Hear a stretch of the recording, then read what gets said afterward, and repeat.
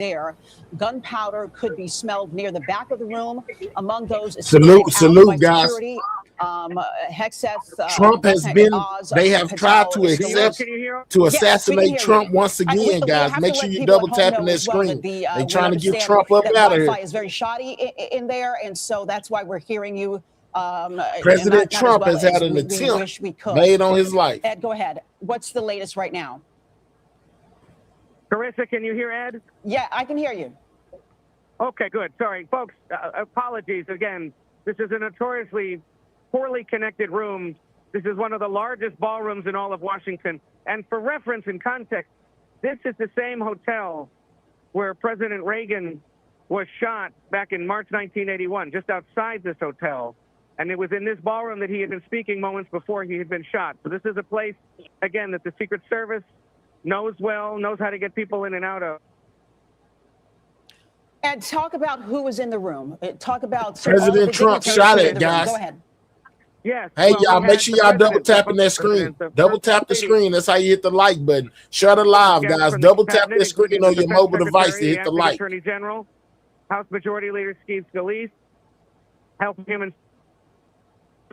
All of them rushed out of the room by security personnel. And it was that someone had made the determination. Everyone in the line of succession, everyone in the cabinet had to clear out. I believe you can hear Tony DeCole.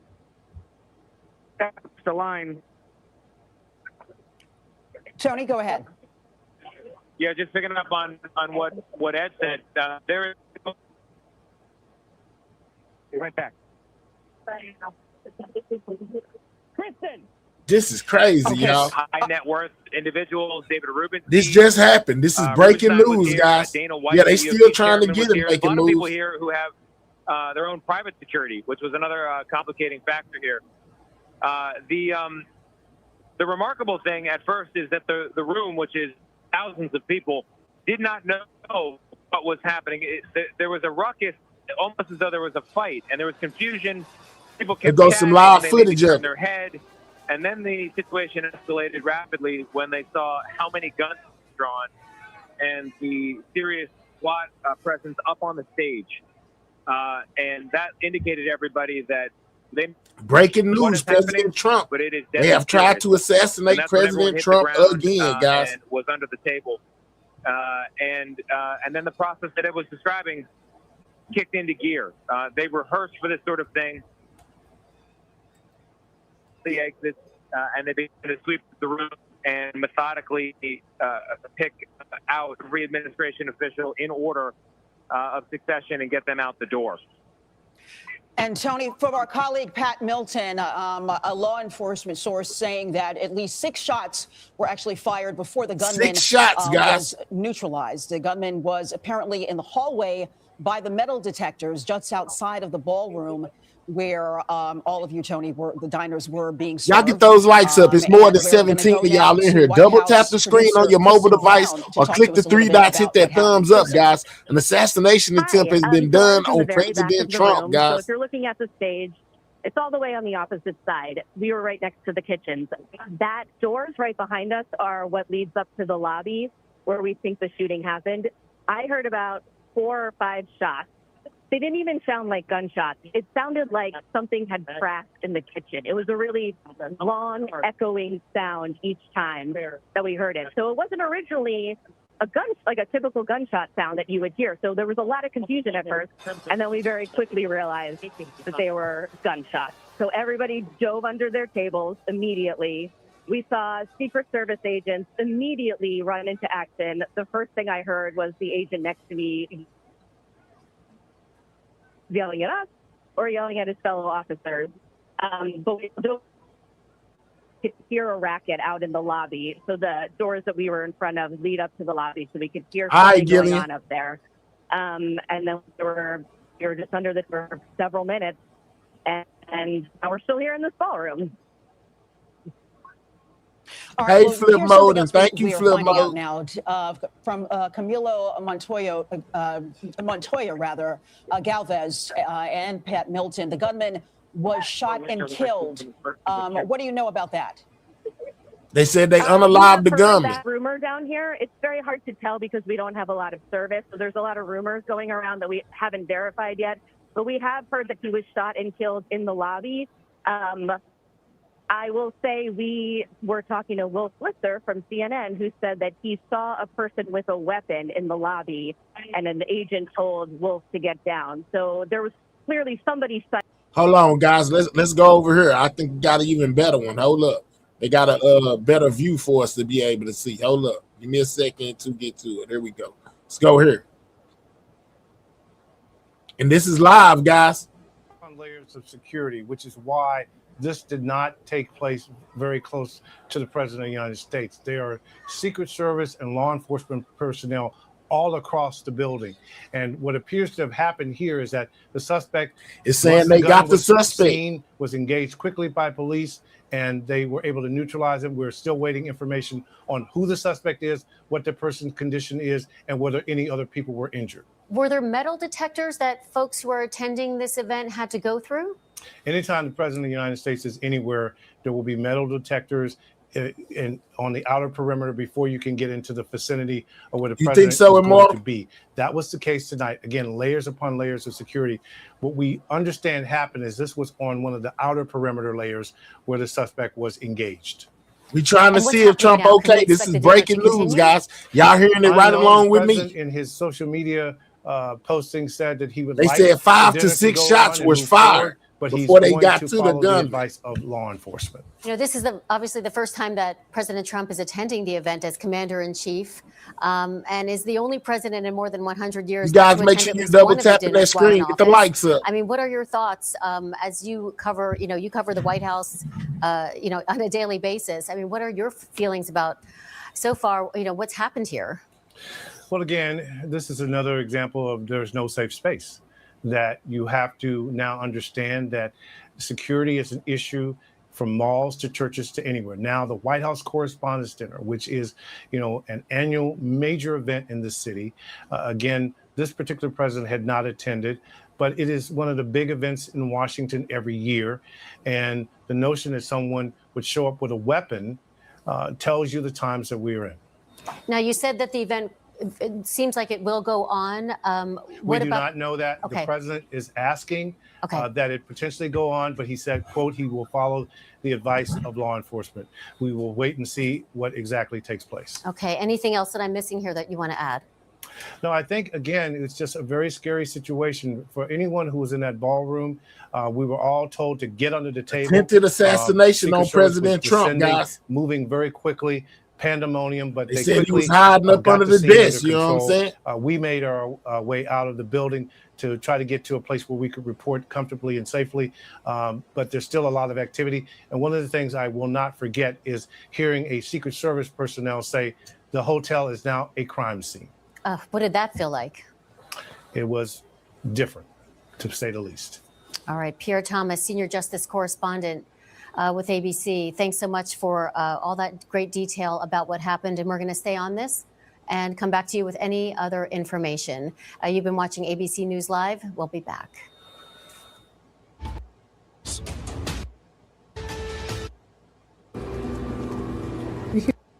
To think that one day that you would be that same family. Man, this ain't about Trump. Hold on. Let's go back. Let me get some more live footage for us. I don't know what they got going on. Let's go back here. Hold on. They switched to a whole nother thing. That ain't what we on. We trying to figure out what's going on with Trump. Let's go back here real quick. We're looking at a live shot right now at the podium right now, waiting for everything to resume. So what's the mood in the room as you all are standing around? We're going to talk to what's the mood right now in terms of everyone waiting as we look at this live shot at the podium? Yeah, that's fine. They dang, what's the name is messed up. Marissa, did you just come to me there? Actually, let's go to you now, Tony. Yes, because we're having trouble hearing. Go ahead. We're looking at a live shot here from our standpoint of the podium, and we can't see everyone in the room, but talk a little bit about what's going on right now as we look at this live shot. No, Tony. He's going. Tony, can you hear me? You can't hear Tony. They're best to get a message out. Everybody in the room is trying to confirm to the people they love. Okay, Ed O'Keefe, can you hear me? Can you hear Ed? Hold on, we finna go back to where it happened at. Marissa, can you hear I Tony? think we found out where it Tony, I can happened hear at. you. I think I just found where it happened at. Hold up. All right, so we finna go back to where it happened at. This is live breaking. Hold on real quick. Let's go back to where this actually took spot so we can see what exactly it was that we missed that led up to this. Here we go right here. Here we go right here, guys. This is what took place. This is what caused all the pandemonium right here. Pandemonium.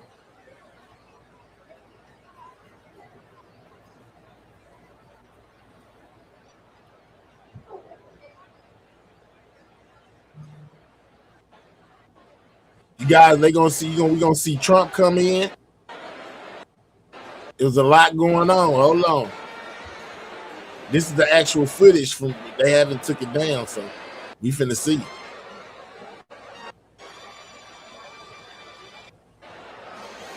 Exactly when it got crazy. Look. Secret Service or whatever. Something happened right in between here. Oh, look, because I see them already outside talking. Hold on.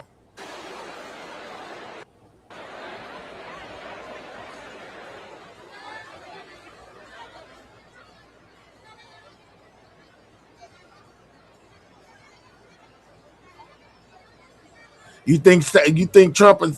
They said they heard 5 to 6 shots before he was evacuated.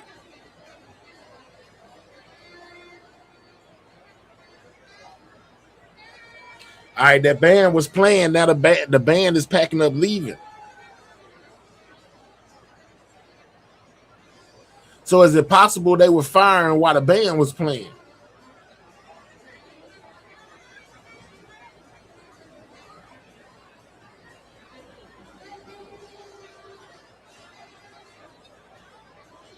Continue to hit that like button, guys. Double tap that screen if you have not.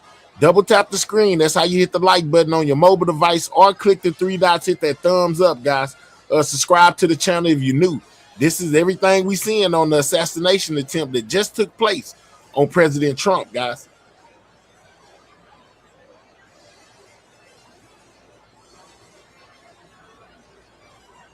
Thank you, Brandy.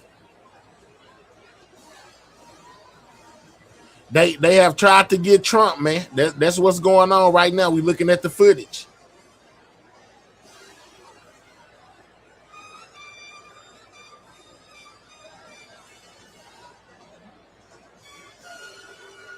If you can't see Trump, he's sitting right here. This is Trump and Melania, right? Melania, however you say her name. This is them right here. This is them.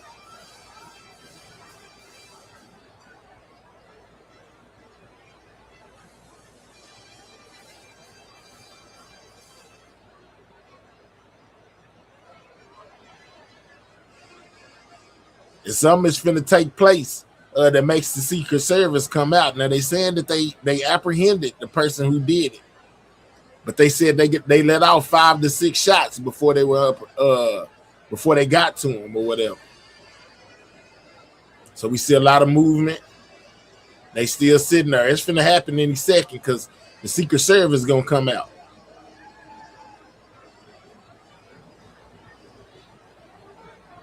So it hasn't happened yet, guys. We're looking for the exact moment when it takes place.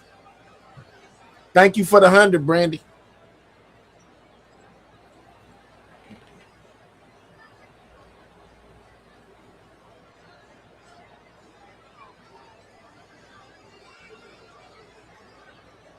Somebody said they called BS. They said stage. All right, keep watching. They right here.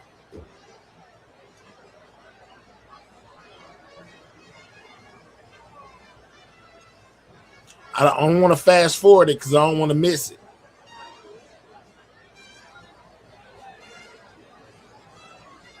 It's a lot of movement over there. Some movement over here. They passing out stuff.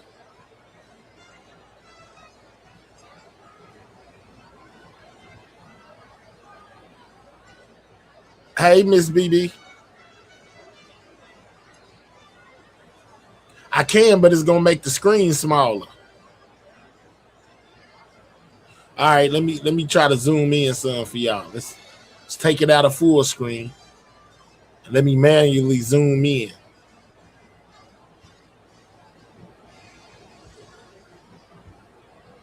All right, so here go. This is as far as I can go. Here go Trump and them right here.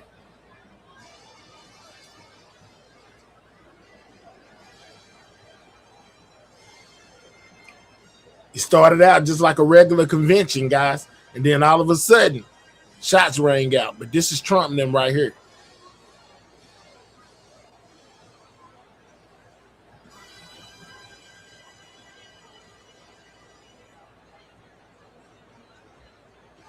Y'all want me to go back to the other way, or y'all like it this way? Let me know. Which way, the other way or this way? Which way is better for you? Where we was at before, or the one where I just zoomed it in? Which one would y'all prefer? All right, they say this way. Okay, I bet. Okay. Y'all just keep watching Trump. This is Trump and them right here. I know there's some things playing, some kind of music playing in the background. I don't want to fast forward it because I don't want to miss it. But somewhere at some point, they finna try to get Trump.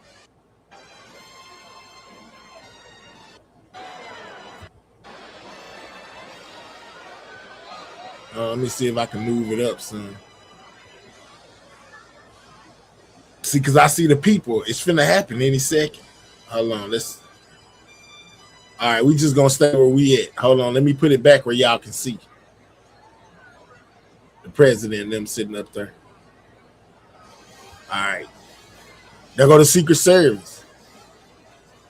All right, so this may not even be the Secret Service. This somebody giving now something is happening.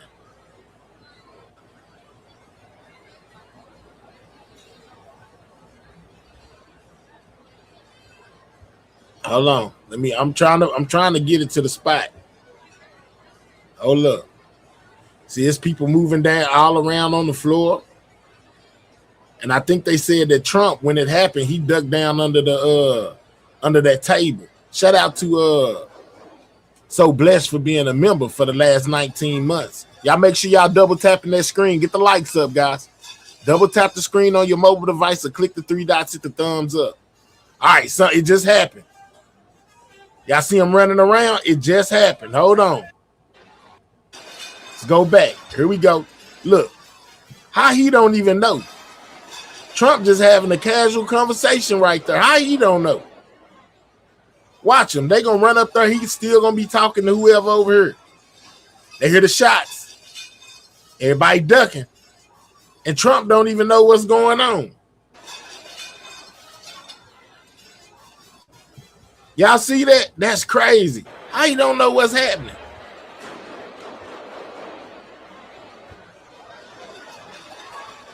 I think I heard the shots. It said boom, boom, boom. I hear them. Y'all hear the shots? Y'all hear them? I heard them.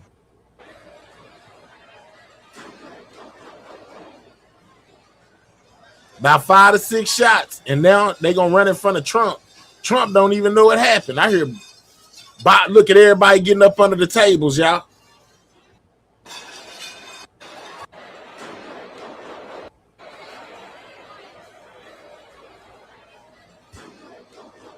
This is Trump and them right here.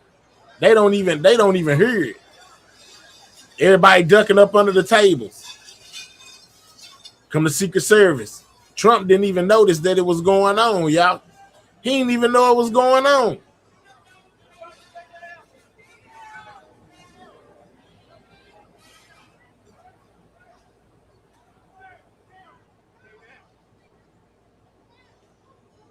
Turned all the music off. They got armed people out there. Look at them, boy. They out there.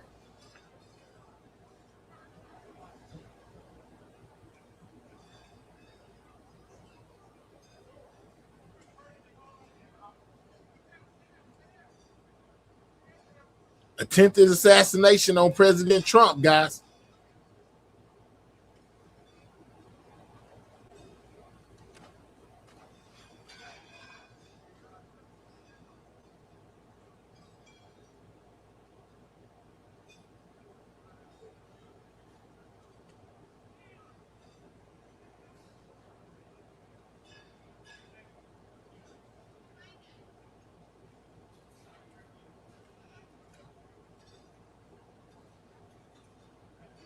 Golly, y'all, they just try to take Trump out the game.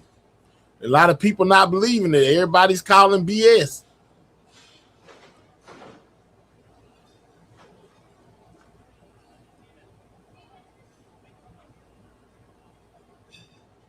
It just happened, my guy. It just happened.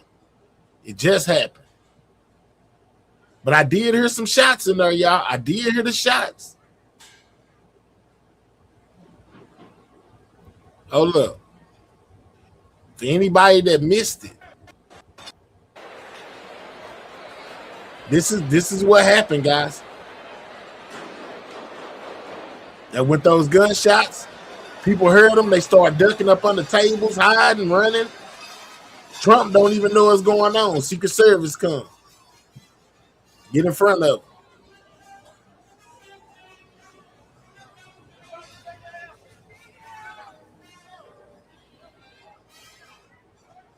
Yeah, they say they apprehended the shooter.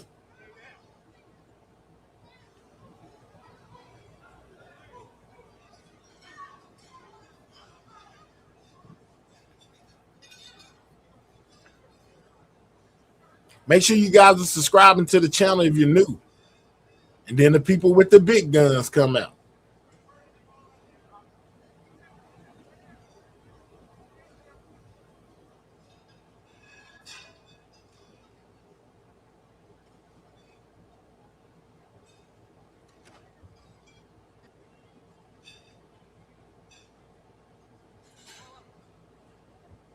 Well, I know they got to be scary. I know them people terrified. My boy got his phone out down there. He recording everything.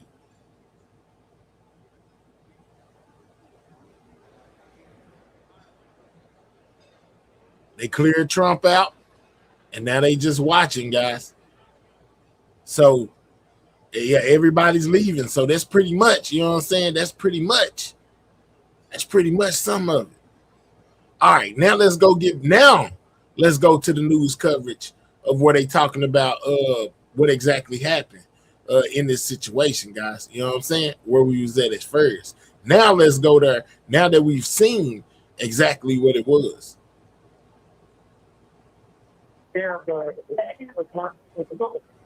Their mic is horrible.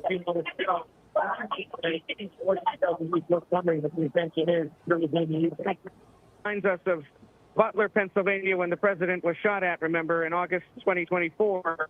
Service worked quickly. Forgive me, it's loud in here. But look, we're all here. We're waiting for the dinner to resume.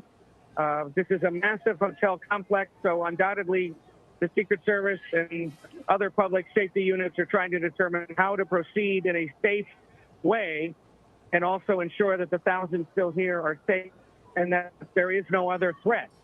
That may be part of the delay, but certainly the spirit of this is crazy. To preserve the First Amendment. But they trying to get we would want to continue out of there if it is safe to do so. Now, and most certainly earlier that we went. All right, hold on. Hold on.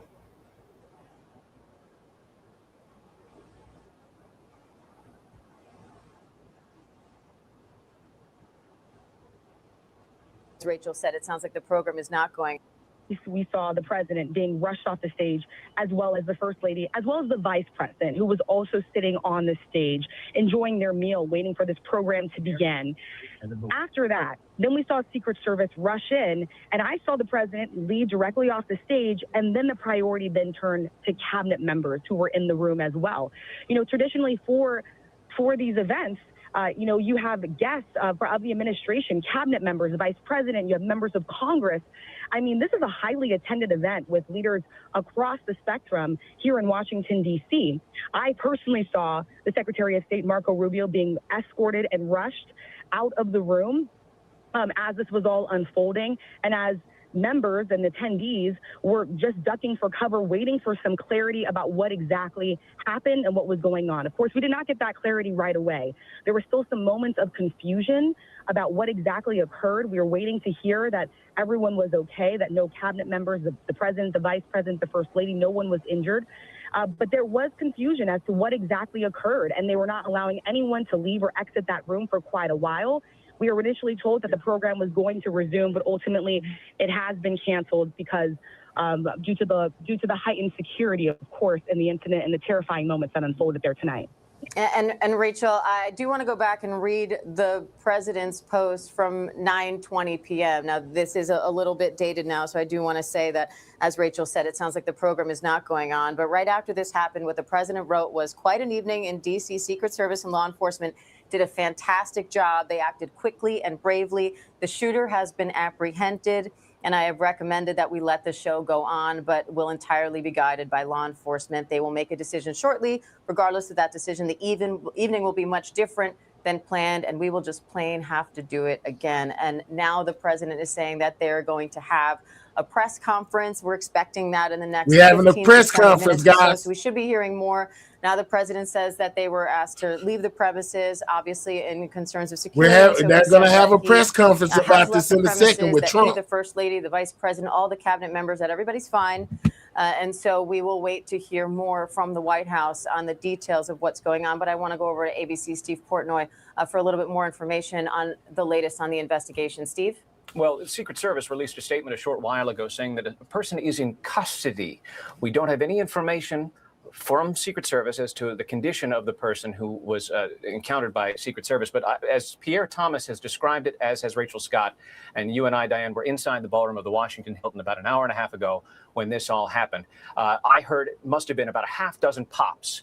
And about a dozen or so Secret Service agents. We got a press conference coming up, down guys. The center aisle toward the head table, where the president and the first lady and the vice president and members of the White House Correspondents Association board were seated, and the Secret Service officers came with their long guns that you see on the screen as the president was brought down by his security detail and escorted from the ballroom. It was a chaotic situation inside a ballroom that has been host to this event for the most part every year since 1968. I'm a former president of the White House Correspondents Association. I helped organize this event 4 years ago, and I can tell you there is a great deal of coordination that goes on between the Secret Service, between the association, between the various cabinet secretaries and their security details inside this ballroom. 2,600 people pack the Washington Hilton ballroom every year for this event, and among the dignitaries there tonight were pretty much the entirety of the president's cabinet, all of official Washington, members of Congress, and of course, members of the press. All of us are a bit stunned and shaken. And I and you, Diane, probably, I imagine you had to walk the mile length that we did from the Washington Hilton to our ABC News Bureau here in downtown Washington, because all vehicular traffic here in this city has been shut down. The president has just now arrived at the White House, where he himself has said that he's going to be holding a news conference in a short while. It is extraordinary what has happened here tonight. This incident, of course, occurring just outside the security perimeter, where there are magnetometers and a great number of Secret Service uniformed officers, as well as Secret Service agents in plain clothes. You had TSA security agents there as well tonight, assisting in the screening. And again, we heard about a half dozen shots, pop, pop, pop, pop, pop. And then the mad rush of the Secret Service agents. This is crazy, down guys. the center aisle from the back of the ballroom to secure the situation. And then we saw various cabinet secretaries, including the Defense Secretary, Pete Hegseth. We saw the FBI director, the acting attorney general, all of them being escorted out one by one. Once it became safe enough, their security details took them out of the room. Of course, the question now is, what has actually happened here? What do we know about this suspected gunman? We don't have any details at the moment as to what happened here or who this person was, what his motivation But was. they say that the and we shooter hope to has learn been more detained.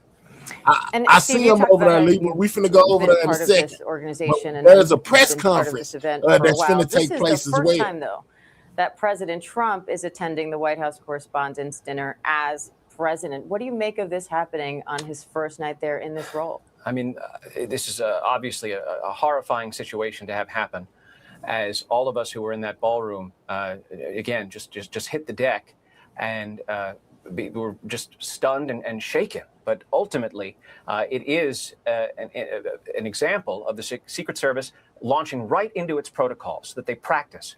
And you can see it as you watch this video. The officers with their long guns, the tactical officers there with their helmets, they are always positioned. And I should also tell you, this is a ballroom that the President of the United States speaks from multiple times a year. This is the first time President Trump has attended the White House Correspondents' Dinner, but there are other events that go on in the same space through the year where the President and the First Lady make remarks. And so the Secret Service is very well practiced with how to secure this ballroom. And I also should mention that this is the same facility where 45 years ago there was an assassination attempt against President Reagan. It was, of course, John Hinckley Jr. who fired a shot at Ronald Reagan on the T Street exit of the Washington Hilton, just outside the ballroom that we're seeing on screen here, in March of 1981. And of course, that is an incident that the Secret Service learned from, and I'm sure they'll learn from this incident. But the fact that the security perimeter allowed for someone to pose a threat basically just outside that ballroom. I mean, the magnetometers are not a terribly far distance from the actual doors you see where guests can come in and exit. So clearly, there are going to be a lot of questions about the security of this event, which the president says he hopes to see rescheduled in about a month's time. And I want to go to ABC's Jay O'Brien, who is also there in the room. Jay, tell me what you heard, what you saw, and what you're hearing and seeing now. Yeah, hi. Hi, Diane. So we're in the lobby. We're being escorted out of the building by the Secret Service and federal law enforcement. But I was seated not far from you. We were on the ground level floor of the ballroom. We heard several shots. I can't say how many. When we heard those shots, it was at least 5 to 6, guys. It was at least 5 to 6 shots as we wait on this press conference from President Trump. What we saw next was really just the security details of the various officials in the room go in and rush through into the middle of the room and pull those individuals out of the room, like the Speaker of the House, the Majority Whip. And they all were in attendance, Jay, guys. What are you hearing and seeing now? It looks like we have lost Jay O'Brien there. Again, service outside of the Hilton is very difficult, as you can imagine, in circumstances like this. Yeah, I think they missed it because it's a press conference coming here in a second. Who were also we're just waiting on Congressman Stutson, can you tell me what you saw and heard? Yeah, good evening. No, thankfully everybody is safe as far as we know. Congressman Hamadeh and I, we were actually sitting towards the back, by the back doors where the shots rang out. There was probably about 3 or 4 shots, and everybody just immediately could tell that they were gunshots, and we jumped under the table. The people around me, I made sure they were safe under the table. Started looking around. Of course, security did a tremendous job of not only protecting the president, but also immediately went into action, and they got the cabinet members out. Abe's security team did a remarkable job getting us out. So we're back at the Capitol safe. But it was a very scary moment and chaotic moment, and just really unfortunate that it disrupted a dinner tonight that I felt was really important for our country. What did you think when you first heard, the first words I heard were get down, get down, get down. What did you hear? What made you realize that something was wrong?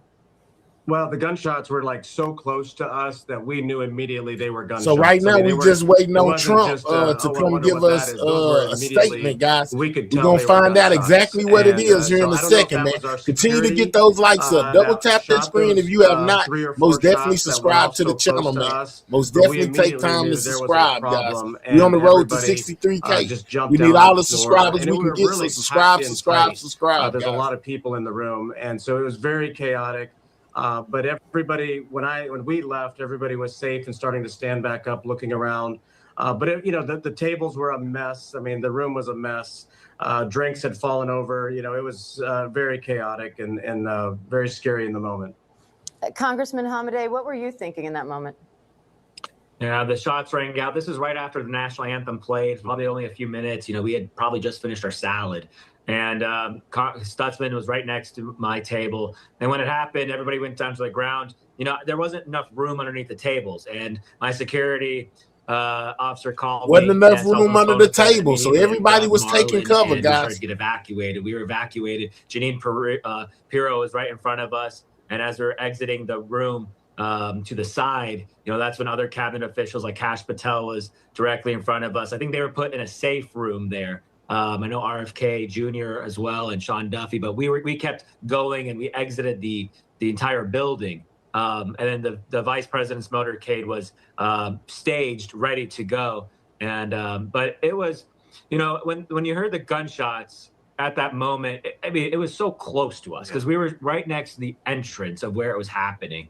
So we immediately knew what they were, and everybody was down. And as Congressman Stutzman said, the tables man, so a lot tight. of people feel like this is staged. Drop a one if you think this is fake, guys. Drop a one in the chat if you think this is fake. In 15 years, so drop a two if you think it's real. And we just had to get going, and my security was able to get me, Congressman Stutzman, as well as Congressman Andy Ogles out safely, and we just bolted right to the Capitol. A very jarring moment, and I'm glad to see everybody is safe that was in that room. But as we mentioned, the see a shots bunch were of right I see a lot of twos, guys. where we were sitting. So I know for us, it was we just wanted to see get out ones. safely. But I see a lot of twos, Congressman too. Stutzman, Congressman Hamadeh, we appreciate you joining us. Glad All you are safe. down there. I want to go over to Steve Portnoy now for a little bit more on the investigation. Steve, what are you hearing? Well, the president has just now arrived back at the White House. He is hoping to address reporters from the briefing room in just a short while. Some you can imagine this is a mad scramble for those of us who are in the news industry here in Washington, D.C., because so much of downtown D.C. has been closed to vehicular start traffic. A poll, and guys. I'm going to put us a poll down there. Hold on. Remember how to do it. We're going to start a poll. To the White House. So reporters are right now lined up outside, hoping to get inside. The Secret Service obviously is in a heightened state of alert right now. And the president says that he hopes to address the country as to what has happened here. The video you're looking at shows Secret Service officers from the uniform division with their long guns drawn, obviously guarding the head table where the president was seated. And, it was just such a stunning thing to have happen where we heard about a half dozen. All right, here we go. Here go the poll, guys. About a dozen Make sure you vote on the poll. Officers came running down the center aisle of this extremely crowded ballroom. There it is. And the 2,600 guests all hit the deck instantly. We all had the sense that something was wrong and terribly urgent. And then there was a stunned silence for several minutes. Thank no you, one TC. knew what was exactly going on. We had the sense that clearly there was an urgent I started threat. a poll somewhere, Many of even us though I have don't heard see it. I the sound started of shots being fired.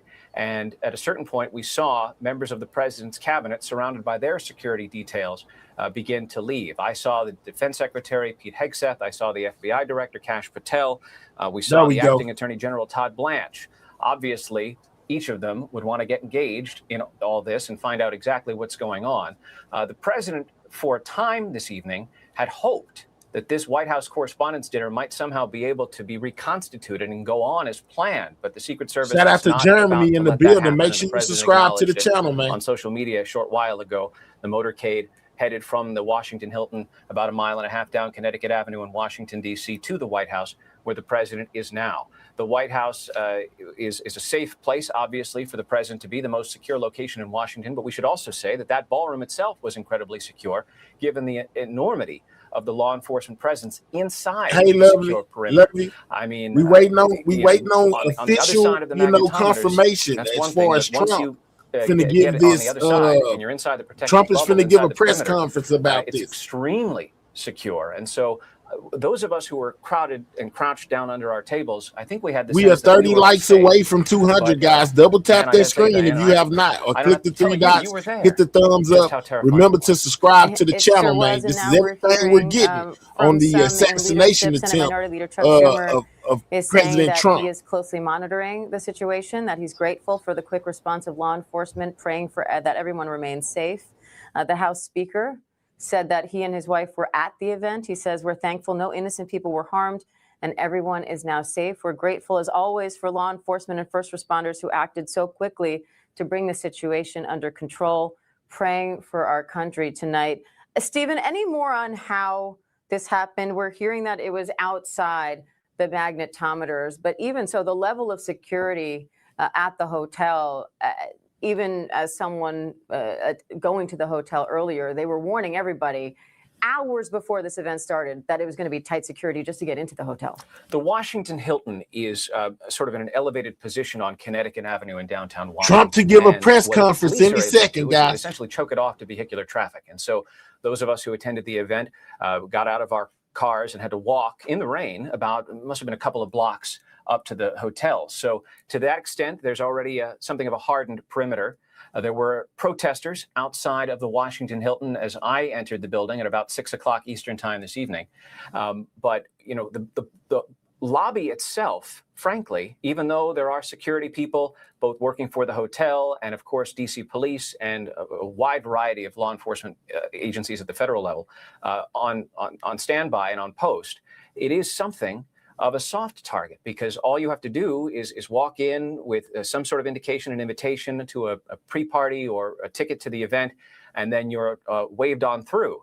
It's only just before you get to that ballroom itself that is the really hard perimeter, and that's where the Secret Service has its magnetometers stationed. Y'all calling cap? I where hear this y'all. incident took place, where there was an exchange of gunfire. They calling where cap, Secret man. Service They calling fired cap. upon this individual who Man, we are 11 likes away from 200, guys. Double tap that screen. If you have not, click the three dots, hit And I that just want thumbs to update up. anyone who's just joining us. President Trump was evacuated from the White House Correspondents' Dinner just a little while ago.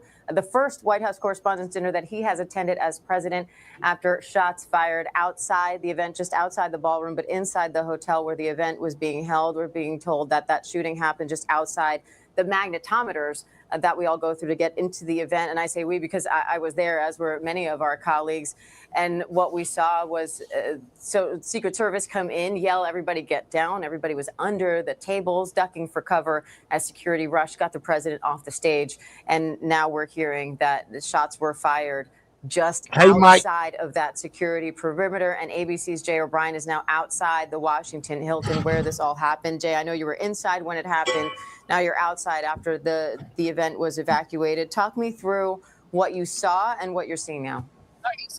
Yeah, Diane, they're evacuating the hundreds of attendees here, right up this line, and then there are others over here. The police perimeter has come to here, just about a block or so up from the Washington Hilton. We were in the lobby earlier when we were on the air with you, and it was hard to get a connection because there were throngs of people pouring out of this room. And while they were pouring out of the ballroom, pouring in were federal law enforcement officials, tactical units, crime scene investigators. There was a photographer with the Secret Service documenting what she came across as she walked in the room. We saw the Attorney General Todd Blanche, who first went into the room, it looked like, to brief with chiefs of police and other top law enforcement officials. And then he walked out sometime later. We also saw Kash Patel, the FBI director, escorted out not long ago. But I can tell you, I was in that ballroom as you were, as Pierre was, as Rachel was, as everyone has been on the air with you has.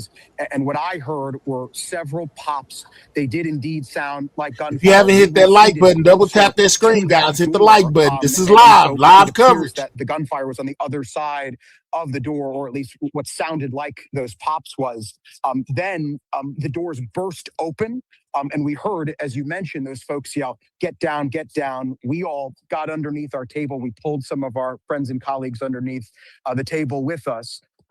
Then what we saw, as I was describing to you earlier, were those dignitaries be rushed out. So security details who were in the perimeter of the room, they were on the outside wall of the ballroom. That's where they stay for the entirety of the dinner, Capitol Police, etc. They started to rush inside, across the tables, jumping in some cases over chairs and tables and people in the crowd to get their various dignitaries that they're assigned to protect out. So we saw the Speaker of the House rushed out. We saw the Minority Leader, the Majority Leader, Steve Scalise. We saw the Whip, Tom Emmer, rushed out. That happened for several minutes as we all ducked underneath the tables. Ultimately, the room was secure. And then, as Stephen was describing earlier, there was kind of this lull. No one was quite sure what was going to happen next. And then ultimately, law enforcement came in, yelled, "Get out." were clearing the room, and we all streamed out into the lobby, Diane. And Jay, you said you heard what So sounded any like second might we have should been be gunshots. I getting talked just a little while ago to press Congressman conference, guys, Sedgman and from Congressman President Trump. Hamadeh, and That's they what said we're from where waiting they on were right sitting now. that it Stay was very tuned. You know what I'm clearly saying? Stay gunshots. They tuned said they were sitting kind for a of right live by press this door conference from near where the President shooting Trump happened, on how he and they feels knew about right all away this. that this Attempt was a number shooting. 2, guys. And you and I have covered quite a bit of events, but it was something to see not only the security officials in their suits, running through the room in that way, but to see them on stage in tactical gear, long guns drawn. What a scene. And Diane, the thing that you're seeing in the video, actually, you're on your screen, it indicates how chaotic the room was, because if you can see in that video, those 2 federal law enforcement officials, I don't know if they're Secret Service or whoever, they run into the middle of the room, and there's some kind of commotion in the middle of the room. And frankly, I don't know what they're doing. And I was kind of actually just a few tables away, and I watched that play out, and I wasn't sure if they were tackling a suspect or going to get someone that they were protecting and rush him or her out of the room. And still, we don't know.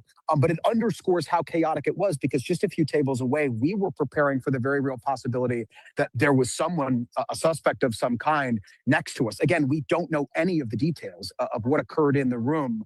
But there was, as Stephen described earlier, this genuine fear, this genuine concern. I walked out into the lobby here of the Washington Hilton, and I saw a colleague of mine from another news network, and she was crying. And I just grabbed her and I hugged her, and she said, "Why is this happening? Why is this happening here? And why is this all too common?" And there's a lot of emotion like that, I can tell you, as people continue to stream out of the hotel here. I think a lot of people are asking that question tonight, and after so many shootings in this country, why is this happening? Why is this Live happening coverage, here? guys. Why is it happening so as soon often? as this press conference And in comes, this case, we most definitely full of going so many straight to it. leaders As of soon this as country. he steps I up to also the want to go podium, over guys. to ABC News It's Live most Crime Anchor definitely Lindsay going to Davis, who happen was any also in the second now. room, but also happened Just to be bear with leaving me. with the FBI Director Kash Patel. Lindsay, I understand you got to speak to the director as you were leaving. Can you tell me what he said to you? Well, I just followed him out and went with the entourage of security that was surrounding him. And as soon as we got outside of the building, he was just making a number of calls, seemingly trying to get someone on the phone.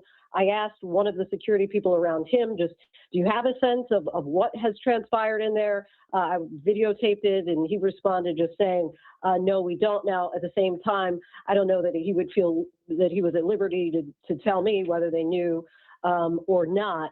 I did have a chance to speak to the head of ABC News' security tonight, and he was suggesting that the issue is, in a typical scenario like this, you would have everyone have to go through metal detectors just to get into the hotel. He said that there should have been layers of security, and it shouldn't have just been that you had to go through the security in order to, or the metal detectors in order to enter the ballroom. But certainly, as you witnessed for yourself, just quite a chaotic scene.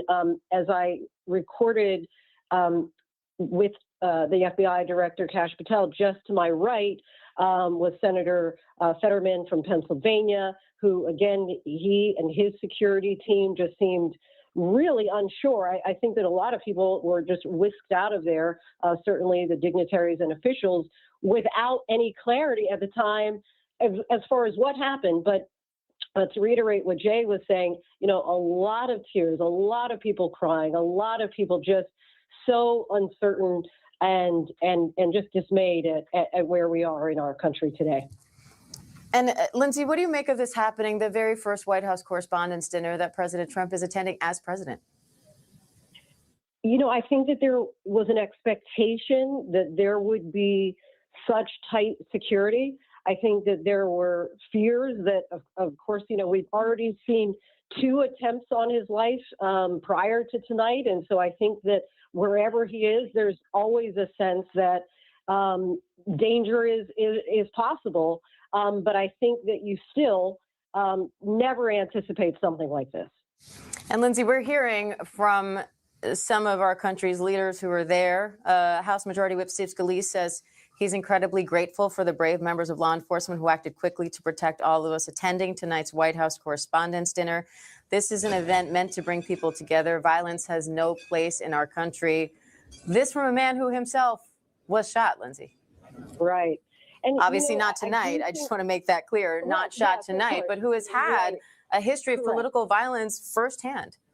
Has been a victim himself, of course, Diane. And I think that we do have to applaud, as we all witnessed, there were some it would appear to be barricades inside the back of the ballroom that knocked over as you had officers who were just rushing to the stage to protect, again, the dignitaries, the president. There were certainly armed guards that were there. There were different social members from the all different walks of life of law enforcement and the Secret Service, of course. And I do think that we do have to commend those who just rushed to make sure that everyone was safe and appeared to be unscathed. I did see one gentleman who was limping and being carried out of the room, but again, not because of any kind of gunfire. It may have just been that one of the officers in the rush to get to the stage, you know, ran into him, knocked him over or whatever. But in this case, we are all safe and do have to commend those officers for that outcome. Absolutely. And Lindsay, it's worth mentioning as you're talking about sort of the chaotic scene, how tight that room is. These are tables that are so close together. The shot most people are seeing is from the center aisle, but that's about the only place in the room where you can walk through comfortably. Just to get between tables, you kind of have to shimmy yourself. This is a packed room. I think that's a really good point to make, Diane, because I have been in past years, and there was a gentleman sitting to my right who had just said, before we heard these gunshots, he just said, "Hey, this is my first White House Correspondents' Dinner." And I was telling him, I've never seen this many people. And I think it was because President Trump was attending as president that attracted even more people. And you're right, just to get to your table, you were squeezing in between chairs and excuse me while I'm trying to just, you know, make my way through the room. And I can't tell you what the numbers were, the official count, but it seemed to me to be at capacity and an extraordinary gathering of people who wanted to witness this moment tonight. And we are expecting an update from the president. He had said that he would be giving a briefing. We're expecting that in probably about 10 minutes now. But again, what we know so far is that the president was evacuated after shots fired outside of the ballroom at the White House Correspondents' Dinner. We're hearing that happened just outside of the magnetometers. In order to get into this event, you have to go through security. And what we're hearing is that happened just outside of the perimeter. The president sent a message earlier, posted on social media, saying that the shooter has been apprehended. And we expect to hear more from the president in just a little while. But again, I'm talking to ABC News Live crime anchor Lindsay Davis, who was in the room along with me. We were in different parts of the room and getting Lindsay's perspective. And Lindsay, curious to what you saw then as you were leaving. So I saw right before I left, they had just escorted out Robert F. Kennedy Jr., of course, Health HHS Secretary, pardon me. And at that point, I kind of went through a door where they were, the security for FBI Director Kash Patel was exiting. We went kind of through a kitchen area, a back area that they were allowing people to exit at that time. There were still people who were, you know, not under the table still at that point, but really kind of ducking, still down by the tables, just unsure of what was happening. I think that there was just a lot of uncertainty, even when the shots were first, you know, fired inside the actual ballroom. It really wasn't clear exactly that that's what happened. It almost sounded like if you had a bunch of china on a table and somebody started pounding the table, and then you heard the we still waiting on the glass and the plates on just the to let y'all know it's coming. So the press initially conference was just a lot of hold up, let me pause this. confusion, and I think that it wasn't really until I ain't gonna pause it, but I'm gonna take us over here where it could potentially be happening. Hold on, just so you know it's real. Hold on. I want y'all to know that it's about to be a press conference for real. Hold up. This is what's going on as they prepare. That's why I'm not playing it. But they're setting it up right now. So he will, President Trump, to speak after, what just happened. Basically, he's going to come and address the American public, just so y'all know it's real.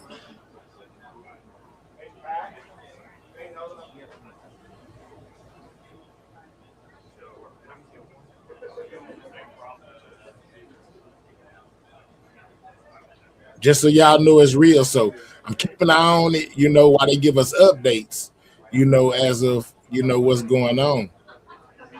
But it's most definitely about to happen now. See, it must be about to happen now because they have switched. What I was just showing y'all over to this. So I guess we'll just stay here because everybody's about to be reporting on it, guys.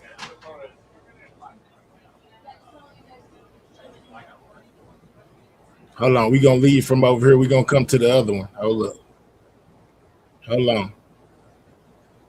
Because they're having commentary in between there as well on this other channel. So let's go here.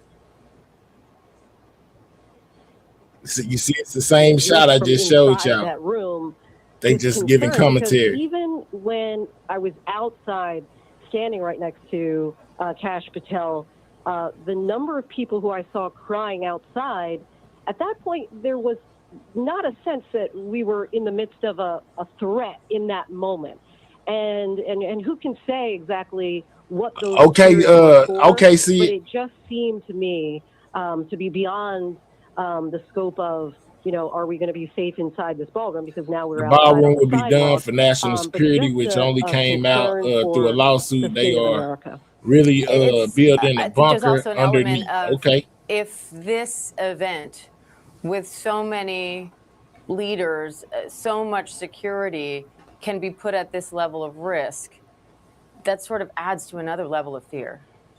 I think that when you're thinking about, certainly the World Cup that's about to be held here this summer, and these soft. So we're just waiting on Trump to take the podium, guys, and tell us what exactly it is going on. Able to even ensure that this location where the president of the United States is, where you would think that there would be the greatest amount of security in any vicinity in this country, I think that there likely will be a number of. You guys continue to hit that like button. Can we get 300 on the like, guys? If you haven't hit that like button, double tap your screen or click the three dots in the right hand corner. Hit that thumbs up, guys. Make sure you guys are subscribing. If you are new, we on the road to 63K, guys. We need everybody to subscribe, and hit that like button. The White House Correspondents' Dinner tonight after shots fired just outside the ballroom, outside of the magnetometers where you pass security in order to enter the event. The president sent out a social media post saying that the suspect was apprehended, and now we are awaiting a press conference, a briefing at the White House from the president. He is back at the White House safely, along with the First Lady. He has said everyone in the cabinet is safe. As far as we've heard, no one actually attending the dinner was injured. But as you can imagine, tensions are very high, fears are very high over what happened, and now a lot of questions are being asked as to how this happened and what exactly went down. We expect to hear from the president shortly, but what we saw in the room was the evening had just gotten started not long before this happened. The White House Association president had spoken. The Mentalist, Oz the Mentalist, who was set to host the event, was on the stage kind of talking to the president and the First Lady, I think getting ready to host the night, when all of a sudden there was a loud bang from outside the room, or assassination attempt on President Trump, guys. We are waiting for the press conference for him to tell us, exactly what it is he wants us to know. Security officials just rushing in, rushing through the aisles, rushing toward the president. Some of the Secret Service, as you can see in that video, in tactical gear with long guns on the stage, pointing out at the audience, and what looked like a lot of chaos from our perspective, trying to figure out what exactly was happening. And then after what seemed like a lull, people started getting up from the tables, and we heard someone shout, "If you are not security, get down." and everybody got back under the tables again. And I want to explain, this is a very tight room. In order to get past most of the tables, you kind of have to tilt your body to the side. There are a lot of people in this room and confined in small spaces, and now everyone's trying to get under the table. So it sounds like no one at the dinner was This is injured, crazy, not guys. seriously. Assassination There was no shooting attempt on inside the President ballroom, Trump, but again, guys. we are still putting A together failed these assassination details attempt. and awaiting an update there from President Trump. Now, this was his first White House Correspondents' Dinner that he has attended as president. He's been to this event before running for the office, but this was the first time he's there in office. And I want to go over to ABC's Jay O'Brien, who's outside of the Washington Hilton where this all went down. Jay was inside the room when it happened, along with myself and many of our other colleagues, and now is outside where there's still a very large law enforcement presence. Jay, what are you seeing there now? Ballroom still, Diane. More people continue to stream out. I just spoke with a witness who was in the ladies' room, right on the edge of the ballroom. You have to go up a flight of stairs. It's on its own little He says concourse. President Trump about to be some of talking those shots ish. very clearly. She counted at least 5 shots, but again, unclear if they were. She heard pops, let's say, and what she believes to be gunshots, and she counted them as 5. Again, very much unclear.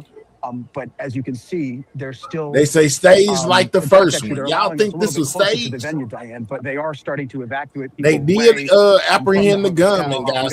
They most definitely apprehended the gunman. Washington Hilton and see what we can see. Every single dignitary appears to have left. We saw the Attorney General, the FBI Director, et cetera, get in their motorcades, speed away, and they've cleared the ballroom of journalists, but they appear to be now starting to take down parts of the perimeter, allowing people to get a little bit closer. Yes. And see. Okay. I'll get closer to show you emergency vehicles continuing to go in. I did see as I was leaving Secret Service what looked like crime scene technicians, people who process scenes, taking photographs, et cetera, who were there walking in, as well as other officials with the Secret Service and other federal law enforcement there to observe the scene, Diane. Yes, a failed Jay, assassination attempt against President Trump, guys. We are waiting for a briefing from him or somebody from the White House to tell us what's going on, guys. After he was But that's what they're saying it is. From the White House Correspondents' Dinner, the president says there was a shooting outside. What we're hearing is that it happened outside of the magnetometers. In order to attend this event, you have to go through security. And so there are magnetometers a little bit outside of the area where the ballroom is. And apparently this shooting happened in that area. The president says that the shooter has been apprehended. We're still waiting to hear more. Inside the room, we just heard that we all needed to get down. Everyone ducked for cover, got under the tables, and we could see the president getting rushed off the stage. The president, the first lady, everybody else up there with him. And then, of course, there are several cabinet members and other lawmakers in the room. Once the president and the first lady were cleared out, we then saw security officials running over to ensure that they were safe, getting them out of the room. And now, of course, a lot of questions being asked as to how this happened so close to where the president and this event were taking place. You were just talking to Jay O'Brien, who's outside the room, who's outside. They said he was apprehended. Jay, Pressure. I don't know if he's alive or unalive. What you saw and heard inside, because you were not too far from where these shots were fired. Jay, can you tell me what you heard and saw inside the room? She says, "Where's he or she says, where's the security? Your guess is as good as mine." Middle section of the room. So the way the White House Correspondents' Dinner is constructed is there's kind of an upper mezzanine-ish level of tables at one level, and then you go down into this well that's closer to the stage. That's where we were seated, and we were towards the perimeter and towards the edge. And so we heard several pops. It's very much unclear how many or exactly what they were. Then everyone shouted, "Get down." We yelled, "Down, down, down," and we grabbed the folks at our table who were with us, and a number of folks got under the table. But there was this mass confusion in the room, Diane, of people not really knowing. Make sure you guys are double tapping that screen. Hit the like button, guys. And we would say, "Get your head down, get down." Then security personnel for various dignitaries rushed in. Obviously, the Secret Service rushed in first. They got the president off the stage. And then what you saw were Capitol Police and other protective details rush into the middle of the room where a number of those dignitaries were sitting, like the Speaker of the House, for example, and rush them out of the room somewhat one by one. And when you talk about the commotion here, Hold on, they tripping. I got Trump already to the podium. Hold on, we about to get it. Here you go. He's talking about it right now. Hold up. Here we go. Acted upon by Secret Service and law enforcement, and this was an event dedicated to freedom of speech that was supposed to bring together members of both parties with members of the press. And in a certain way it did, because the fact that they just unified, I saw a room that was just totally unified. It was in one way, very beautiful, a very beautiful thing to see. A man charged a security checkpoint armed with multiple weapons. And he was taken down by some very brave members of Secret Service, and they acted very quickly and have just released, for purposes of transparency, clarity, I've ordered it to be put out. You probably have it by now, put out on Truth and put out on many other platforms. A tape showing the violence of this thug that attacked our Constitution, and also showing how quickly Secret Service and law enforcement acted on our country's behalf. Really did a great job. One officer was shot, but saved by the fact that he was wearing a. Make sure you guys are double tapping that screen. Get the likes up. If you're on a mobile device, double tap that screen and click the three dots, hit that thumbs up. Subscribe if you're new. And the vest did the job. I just spoke to the officer, and he's doing great. He's in great shape. He is has very high spirits, and we told him we love him and respect him. And he's a very proud guy. He's very proud of what he does, Secret Service agent. And we looked at all of the conditions that took place tonight, and I will say, you know, it's not a particularly secure building. And I didn't want to say this, but this is why we have to have all of the attributes of what we're planning at the White House. It's actually a larger room, and it's much more secure. It's drone proof, it's bulletproof glass. We need the ballroom. That's why Secret Service, that's why the military are demanding it. They've wanted the ballroom for 150 years for lots of different reasons, but today's a little bit different, because today we need levels of security that probably nobody's ever seen before. But everyone owes a tremendous debt of gratitude to the courage of law enforcement, the law enforcement, and working with the DC police. And we just spoke with the mayor. Thank y'all for the gifts. And when we're finished, the police chief is going to take over and discuss it also from their viewpoint.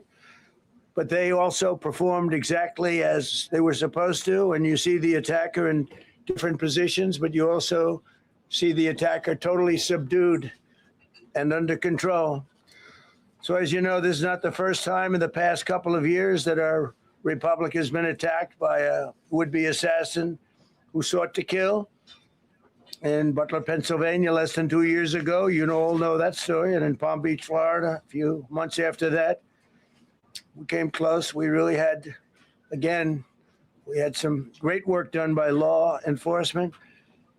But in light of this evening's events, I asked that all Americans recommit with their hearts and resolving our difference peacefully. We have to resolve our differences. I will say, you had Republicans, Democrats, independents, conservatives, liberals, and progressives. Those words are interchangeable, perhaps, but maybe they're not. But yet everybody in that room, big crowd, record-setting crowd. There was a record-setting group of people, and there was a tremendous amount of love and coming together. I watched, and I was very, very impressed by that. But we were, First Lady and I were taken very well care of, very quickly rushed off the stage. Vice President J.D. Vance, who's here, was likewise beautifully done. He was just saying how quickly everybody acted, law enforcement, Secret Service in particular in this case, but law enforcement. Marco had the same thing. Pete was there. Pete didn't want any help. He didn't want anybody to help him. He doesn't want anybody to help him, but he did get some, didn't you? And I think you also said that it was very impressive. So with that, I'd like to ask Todd Blanche to come up, say a few words, and tell you it's already underway. The man has been captured. They're going to his apartment. I guess he lives in California, and he's a sick person, a very sick person. And we don't want things like this to happen. I think it's very important that I say, though, and I told the representatives of the evening, they did such a beautiful job. It was such a beautiful evening. And again, they're talking about free speech in our Constitution. That's what it's all about, not just White House correspondence. It was really based on free speech in our Constitution. But I said very importantly that we'll do it again within the next 30 days, and we'll make it bigger and better and even nicer. So I just want to thank everybody that was involved. I also want to thank the press, the media. You've been very responsible in your coverage. I will say I've been seeing what's been out. You've been very responsible. So Todd Blanche, I'd like to say a few words, and then we're going to have cash. And then you're going to go on. We can ask, I guess we can take a couple of questions. I want to thank the First Lady that was a rather traumatic experience for her. There was a lot of action taking place up there very quickly. But again, the response time was really incredible. And we're going to reschedule. We're going to do it again. We're not going to let anybody take over our society. We're not going to cancel things out because we can't do that. We wanted to stay tonight. I will tell you, I fought like hell to stay. But make sure you guys are subscribing to the channel, man. Also hit that like button by double tapping the screen. Or click the three dots, hit that thumbs up. It's greatly appreciated. Probably a lone shooter, but we'll find out. We'll find out very quickly. They have it very well under control. So I want to thank everybody very much. And Todd Blanche, please. Thank you very much. I see Cash Patel up there. Tonight you saw the very worst and the very best of this country. You saw the very worst by the actions of that coward that the president just talked about. But you also saw the very best because you saw law enforcement do exactly what they're supposed to do. And you'll see the videos come out, I expect, very shortly, and you'll see law enforcement do exactly what we want them to do. And so I echo what President Trump just said, that we are extraordinarily grateful and appreciative of the men and women of law enforcement that did their jobs tonight, including one who was injured. This investigation is ongoing. I expect you will see charges filed shortly. So one was injured, guys. Should be self-evident given the conduct, but as you'll hear, there will be multiple charges surrounding the shooting, around the possession of firearms, and anything else that we can get on this guy. The investigation is obviously ongoing and just started. There is federal law enforcement already working on search warrants and doing their job, and I don't want to get ahead of them. And don't want to get ahead of the work that they're doing even as we speak. Director Patel and I were just on the crime scene a short while ago, and everybody in this room should rest assured that the Metropolitan Police Department, the FBI, Secret Service, everybody's on the scene doing their job. I know that the police chief is going to give an update from the scene as soon as we're finished here, and I obviously will lead the details of what they have learned to him. But in the meantime, I just want to thank. All right, we got another press conference coming right after this from the chief of police. And I want to thank President Trump for his words, and I promise you, justice will be served. Thank you, Dr. Patel. Thank you, General. Thank you, Mr. President. The president's absolutely right. You saw the best resolve of American law enforcement because you, Mr. President, inspire them 24/7, 365. You give them the resources that they need, and they know that you have their back. And that is a changing dynamic in this country. And that's why you saw brave Secret Service agents respond immediately, swiftly, subdue and take down the suspect and safeguard the lives of thousands of individuals at that hotel. Thanks to our interagency partnership with the Department of Homeland Security and the Metropolitan Police Department, the FBI was rapidly deployed onto the scene, took over the evidence response unit, is examining all the ballistics that were found on scene to include the long gun and the shell casings. We are conducting witness interviews as we speak. You will hear from our team on the scene there with the mayor and the head of the FBI field division there. But please know what the Attorney General has just said reigns no truer. You saw the very best of America tonight. The very best unite us at a time of uncertainty, because we have leadership here with the president and the vice president that backs law enforcement. And the men and women that I shook their hands on the scene today could not have been prouder to show up on scene. And as the Attorney General said, make no mistake, we are conducting witness interviews. If you have any information whatsoever related to this event, 1-800-CALL-FBI, 1-800-CALL-FBI. No piece of information is too small. Cash Patel, you was there. You got more information than we do. We will also be conducting interviews of those that were there. And if any of those individuals have information, please come forward to law enforcement or the FBI or the Metropolitan Police Department. We will be examining this individual's background thoroughly. That process has already started, and we are going to ensure that he was either a lone wolf actor or anyone else that was responsible. We will analyze all evidence immediately to make sure that we safeguard this country. Mr. President, Mr. Vice President, thank you for your leadership. Attorney General and Homeland Secretary Merlin, thank you for your partnership in law enforcement. Thank you. Okay, we'll do a couple and then we go to the chair. Madam Chairman, I just want to say you did a fantastic job. So right after this, after he answered these couple of questions, the chief is coming up next, guys. Make sure you're double tapping that screen. If you're new over here, subscribe to the channel. This is everything on Trump. Them trying to take out Trump tonight, guys. As you mentioned, it all happened so quickly. And I wonder, especially because unfortunately you have experience with these sorts of threats, in that moment when you realized there was a threat and service agents were telling us to get down, can you describe what was going through your mind, how you were feeling in that moment? That's a very good question, actually. It's always shocking when something like this happens. It's happened to me a little bit, and that never changes. The fact we were sitting right next to each other, First Lady on my right, and I heard a noise and sort of thought it was a tray.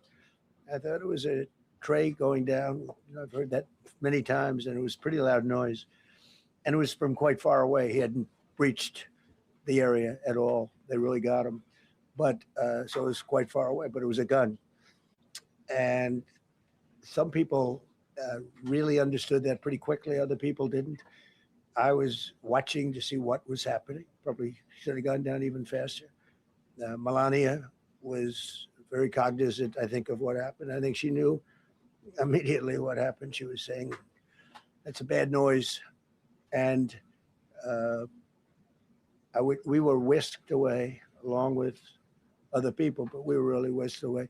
And again, the performance of the Secret Service and the police, all of the law enforcement, I thought was really good. So it was very quick. There wasn't a lot of time to be thinking, because it was a matter of seconds before we were out the door and gone into an area.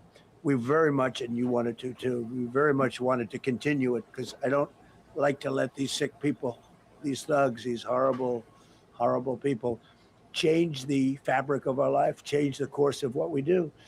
So we held out. You were there. We held out right till the end, but they didn't want to take a chance, and I understand there was protocol. But we're going to be doing one hopefully within the next 30 days or sooner, and I am ready, willing, and able. And I was all set to really rip it.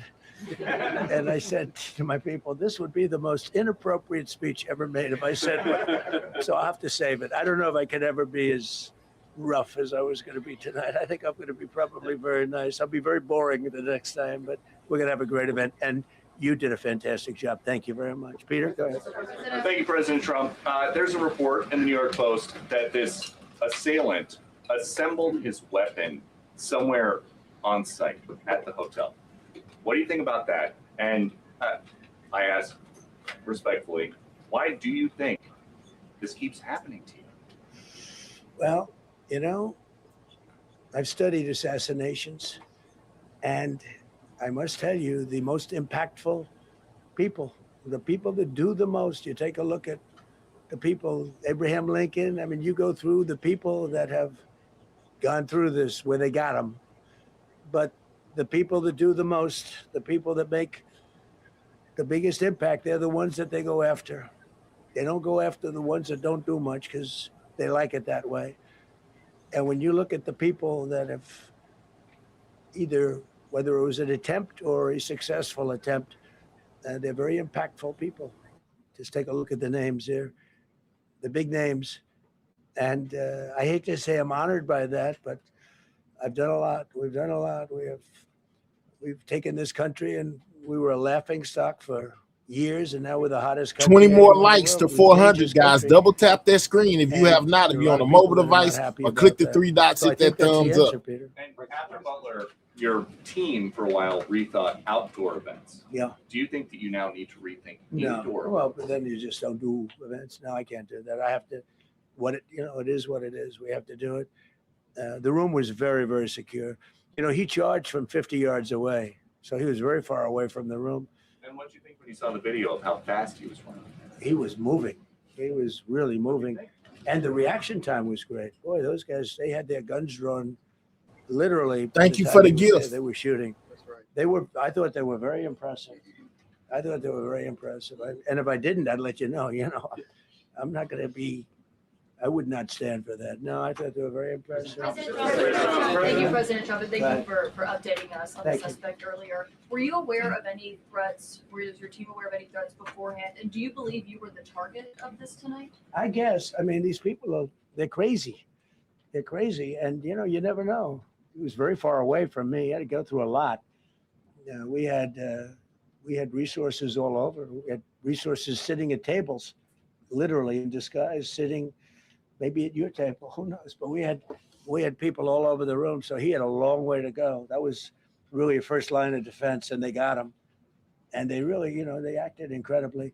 No, there was no notification. We had no idea. Go ahead, Do you know Kevin. any political motivations from this? Well, you never know. Now, we'll be able to tell you that maybe by tomorrow or the next day. He's in custody, and they're asking him a lot of questions. I guess they're going over, Todd, and they're already at his apartment. He lives in California. So somebody out of California, guys, so they'll be able to tell you. they got him apprehended. President Trump, did the suspect say anything, or was he wearing anything that would allege some type of motive here?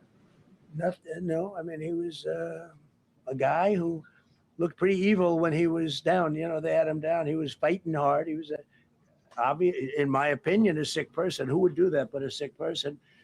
But I think you're going to find everything about him. No reason to talk about it now. But tomorrow at this time, long before this time, you're going to know a lot of things about him. They seem to think he was a lone wolf, and I feel that too. Are you concerned about U.S. Secret Service protection ability? We saw several of the detailees take minutes to be escorted out the room. No, they acted very quickly. No, I was very impressed by Secret Service. I mean, I'm the one, and Mark Wayne, you would agree with that, I think. I'm the one that would complain. You don't have to complain for me. I would be complaining. I'd be up here right now saying they didn't do their job. Oh, believe me, because, it's my life. And I want to live because I want to make this country great. That's why I want to live. But when you're impactful, they go after you. When you're not impactful, they leave you alone. Okay, a couple of more. Go ahead, please. Is there any indication that this shooting could have been linked to the war in Iran? I don't think so, but you never know. We're going to know a lot. We have the best people in the world working on it, and we're going to know a lot. Please. Mr. President, there's a lot. There's you, as well as some of us who have covered Butler, experienced another horrific day 2 years ago. Yeah. What felt similar? You had the First Lady with you today. What felt different? And you have another 2+ years in office. Are you concerned about something like this happening Well, I again? can't be concerned. I can only get great people. They did the job, in my opinion, a much better job than Butler. Butler had one weak spot that we all know about. Somebody should have been up there. But even Butler, we had our sniper on our side within 4.2 seconds from a distance of about 400 yards, one shot, and he was gone. And if he didn't do it now, he's David. His name was David. I say, hello, David, every time I see him. David, I like you very much, David. But think of that. Now, if he doesn't hit him, and he hit him right between the eyes from 400 yards without any notice, nobody knew. He heard a sound. He looked over, and there was actually a tree that was somewhat in his way. You know the story very well. And he aimed, he fired. And if he didn't do that, beyond me, you would have had a lot more people killed. We lost one great person and 2 people very badly hurt. They're okay now. But no, that was so in a sense, it was pretty amazing the job they did. But they did have that one weak spot, as you know. They should have had that covered. Tonight they had everything covered very quickly, and he was fast. He was running full blast, and they got him before they got any further. I was very far away. He hadn't anywhere close to breach the doors of the ballroom. The ballroom was sealed, and everybody in there. That's why once those doors opened, they didn't want to do tonight. If the doors weren't opened, we could have probably done it tonight. But I think we're much better off rescheduling. Yeah, please. Mr. President, for you and perhaps law enforcement as well, what is the level of confidence that this was a lone actor? Make sure you guys are subscribing to the channel. Subscribe, guys. As well as hit that like button. We have great professionals up here and outside that have been working with us. My impression is he was a lone wolf, whack job. These are crazy people. And they have to be dealt with. We had that in the second attempt, as you know, and he's spending life in prison.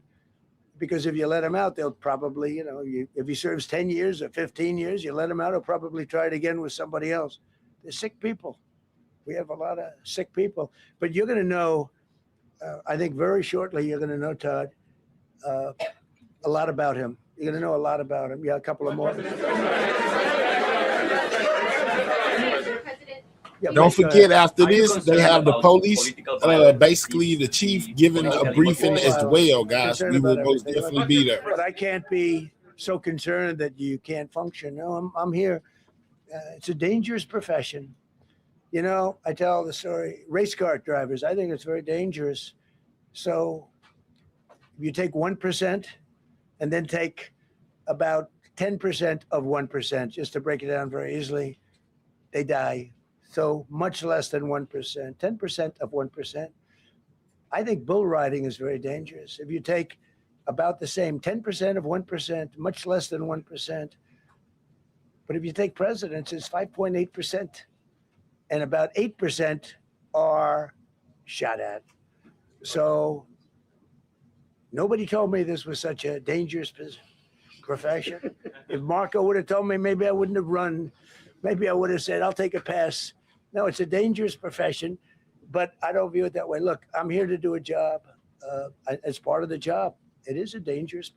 I can't imagine that there's any profession that's more dangerous. But I love the country. But this is not fake news. Let's get you right up out of here. Let's get the dude who said reported for fake news, because it is not fake. This is live right now. Check your news station. Let's get you right up out of here. So we'll holler at you. And we're going to do great things, but with that come risks. There's no question about it. Yeah. I mean, there's been so much political violence, not just aimed at yourself, but at other members of Congress, state house speakers, you name it. Is that just the cost of doing business to do politics in America anymore? Yeah. Well, what does that say about our country? Too. We're not the only country. You look at this great violence with all countries. I was talking to somebody from another country today, and they have numerous assassinations of political figures all over the world. You look at South America, it's like some of the numbers are just horrific. It's dangerous. It's dangerous stuff, whether it's here or someplace else. No country is immune. No country. Good question. At this point? Well, probably if I decided to just not do much, if I let everybody rip us off and take advantage of us. Look, we're leading the world in trade now. We're leading the world in the military. We're the greatest military in the world. I rebuilt it in my first term, and now we use it because we have no choice. We can't let, as an example, Iran, we can't let them get a nuclear weapon. Everything will be peanuts compared to that if they ever were given a nuclear weapon, and they'd use it too. Marco and I were talking about it today. They would use it without even hesitation. We can't do that. It was a shame. I said, oh boy, look at the numbers. We just broke 50,000 in the Dow. We just broke 7,000 in the S&P. They said we couldn't do it in 7 years, in 5 years, 4 years. They were saying maybe in 5 or 6 years. And we did it in 1 year. And I called everybody together. I called all of these people and others, and I said, we have to take Thank you for the gift. I seek to do this. We just had the great number. We just broke 50,000. Wasn't supposed to happen during my term. Wasn't reachable. Did it in 1 year. And I said, we're going to have to make a journey to Iran. They're going to have a nuclear weapon if we don't do it. We had the B-2 bombers take them out. I terminated in the first term the Obama agreement, the Iran nuclear agreement, which was a disaster. That was a road to a nuclear weapon. They would have used it. They would have used it 100%. So, when you do things like that, you become a target. If I wasn't doing that, I guess I'd be a lot less of a target. But I'm honored to be. Okay, one more question. Go ahead.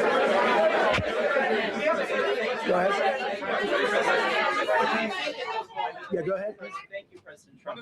Thank you, President Trump. Did you know how the gun was brought into the hotel? And also, how does this event impact you as the leader of our country? Do you think it will change your I leadership? like not to think about it.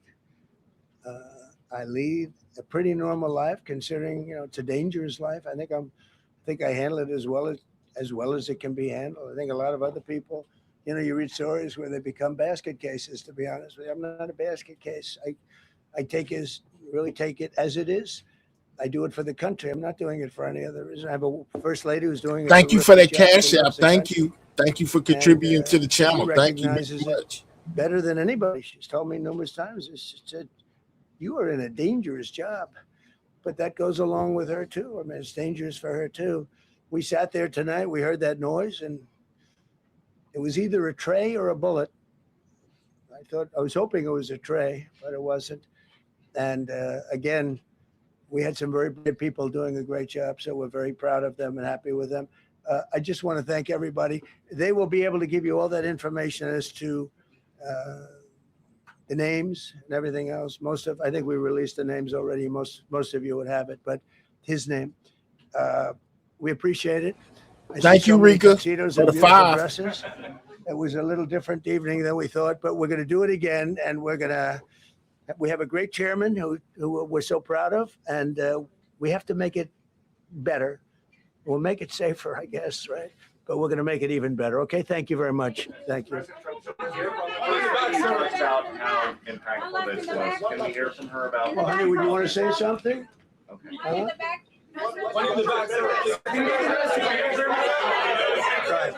Millions of people across the globe, in fact, are watching you. You demonstrate. They got a lot of questions. Leadership, and thank God you're alive. All of us are alive today. What is the message that you want to give to the world that this should change? What corrective measures can we take from here on? Well, all you can do, look, I don't care how many people you have, how good they are. They can be the greatest people. You have the greatest security in history. If you have a whack job who's got a brain, but it's a little bit distorted or a lot distorted, they can make trouble. I would say, Pete, right? They can make trouble. Some of these people are of genius level IQ, and they're nuts. So it can be trouble. So you do absolutely the best. You get the best. We have the best people. Well, look, it was proven tonight. He started running from 50 yards, and he was fast. He was like a blur on tape. He was moving. It was very impressive the way they got him, because a lot of people would be looking and saying, it's like a weird feeling, and they would let him get through, but they didn't let him get through. They drew those guns so fast. They looked like Matt Dillon. They looked like somebody that knew what they were doing. And what do we do? But thank you, Tunes. Make sure you subscribe to the channel if you're new. Do a great job. You're new, subscribe. And you take a look at what's happened to some of our greatest presidents, and it doesn't happen to people that don't do anything. And it's not going to deter me from winning the war in Iran.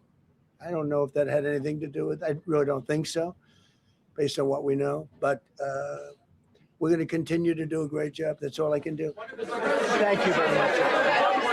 I'll see you tomorrow. Thank you. Thank you. All right, so they got a live press conference coming up after this, to where they were saying that basically the chief is going to come and give a live press conference as well, guys, about what took place, the chief of police, that is. So I'm looking for that at this moment. Hold up. Let me see if I see it anywhere, guys. But yes, there was an assassination attempt on President Trump, guys.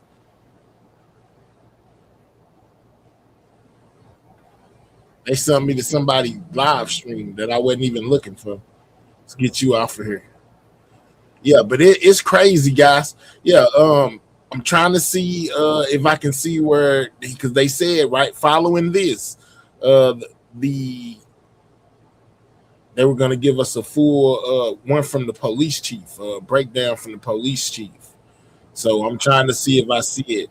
But let's go here. Hold up. Let's go here.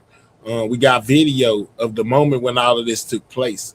Trying to just fill in the blank until they come live with this press conference from the chief.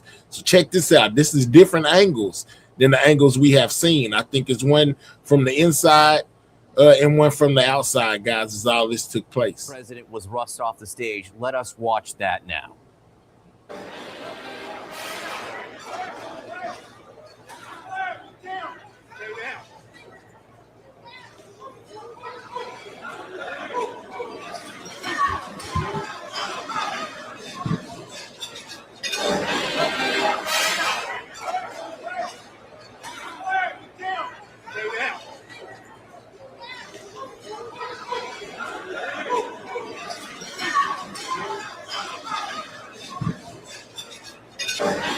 You know, what occurs to me as we're watching this as well, we just said Erica Kirk was in this room. She was. She was in this room There are reports. as well. There are reports that she was seen crying as she was leaving the room as well. People who did see her there made that note. Obviously, this had to be very, very traumatic. We have Caitlin Collins on the line for some more insight. Caitlin Collins, we're listening. What's happening? Hey guys, obviously, I mean, this is a total state of chaos right now in the ballroom, and we're seated maybe 50 feet from the stage where the president was up there, the First Lady Melania Trump. We have to stay here for now. Security is telling us that everything's okay. The shooter, there was a shooter? 1 second, guys, I'm literally, what happened? We're trying to identify it now. Where was the shooter? Somewhere out there. In the lobby? In the lobby? All right, control. All right, guys. I just want you to know this is not verified. We're just listening to what's happening right now. But we have security around us, and it's Secret Service because there's a lot of members of the administration here. The Secretary of Education is seated right next to me, and her security just said, confirmed that there was a shooter in the lobby. It's not clear where. Obviously, it's a very big hotel. In the lobby of the Hilton, they said he is confirmed dead. We don't know anything more than that, but I can tell you we had just sat down to dinner. The president, the first lady, Caroline Levitt, were all on stage, including the vice president, J.D. Vance. So obviously a lot of security here. And, you know, at the beginning of the dinner, everyone's just kind of seated, having their meal. And within moments, armed Secret Service is running in with massive guns. I mean, maybe dozens, and a silence just went over the room as they ran in. Everyone ducked, got on the floor. People were underneath tables.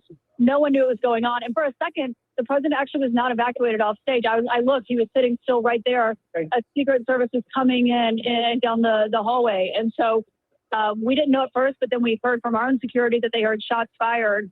And now we do have Secret Service telling us, obviously I want to know this is only one Secret Service member, but a member of security is here telling us that there is a shooter who is confirmed dead. And now we are kind of basically locked inside the ballroom. But basically they were saying everyone's okay. They have not identified the shooter yet, but obviously it shows you this was not some kind of false threat, that obviously something had happened and they rushed the entire administration off stage. A few members are still in the audience because, as you guys know, someone from the administration is kind of seated at each table inside. I'm actually sitting next to Secretary McMahon, the Secretary of Education. And so that was what happened. I mean, I've never seen anything like this in my life. And I want you guys to know security is very tight getting in. It's Secret Service who wands you. You come in through magnetometers into this. And so obviously there's a ton of security here given. All right. Hold on. The House Speaker, Mike Johnson, the top lawmakers who all have their own security details are also in the room.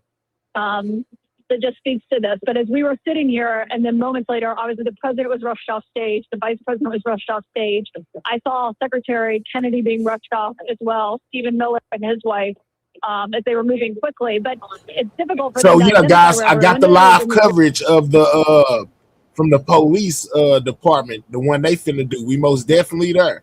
Let's go. I told y'all, here it is right here. Live coverage.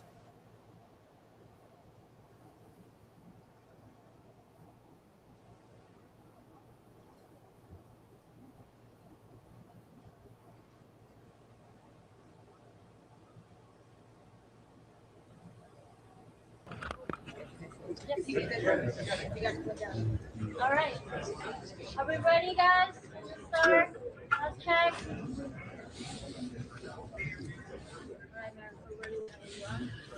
Good evening. I'm We Muriel got Bowser. all I'm the right. mayor of So this is the Washington, chief of D.C. police, guys, I am giving the joined rundown on by what just members took of my place. public safety team and federal law enforcement, including the United States Attorney for the District of Columbia, Janine Pirro, the Secret Service Director, Sean Curran, as well as FBI Field Office, Darren Cox.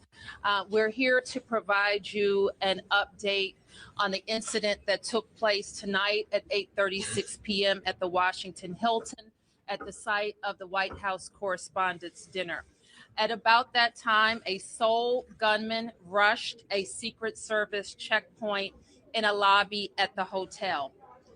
Secret Service agents stopped the suspect. An agent was injured and transported to a local hospital where the agent is receiving care. The suspect is also transported to a local hospital where he is being evaluated. The president returned safely to the White House, as you know.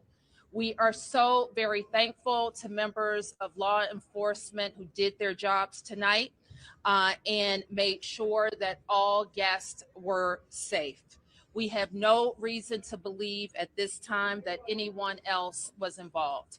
I want to turn to the chief of the Metropolitan Police Department, Chief Carroll, to provide a law enforcement update and specifics. Thank you, Madam Mayor. Again, I'm Jeff Carroll, Interim Chief of Police for the Metropolitan Police Department. This afternoon, this evening, members of the United States Secret Service and the Metropolitan Police Department were here at the Washington Hotel for a site detail for the Correspondents' Dinner. As the mayor mentioned, at approximately 8:36 tonight, an individual charged a U.S. Secret Service checkpoint here in the lobby area of the hotel. He was armed with a shotgun, a handgun, and multiple knives.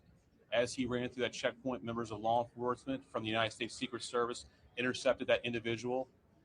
This is a very preliminary investigation at this point. We do know that law enforcement exchanged gunfire with the individual.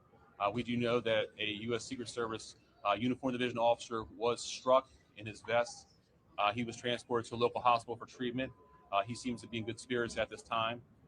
The suspect in this case, he was not struck by gunfire. However, he was transported to a local hospital to be evaluated. Again, we're very early in the investigation. We have members of the United States Secret Service, the Metropolitan Police Department, and the FBI here to continue to investigate this matter. But at this point, it does appear he is a lone actor, a lone gunman. There does not appear to be any sort of danger to the public at this time. However, we are continuing to investigate this matter. At this point, I will turn it over to, I believe, the FBI. Hi, good evening. I'm Darren Cox, the Assistant Director in charge of the FBI's Washington Field Office. The American public should be proud of the quick response and heroic actions from law enforcement officers tonight to keep the American public safe. Their actions are absolutely heroic. The public should also rest assured that there will be no stone unturned during this investigation. The FBI currently has our Joint Terrorism Task Force here on scene, along with our criminal division, our crisis response team, and agents from across the country are working on any leads that may come in this investigation. Anyone with tips in this investigation should call 1-800-CALL-FBI. Thank you. Director Curran. Thank you. My name is Sean Curran. I'm the Director of the Secret Service. Tonight, we saw exactly what our brave men and women do each and every day to protect our protectees. It's not easy, and I will tell you that they performed admirably. We got to see what they do, and that individual, when he charged a checkpoint, was apprehended. It shows that our multi-layered protection works, and I'm grateful to our partners that help assist us with building these sites and protecting these sites. Very fortunate that this officer is alive, is being observed, and I'm grateful that the president reached out to this officer and spoke with him earlier. I ask everybody to pray for him and all of our officers and agents that were involved. And I will tell you, we will continue with the mission. Thank you. Thank you. Judge Pirro. I'm Janine Pirro. I'm the United States Attorney. Right now, the defendant is being charged with 2 counts, 924C, using a firearm during a crime of violence, and a second crime under 111, which is assault on a federal officer using a dangerous weapon. Now, as you all know, there was an individual, a uniformed Secret Service officer, who fortunately, he is doing all right and he will be fine. But it is clear, based upon what we know so far, that this individual was intent on doing as much harm and as much damage as he could. And thankfully, because of the checkpoint right outside the ballroom, where thousands of people were situated to hear the President of the United States, because that checkpoint worked, there was no one who was injured when it was clear where this defendant was going. Now, I want to make one comment. As a participant, someone who was in the ballroom, who came this evening to be part of a very lovely event at the White House Correspondents' Dinner, I, for the first time, was in a situation where there were shots fired, shots heard, and a whole room went silent. When I lifted my head and when I looked up, every law enforcement officer was out there as we all had our heads down, thousands of them. These are the men and women every day who do what they do silently, and they do it with courage and with dignity. Thank God for our partners, the FBI, the Secret Service, the Metropolitan Police, all of them tonight acted so quickly that they prevented what could have been a horrific event where we were all sitting there in one room. The defendant will be arraigned on Monday in federal district court, but make no mistake, there will be many more charges based upon the information that we are learning in this very fluid situation. Thank you. We'll take a few questions. Right here in the front, right here in the front.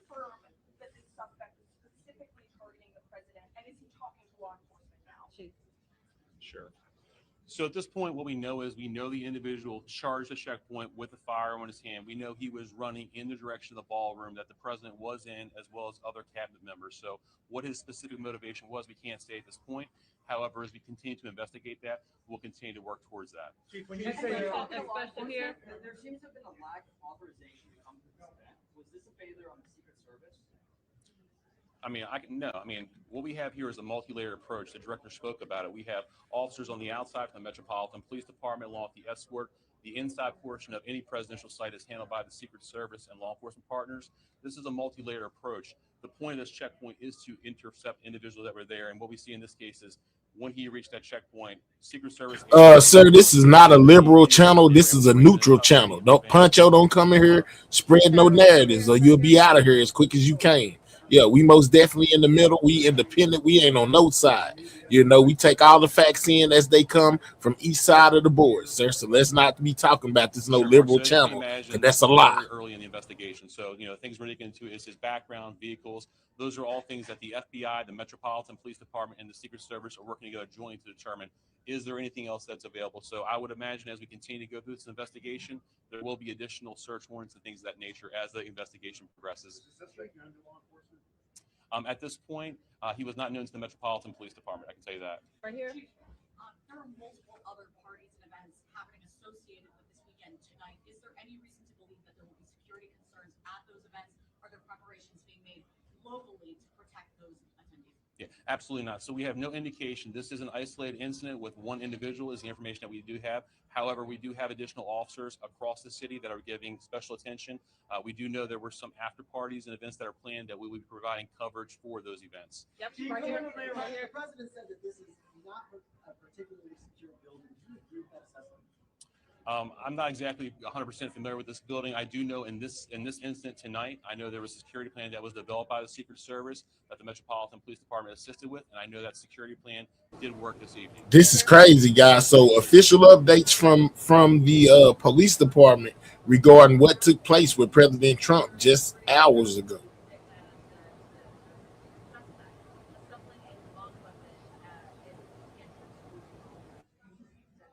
Yes, as we said before, we do know the president was inside the ballroom. We know there was cabinet members and many guests in there. Who specifically he was targeting at this point, that's part of the investigation. We do know that he was armed with a shotgun when he ran through that checkpoint, so that would look like a long weapon. So he had a shotgun, guys. He had a shotgun when he ran through the checkpoint of the Secret Service. He ran through with a shotgun, guys.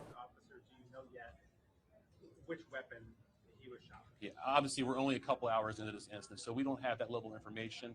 The FBI's evidence response team is here. They're processing the scene. So as the investigation develops, all that information will be figured out with the ballistics. The ATF is also on scene here with us. So the suspect did or did not fire a shot? Sure. So again, it's very preliminary information. We do believe he did. However, as the investigation determines, we'll pull the shell casings. We'll be able to get more information as we review more evidence. We're very early in the investigation. All right, we can take a couple more right here, and one more. Couple of more questions, guys. The president said that he wants there to be another event within 30 days.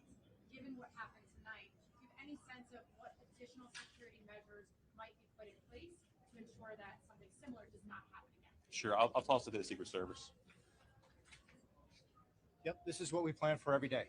So we take each and every case and we evaluate it, and we do site assessments. And that's why we go out and build these sites per what the event is, and that's how we go about our business. So will there be any changes or added measures given?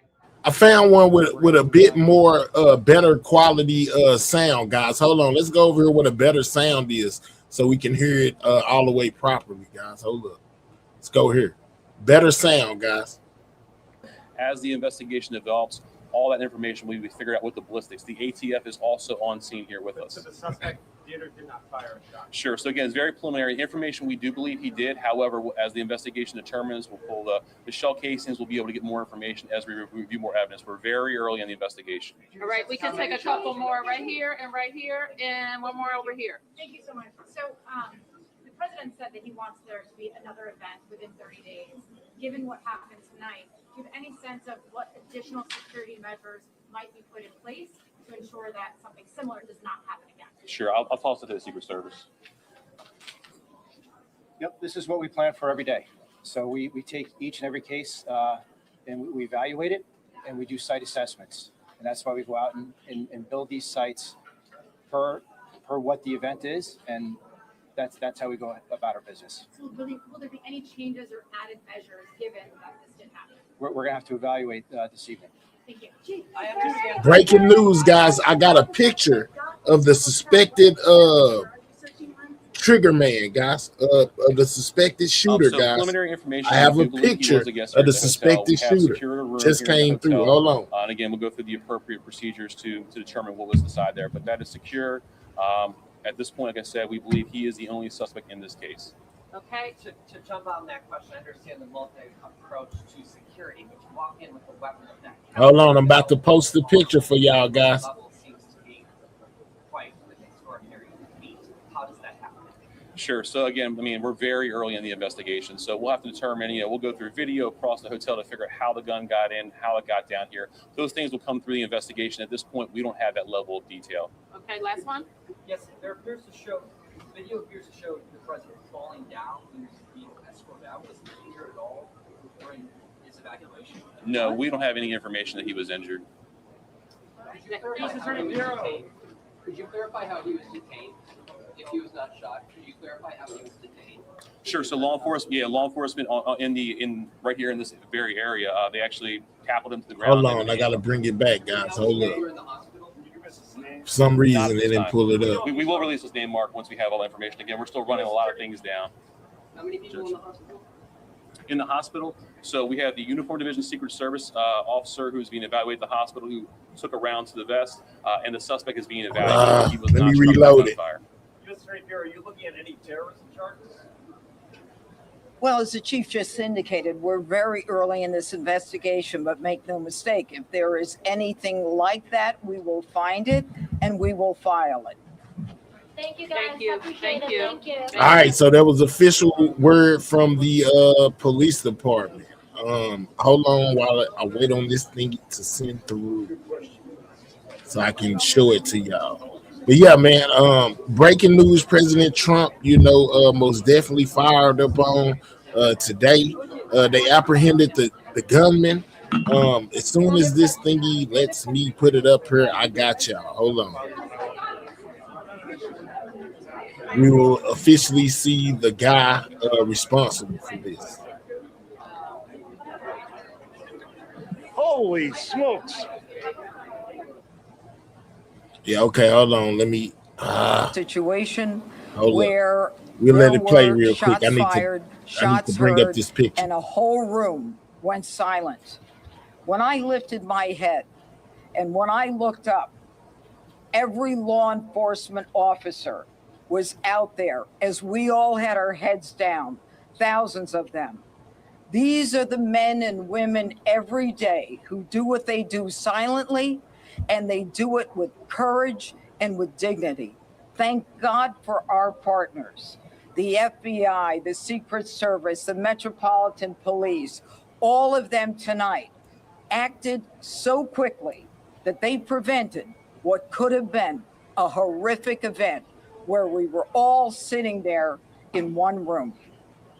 The defendant will be arraigned on Monday in federal district court. All right, I got it. Make no mistake, there will be many more charges based upon the information. All right, guys, this is the alleged shooter right here once they apprehended him. Thank you. This is what they put out. This is the guy that allegedly did this with President Trump, guys. It says President Trump posted a photo of the alleged shooter at the correspondence dinner on Truth Social. So this is the picture of the guy that's alleged to have done this, guys. Ballroom that the president was in, as well as other cabinet members. So, what his specific motivation This is was, the we can't say suspect this right point. here. This is However, who as they're we continue talking to about. investigate that, we'll continue to work towards that. Chief, when you say there seems to have been a lack of This is the alleged shooter, guys. I mean, He has pants on. He just doesn't have on the shirt. This is the alleged guy right here, guys. Metropolitan Police Department, along with the escort.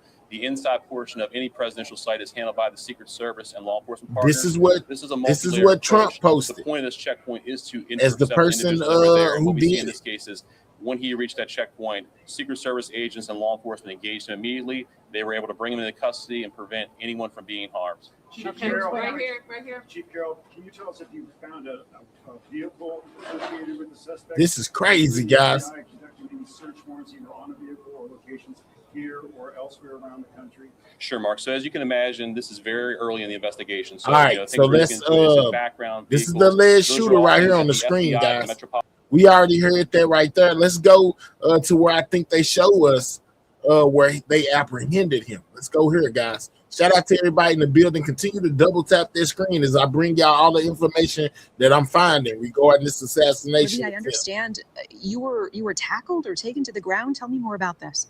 Hi, Natasha. Yeah, I was speaking with the House Speaker, Mike Johnson, as this whole incident played out, and we were speaking, and his back was to the situation, so I was the one who informed him of what took place. And actually, we just saw Secretary Hegseth, Secretary of War, and the Department of Homeland Security Secretary Mark Wayne Mullen rush through the lobby here where we're standing, which is actually next to the magnetometers where this whole incident happened. But we shouted at Mark Wayne Mullen and we asked him if President Trump is okay. They confirmed the president is okay, the vice president is okay, and so is the first lady. But this is a very scary situation. This is the alleged shooter right here, guys. We're still trying to figure out exactly what happened. If that person, we know they're in custody, but we don't know their condition, and that's going to be the big question moving forward. Also, if the president comes back to this dinner, right now we're just seeing secretaries filter in and out, but at this point we don't know. It was an assassination for sure if the president is coming back. Yeah, I appreciate that. Libby, I want to listen It's to the that moment alleged shooter, together guys. quickly when we do hear those shots go off. Let's take a listen to that. This guy right here is allegedly responsible for what we hear.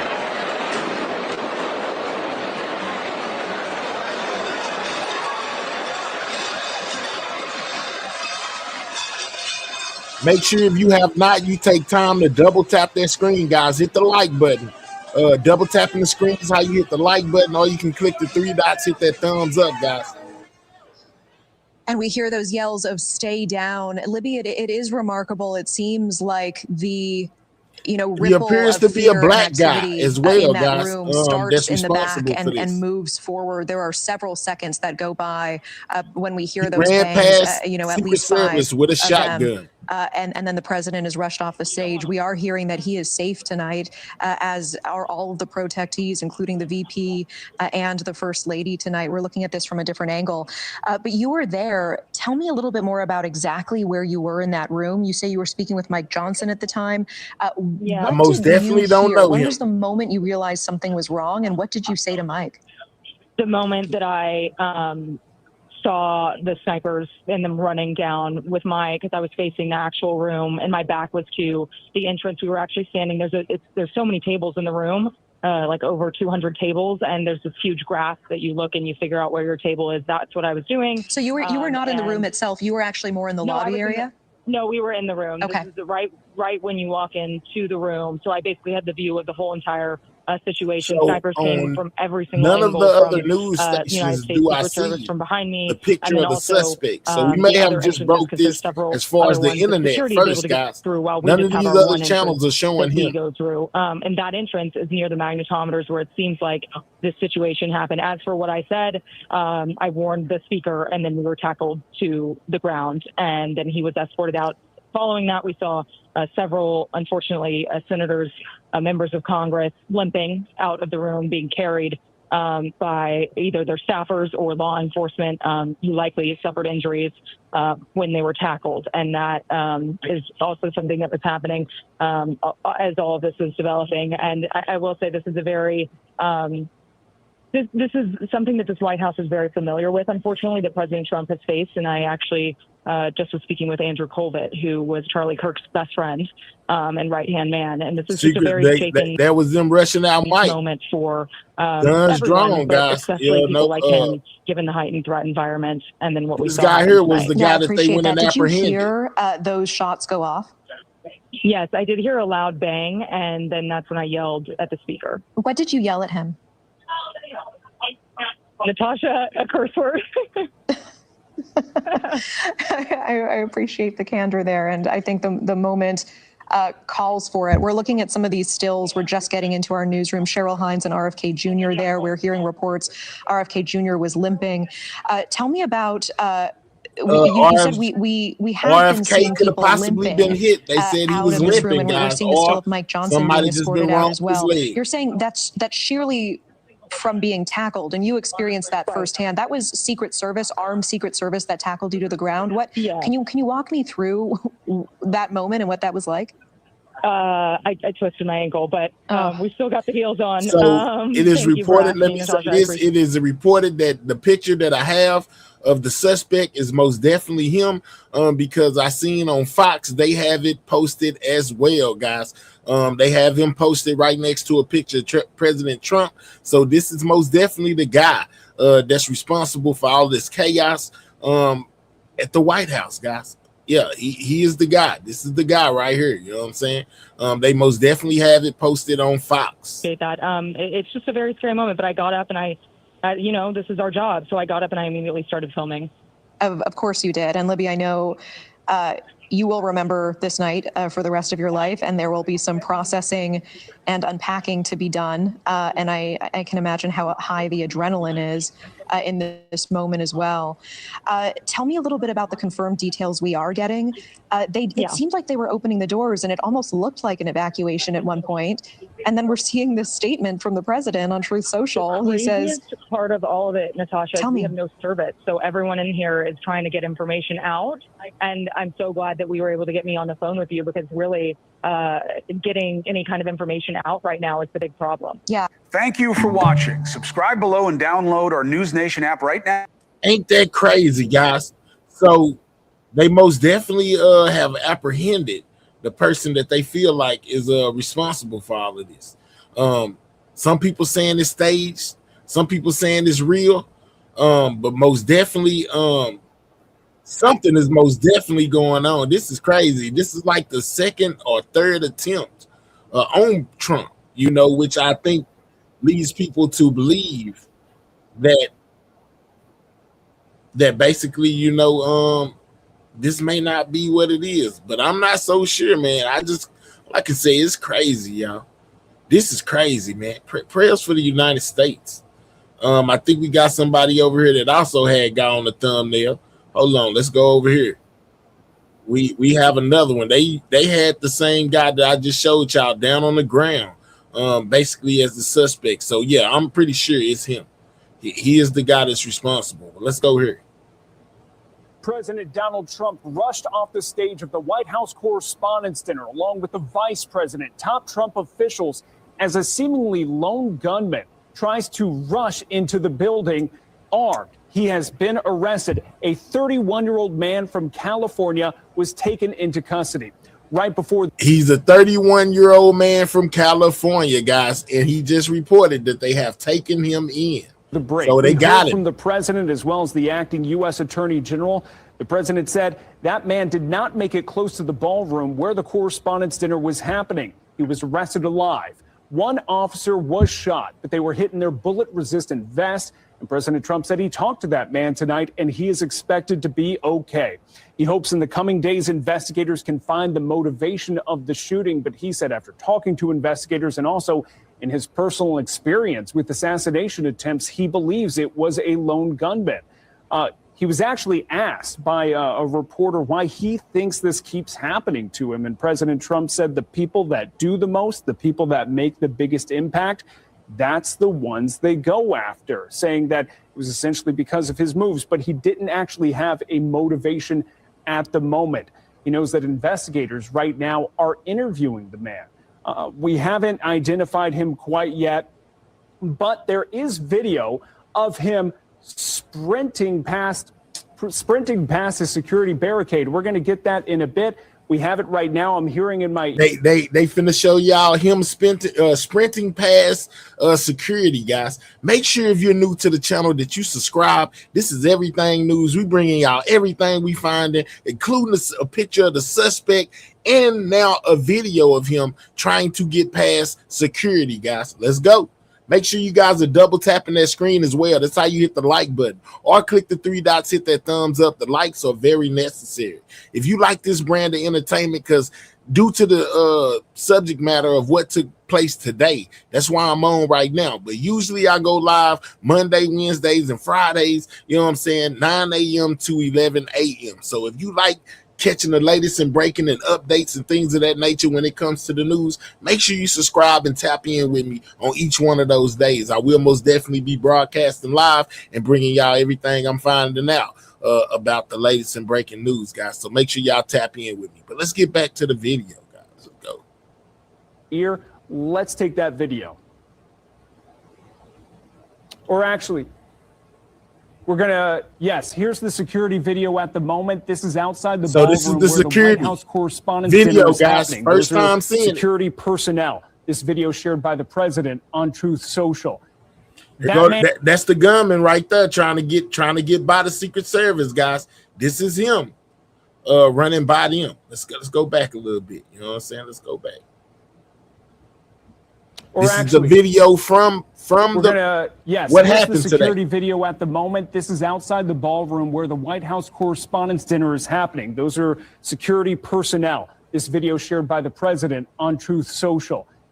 That man you see there sprinting He most past the definitely had a security long gun, guys. Barricade. Officers drawing their weapons. He was quickly apprehended. This is police doing their job, alive. guys, at the White House. The president has also posted photos of that man, who we only know is a 31-year-old from California. No other details. The president was even specifically asked if there was any kind of clothing, if there was any kind of message on him that would indicate why he was doing this. The president said at this moment that hasn't been determined in any way, shape, or form. He hopes to learn that in the coming days. Fortunately, no one's seriously hurt. The president is okay. He said he even fought like hell to make the event still go on as scheduled, but it was being Let's go back to it. Sprinting First past time the we've security- seen it. Yes, here's the security video at the moment. This is outside the ballroom where the White House Correspondents' Dinner is happening. Those are security personnel. This video shared by the president on Truth Social. That man you see there, sprinting past the security barricade, officers drawing their weapons. He was quickly apprehended. He is alive. The president has also posted photos of that man, who we only know is a 31-year-old from California. No other details. The president was even specifically asked if there was any kind of clothing, if there was any kind of message on him that would indicate why he was doing this. The president said at this moment that hasn't been determined in any way, shape, or form. He hopes to learn that in the coming days. Fortunately, no one's seriously hurt. The president is okay. He said he even fought like hell to make the event still go on as scheduled, but it is being rescheduled. This is crazy, guys. This is crazy. You know what I'm saying? So he ran past the security with a shotgun, guys, full black. Y'all seen him run. First time I have seen that footage, you know. I don't think I have seen it anywhere else as of yet. Hold on. All right, so let's go here because they got it again. Hold on. Let's go here. Even though we have already watched this press conference, they put the video that I just showed y'all, and I guess you may be able to see it a little bit better than we just did as the guy is talking and giving the report of what went down. They showed the video right next to him. Correspondence Center. As the mayor mentioned, at approximately 8:36 tonight, an individual charged a U.S. Secret Service checkpoint here in the They're lobby gonna area actually of the go to hotel. video. He was armed with a shotgun, a handgun, and multiple knives. As he ran through that checkpoint, members of law enforcement from the United States Secret Service intercepted that individual. So I wonder if he got shot. It's a lot of guns we out do there, know man. that law enforcement exchanged gunfire with the individual. We do know that a U.S. Secret Service uniformed division officer was struck in his vest. He was transported to a local hospital for treatment. He seems to be in good spirits at this time. The suspect in this case, he was not struck by gunfire. However, he was transported to a local hospital to be evaluated. All right, let me try to blow this Again, up soon. we're very early in the investigation. We have members of the United States Secret Service, the Metropolitan Police Department, and the FBI here to continue to investigate this matter. But at this point, it does appear he is a lone actor, a lone So gunman. there's the He video, is guys. a danger to the public at this time. However, we are continuing to investigate this matter. At this point, I will turn it over to, I believe, the FBI. So that is the suspect running past the Secret Service, guys. All right, they I'm took Darren the Cox, video the down. assistant director in charge of the FBI's Washington field office. Yeah, we The already American seen you, public dog. should We be already proud seen of this. the quick response. Yeah, let's and get you right down. Yeah, because we already seen that. I just wanted to show y'all. I wanted y'all to see a little bit better, you know, that video, guys. That's crazy, ain't it? That is most definitely wild, man. It is some strange things that are going on right now, man. I must say so myself. Very strange, man. What y'all thinking about all of this? I see a lot of y'all down there saying, man, this is staged, this made up, Trump doing. But what if it ain't, guys? What if this is just if it's real, you know, like it's crazy, y'all. I just be in awe of all that be going on, man. This is one of them right here, you know. Dang, this is crazy. Hold on, okay, I ain't gonna even play their video though. Yeah, man.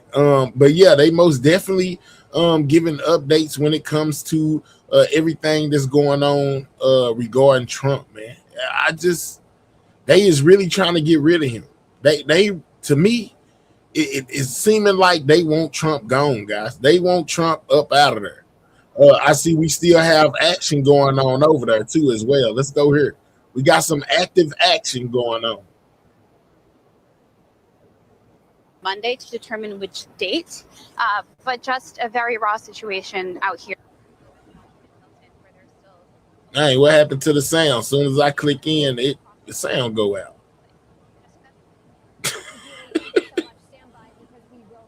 Something done went on with the sound. I wonder if they know it. They said man charged security checkpoint armed with multiple weapons, guys. Kavanaugh, Jim, thank you for being with us for this special report tonight. Where to even begin? Let me start with your initial thoughts and where this investigation is at this moment? Well, I think we just have to look at the events as they unfolded. So we have a criminal actor who checks into the hotel. The hotel is not secured from anybody bringing a gun in there. You could bring a gun in your baggage as you check into the hotel. Nobody's searching you. So he checks into the hotel. He could easily bring in firearms. He had a shotgun, a handgun, and he had some knives and sharp-edged weapons. The security perimeter established by the Secret Service is inside the hotel. And that's where we see the assailant charge through the magnetometer.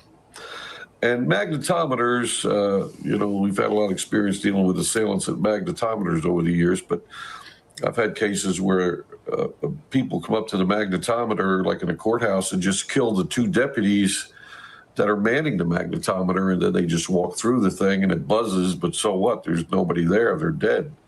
This guy chose to charge past the magnetometer. The video's a little fuzzy, but it looks like he has a long gun, probably a shotgun, and it fires at a uniformed Secret Service division officer who kind of steps back or goes back as he's going by. That's probably the officer who was struck in the vest. Mm-hmm. He's lucky he's alive because, if that shotgun blast had been a little higher, even one shotgun pellet to the face can be fatal.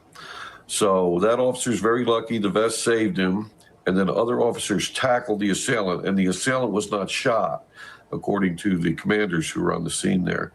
So he was not near the ballroom door. They got him at the lobby below the entrance to the ballroom door. So the security worked.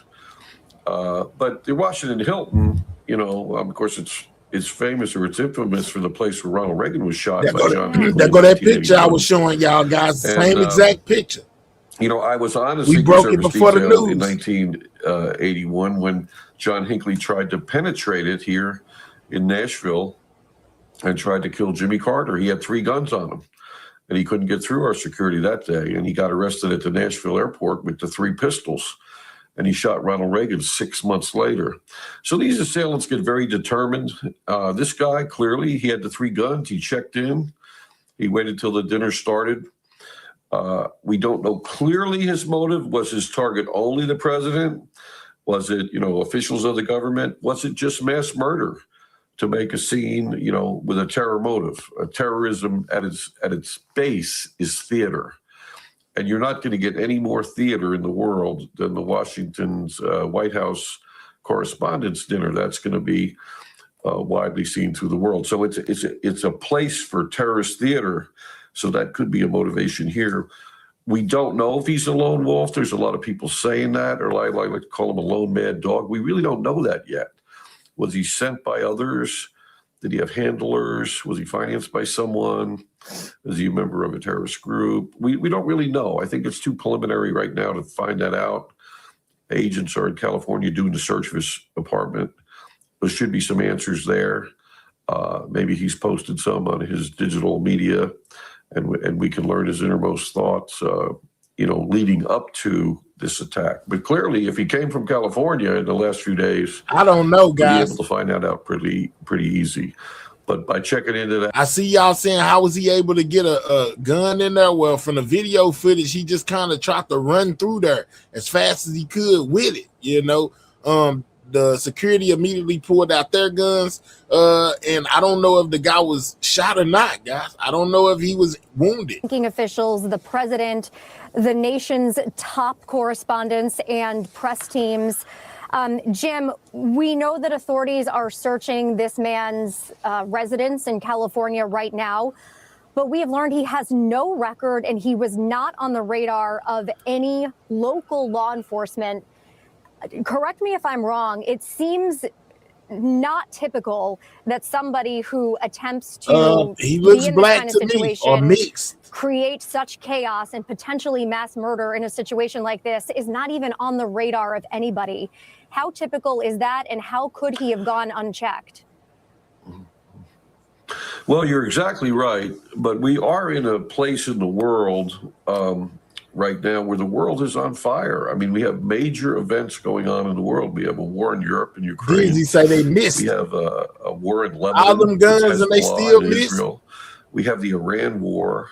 We have a naval blockades. I mean, the world is in strife, and this affects people's lives, and they react to it. You know, sometimes we see people who are on the edges of those attacks. We saw a recent one where a Jewish community center was attacked because the guy's family was killed by an Israeli strike in Lebanon. Even though his family was members of Hezbollah, he wanted to retaliate against the Jewish community. So we don't know if this is related to any world events at all. We don't know. But we do know that world events can affect people, and it can affect them, you know, to act out in criminal and violent ways. Even if they don't have a prior criminal record, they can be affected. So we need to look for that here. We need to see, you know, what changed in this assailant's life, what motivated him, you know, to go to this dinner at this time to make this particular attack. There's some reason for it. Every crime has a reason. There's no crime without motive. He's got a motive, and we need to uncover it and to see if there's any Confederates, associates, co-conspirators, financiers that might have pushed him to it, or is it all, you know, wrapped in his head in some kind of grudge he's developed, and he wants to says that this guy has no record, guys. Jim, always appreciate your This expertise guy has- and your they saying this guy insights and your has vast no knowledge record. about these sort of things. Stay with us, please. Hasn't For now, we committed want to any go other to White crimes House until now. correspondent Monica Elba, who was at that dinner. Monica, you're still in your gown from the dinner. You're joining us from our bureau. What are you hearing from your sources? Yeah, Jessica, and just to recap a little bit of what you were just discussing there, I mean, the fact that the President of the United States was at this dinner a number of hours ago, then was moved to the White House. We are 30 likes away, guys, from 700 on that like button. If you have not, double tap that screen. That's how you hit the like button on the mobile device, or click the 3 dots, hit that thumbs up. We on the road to 63K, guys. We need all the subscribers we can get. So subscribe, guys. Everything that unfolded, and the president himself made news and shared, of course, some new details when he did brief reporters and take questions just a short time ago, revealing that he had even spoken with the officer who he says was shot in the chest earlier this evening. He said he had been able to speak with him, that he was doing great, that he's in great shape and has very high spirits, and he's a very proud guy. Now, this is a president who... Come on, guys, double tap that screen. Let's get the likes to 700, guys. We almost there. We 20 likes away now. Double tap the screen of your mobile device, or click the 3 dots in the right-hand corner and hit that thumbs up. It helps out the channel, or I wouldn't keep asking, guys. Hit that like button and subscribe if you're new. And he came before cameras and was able to detail a little bit more of this information. And the president even said, Jessica, that he has studied now assassination attempts and plots, given that he has been the subject of at least 2. Now, it is too early to say, and the president acknowledged that, what the target was of this intended violence tonight, where this was potentially heading. There will be a very lengthy, we expect, investigation into all of that, and there will be time to analyze all of that. But the president did put that into this context, given what he has experienced. He was asked specifically tonight whether he goes around sort of operating in his daily life nervous, that this is a possibility, that this is something that he could confront, as he did, obviously, when he was still a candidate back in 2024 during that rally in Butler, Pennsylvania. And he said that it is something that he lives with, but that he did feel that this event was less secure potentially than he would have wanted it to be. And just to paint a bit of a picture of that for our audience, this was a situation where you needed to flash a paper ticket basically to get on the grounds of the Washington Hilton, the hotel itself. But you could enter the lobby without going through a security screening, without going through what you would encounter at an airport or at a mass sporting event or at a concert.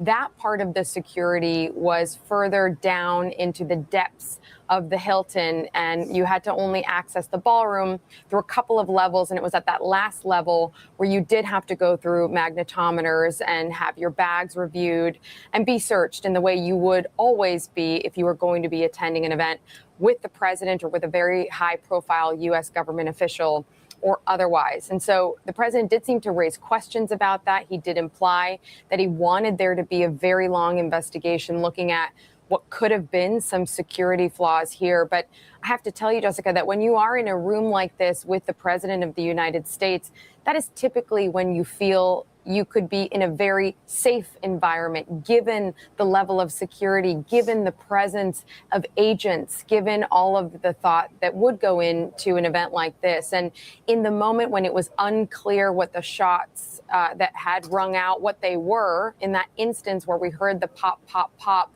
there was a moment where it was unclear, but when you did see so many different agents and officers spring into action to remove the VIPs in the room, to remove the lawmakers, the cabinet officials, Speaker Johnson and his wife were right behind the table where we were sitting, and they were taken out.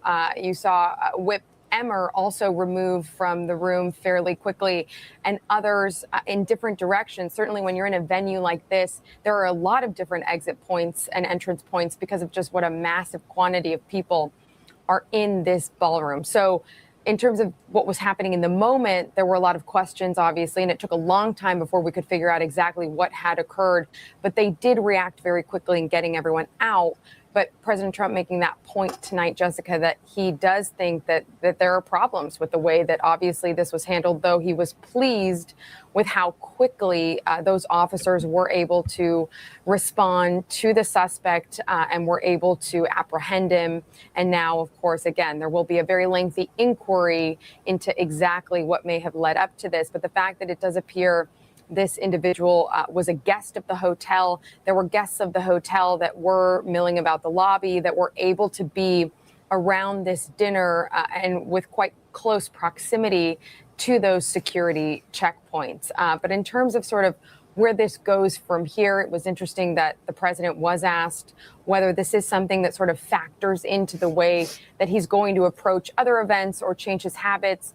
We should point out that after the Butler shooting, the Secret Service did make a lot of changes about the way that President Trump makes decisions. Man, what are y'all talking about? They're here talking about fake news. Boy, this is real news. This is happening right now on pretty much any channel you can find. Now, stop putting AI and fake news in my chat before I block you off of my channel. Y'all is tripping. I mean, I understand y'all might feel like it's staged or whatever, but it's most definitely real. Let's stop with the cap talking about fake news and AI. Man, this is real. Let's get the fake news person right up out of here because they think I'm playing. Imprint here. And Monica, we do know that the president in his remarks earlier did use this as sort of a platform to pitch the importance of his $400 million ballroom, saying that it would be more secure than a place like the Washington Hilton. And we know that this all now does raise new questions about security at any hotel. If this person who was a guest at the hotel was able to be that close to these dignitaries, these VIPs, the president and the first lady and the cabinet, certainly a lot of questions and a lot more investigation. Monica, please stand by because we have a lot more reporting to do in the next hour. But for now, let's bring in NBC's legal affairs reporter, Gary Grumbach, who is outside the Washington Hilton right now. But Gary, you were inside the room as well when this panic and chaos erupted. What can you tell us? Yeah, just to give everyone a sense of what the Washington Hilton's ballroom sort of looks like, right? There's this main floor. That's one of the places where Monica was sitting. And then on the right side, live coverage, there is guys, a sort of live elevated area.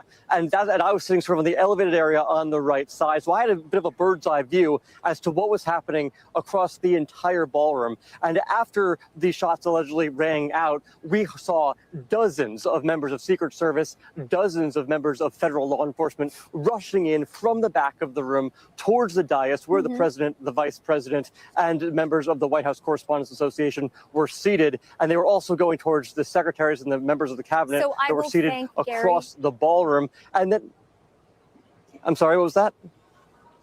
Gary, go ahead. I'm talking to a producer. I apologize. Oh, All good. And then so there was, once we were in there, it was about an hour or so when there was a lot of confusion, as Monica was talking about, a lot of chaos, and not entirely sure what exactly was going on outside of the ballroom, because of course we're all journalists inside the room, so many of us had our phones out and we were recording what was happening inside. But it really wasn't until we saw the videos that was posted by President Trump and the photos that were posted by President Trump on Truth Social that we really got a sense of exactly what happened and how it happened. Of course, when we talk about the investigation, those videos and those photos are going to be crucial to this. And as we know, this suspect, as the U.S. Attorney here in D.C., Jeanine Pirro, mentioned, will be appearing for his initial appearance in Washington, D.C. in federal court on Monday. That is a typical process. Anytime anybody is charged with a crime here in Washington, D.C., they do make an initial appearance if it's a federal crime in federal court. Assassination attempt on President Trump tonight, guys. This is crazy. Guilty or not guilty, breaking news. And then whether or not he is detained pending trial.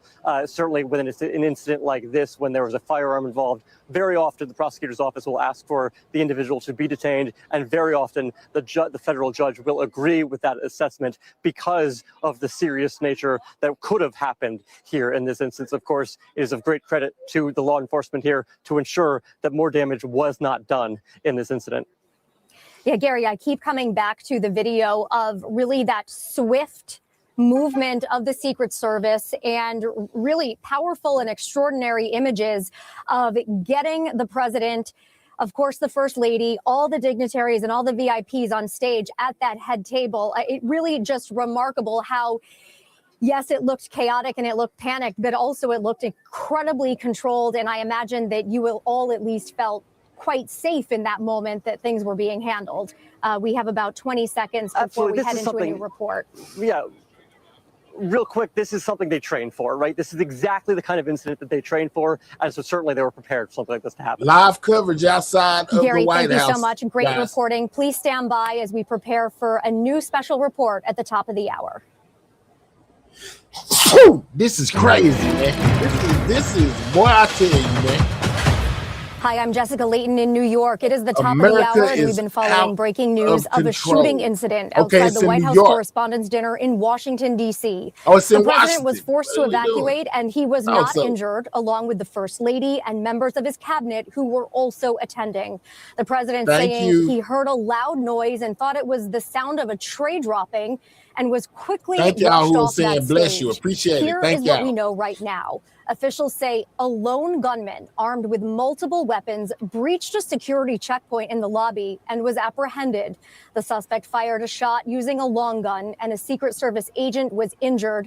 The president saying he was shot in the chest. The Secret Service doing their job, guys. Vest and is doing well. That Secret Service agent is being treated at a local hospital. The suspect is also being evaluated at a hospital. Thank you for the cash out. Thank you for the cash out. Police say there is no active danger to the public now.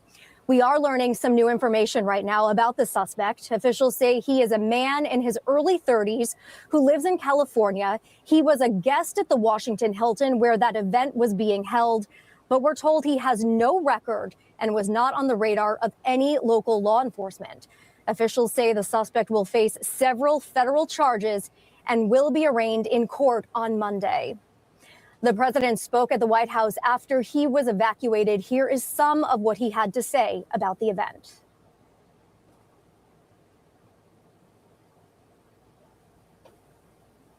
This is just crazy, guys. All right, we are going to have that a little later in this hour. But for now, let's go to NBC's Gabe Gutierrez, who was at the dinner.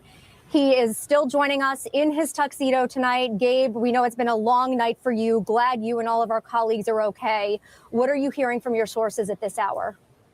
Well, certainly, Jessica, this was something that no one wanted to see happen at this dinner, a dinner meant to bring journalists together, also members of the administration. The president, of course, super crazy, having gone to a previous White House Correspondents Association dinner while in office. This was the first time that he was set to attend, the first time that he was set to speak. And inside the room, hundreds of journalists as well as administration officials had been waiting to hear his remarks. This had happened very early on in the dinner. The Star Spangled Banner had just played. The president of the White House Correspondents Association had just spoken and welcomed everyone to the dinner. The president was sitting on stage along with the First Lady and also Vice President J.D. Vance. In the table next to me, Secretary of State Marco Rubio was there, as well as the Energy Secretary. Also, Secretary Doug Burgum was at my table as well. And as you see on the video right there, this all happened very suddenly, and there was a lot of confusion inside the room as Secret Service agents stormed into the room and started going to each of the high-level cabinet officials and protecting them as they whisked away the president. He might have had one job, but he didn't complete it. The president had already been whisked out of the room. Now, it was a very fast developing situation. There was some confusion about whether the event would go on as planned. In the moments following that, the president of the White House Correspondents Association, Weijia Jiang, went on and said that they were trying to figure out what would happen next, and then came out and made the announcement that following protocol, the president would actually leave the venue and that he wished to have this dinner again in the next 30 days. Now, then we came here to the White House, hence why I'm still in my dress clothes and the tuxedo, and members of the White House press corps were able to hear from the president directly, as well as the Attorney General and the FBI director and other members of the administration. The president gave a little bit more information about the suspect, as you described him, a man in his 30s, which, by the way, now investigators are combing through his apartment in California. He's not been publicly identified by name, but the president posting those pictures that you're seeing on your screen, as well as that security footage of the suspect allegedly running through that security checkpoint. The president using this opportunity to argue why a secure venue is needed here at the White House. He used it as an opportunity to argue why he wants to build his ballroom inside the White House, funded by private donations, but has been very controversial and has temporarily been at least halted by the courts. But the president saying that the Washington Hilton, where the Correspondents' Dinner was being held, was not a particularly secure building in his view. Now, for those of viewers just joining us and just seeing this footage that you see there on your screen, that security checkpoint was on a different floor than the actual ballroom and was not very close to the ballroom itself. And that is why law enforcement officials, either both local and federal, have been saying that this is what worked, that the security checkpoint was able to detect this potential gunman. And when he ran past it, they were able to act very quickly, as you see in that video. Still, the president saying that overall this wasn't a very secure building. He was asked several questions that made him reflect a little bit about political violence in this country. Of course, the president, the target of previous assassination attempts, and the president saying that he believed that while he didn't say he was specifically the target in this case, but that in previous assassination attempts, so that he could be a target because he is a very consequential political figure, and that because he has done so much, then he could potentially be a target here. When it comes to law enforcement, they're not ascribing any political motivation to this just yet.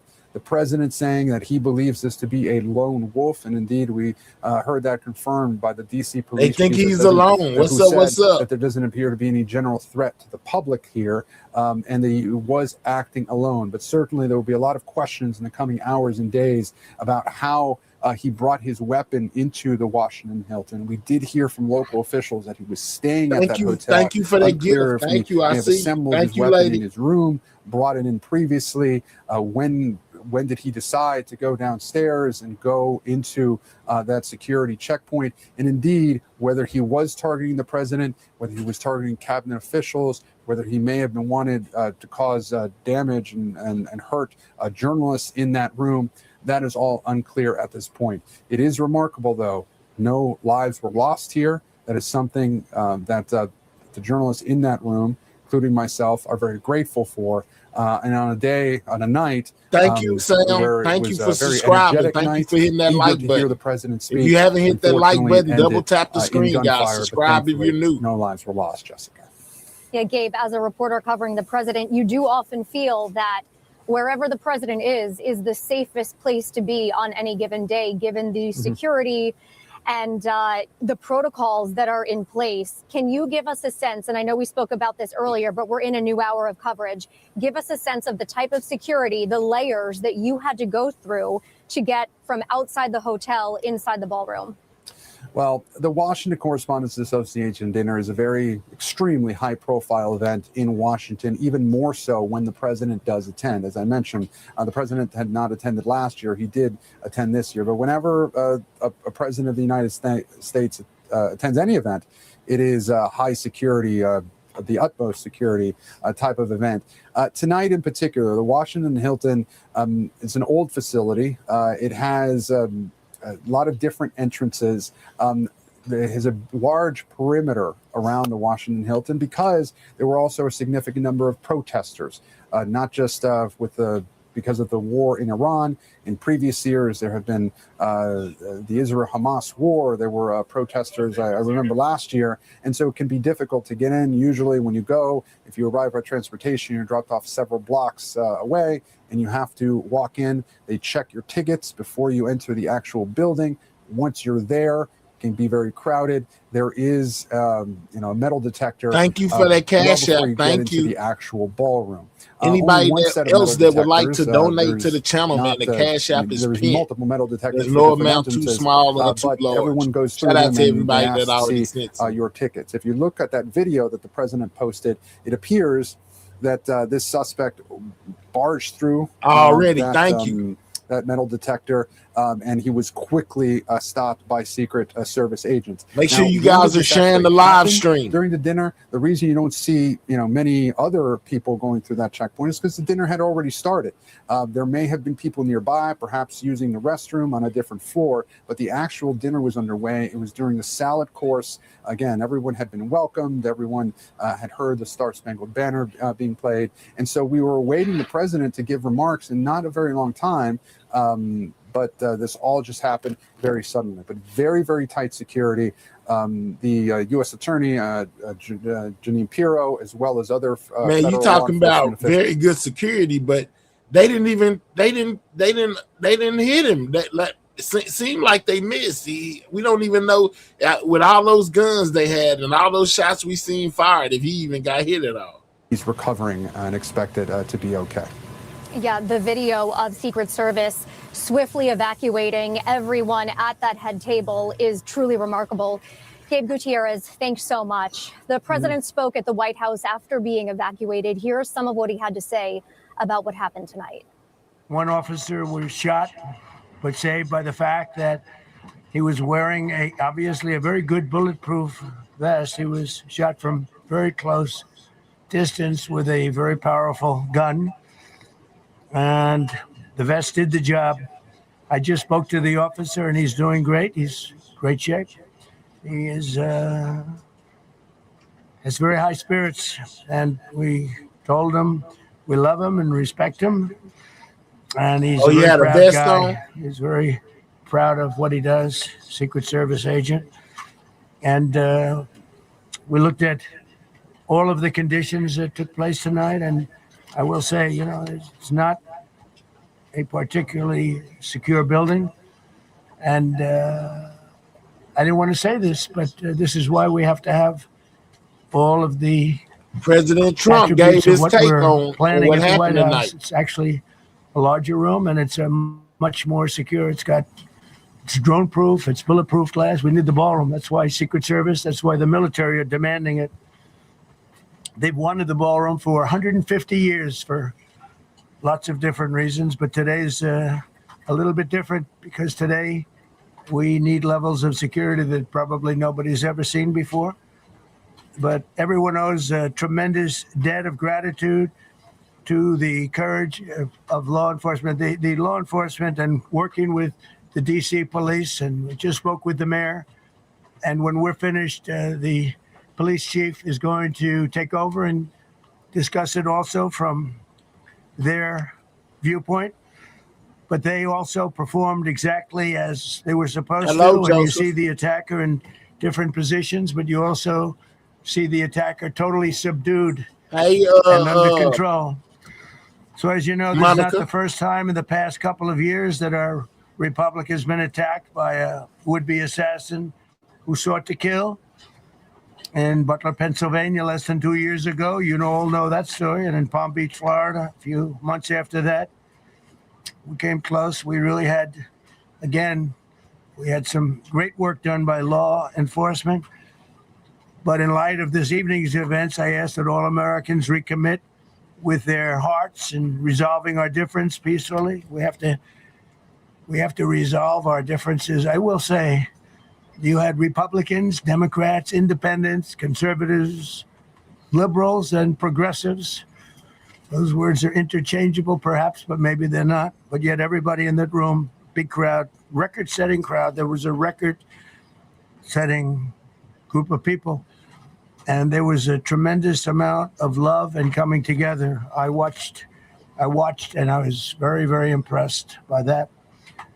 But First Lady and I were taken very well care of very quickly, rushed off the stage. Vice President J.D. Vance, who's here, was likewise beautifully done. He was just saying how quickly everybody acted, law enforcement, Secret Service in particular in this case, but law enforcement. Marco had the same thing. Pete was there. Pete didn't want any help. He didn't want anybody to help. He doesn't want anybody to help him, but he did get some, didn't you? And I think you also said that it was very impressive. The president speaking from the White House briefing room shortly after he was evacuated from the White House Correspondents' Dinner after a shooting at the Washington Hilton. The president, as you see there, is safe. The rest of his cabinet is safe. A Secret Service agent was shot in the chest, but the president says he was saved by his bulletproof vest and is doing well. Wow. The president in that soundbite there praising law enforcement and saying that we So need one to of the Secret Service recommit to was resolving injured, differences. but Let's bring back he White was House shot but had correspondent on a Monica vest. Alba, who was also at that dinner. Monica, I wonder what struck you about the president's remarks tonight. What was really notable, Jessica, is also just in the timeline of all of this, the fact that the Secret Service did decide to hold the president at the Hilton for a length of time to determine what could take place next. And this is actually a hotel that, for a terrible historic reason, has actually increased security because it is the site of where there was the shooting many years ago in the 80s. That is actually why the name of the briefing room where the president was speaking from is named after the man who was shot, Hinckley. That is why, who shot him. So the history here that you actually just see is notable for many different reasons. But in terms of what we're talking about with the president and the timing of all of this, the fact that they were holding there, they were waiting and trying to figure out whether there was any instance in which potentially this dinner could resume does tell you also a lot about how fast moving this was and how they were still trying to get information in real time to also see whether they could move the president or not. And eventually they did move him back to the White House. And it really stood out to me, Jessica, to see all of the people who were with him in the briefing room. The fact that First Lady Melania Trump was with him, was standing there just off the screen. Boy, a lot of y'all don't believe that Trump it's interesting really, because they she's really someone did this. who Y'all think he doesn't set speak it up. That's publicly crazy. very often, but in a recent documentary that was released, she shared her own security concerns, specifically when she was talking about whether she wanted to get out of the motorcade at the inaugural parade last year, and saying that she had some concerns about that because you never he know ran who through could be there with the around and rifle, whether some of those guys. areas They might said he be had a secured in the shotgun. way that she wanted them to be. And so the fact that she was there, obviously, at this event, sitting next to the president, she was rushed out the same way that he was. And then she was there in the briefing room. It seemed this was sort of a united front that the administration wanted to present. But to have the president, the first lady, the secretary of state, the DHS secretary, the FBI director, all of these different people standing there was really just a very unique moment. That is not something that you see very often. So just from that perspective, that of course stood out to us. But also the president talking about the fact that he wants to see this event rescheduled. He wants to see this go forward. It does sound like from the White House Correspondents Association, this is something that in the next 30 days or so could take place again. It's unclear logistically exactly where that would happen or how that would happen and what work would have to go into that in terms of some of the security concerns that we have been discussing. But the president did indicate that he was excited to be there tonight. He was supposed to be making remarks at some point and said that he still at some point wanted to do that. So we'll see if that actually takes place. But I do think now in terms of the investigation and where this goes from here, that is going to be a major focus of the administration. And you did have the president bringing up his $400 million ballroom project that he is working on right now. It is facing some legal hurdles at the White House, but he's arguing that events like the one tonight could be hosted there potentially, or other events of that caliber. He says, and he argues for security reasons, but at the same time, the president really tried to talk about this from the perspective that he doesn't necessarily live every day concerned that he could be facing another assassination attempt, even though he has faced several, even though we don't know all the details or the motive of tonight's intended violence. But he did reveal that he's been studying assassination plots. He has looked at them since the shooting in Pennsylvania 2 years ago, and that this is something that is on his mind, but that he says he can't let it control his life or really affect some of his day-to-day decisions, even though I think it is probably safe to say that there will be amplified security discussions and conversations about what might happen here and what might change in the wake of this. Monica Alba reporting from our bureau in D.C., still in your gown from the event. It just goes to show the very quick turn that this evening took for all of the press across the nation. Monica, thank you. Let's go back to NBC News law enforcement analyst and former ATF special agent in charge. Right, only 1, 2, 3. Jim, I said the same thing to myself. From California. We know that law enforcement is searching the residence in California right now. No criminal record and was not known to any law enforcement department. How does somebody like this fly under the radar? Yeah, how somebody like this fly under the radar? Well, you know, what's going on for this guy, Jessica, may all be in his mind. Hopefully some of it he's posted on his computer, on his in his digital life, his phone, however he uses the web. So that may uncover some of his motives in the lead up to the event. This is the alleged shooter, guys. Also, you know, we don't know right now if he's a lone mad dog actor. We really don't know. Nobody really can know this early because we just don't have enough. But they have went and searched his house, guys. In California may turn that up. You know, these guys can be pushed to things too. They can think they're members of groups, you know, worldwide through the web.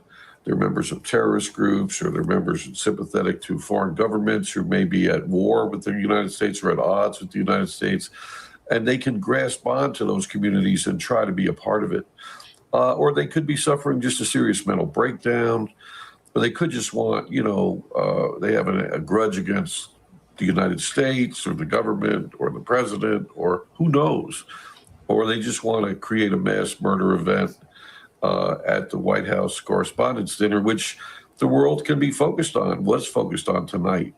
So it is a place where a person would get a lot of attention, you know, if they were to succeed or even not succeed. I see a lot of y'all saying y'all ain't going, man. They president, the cabinet, or just a mass murder they ain't attack. going He for failed. this again. And look at all the intention they he's feel like already this achieved. is allegedly staged. Imagine if he had succeeded in killing a lot of people, or one of our leaders. So this is why events like this have to be strongly secured. And it is difficult to secure a big hotel like that. I've been on those Secret Service details in those big hotels. It's tough. It takes a lot of people.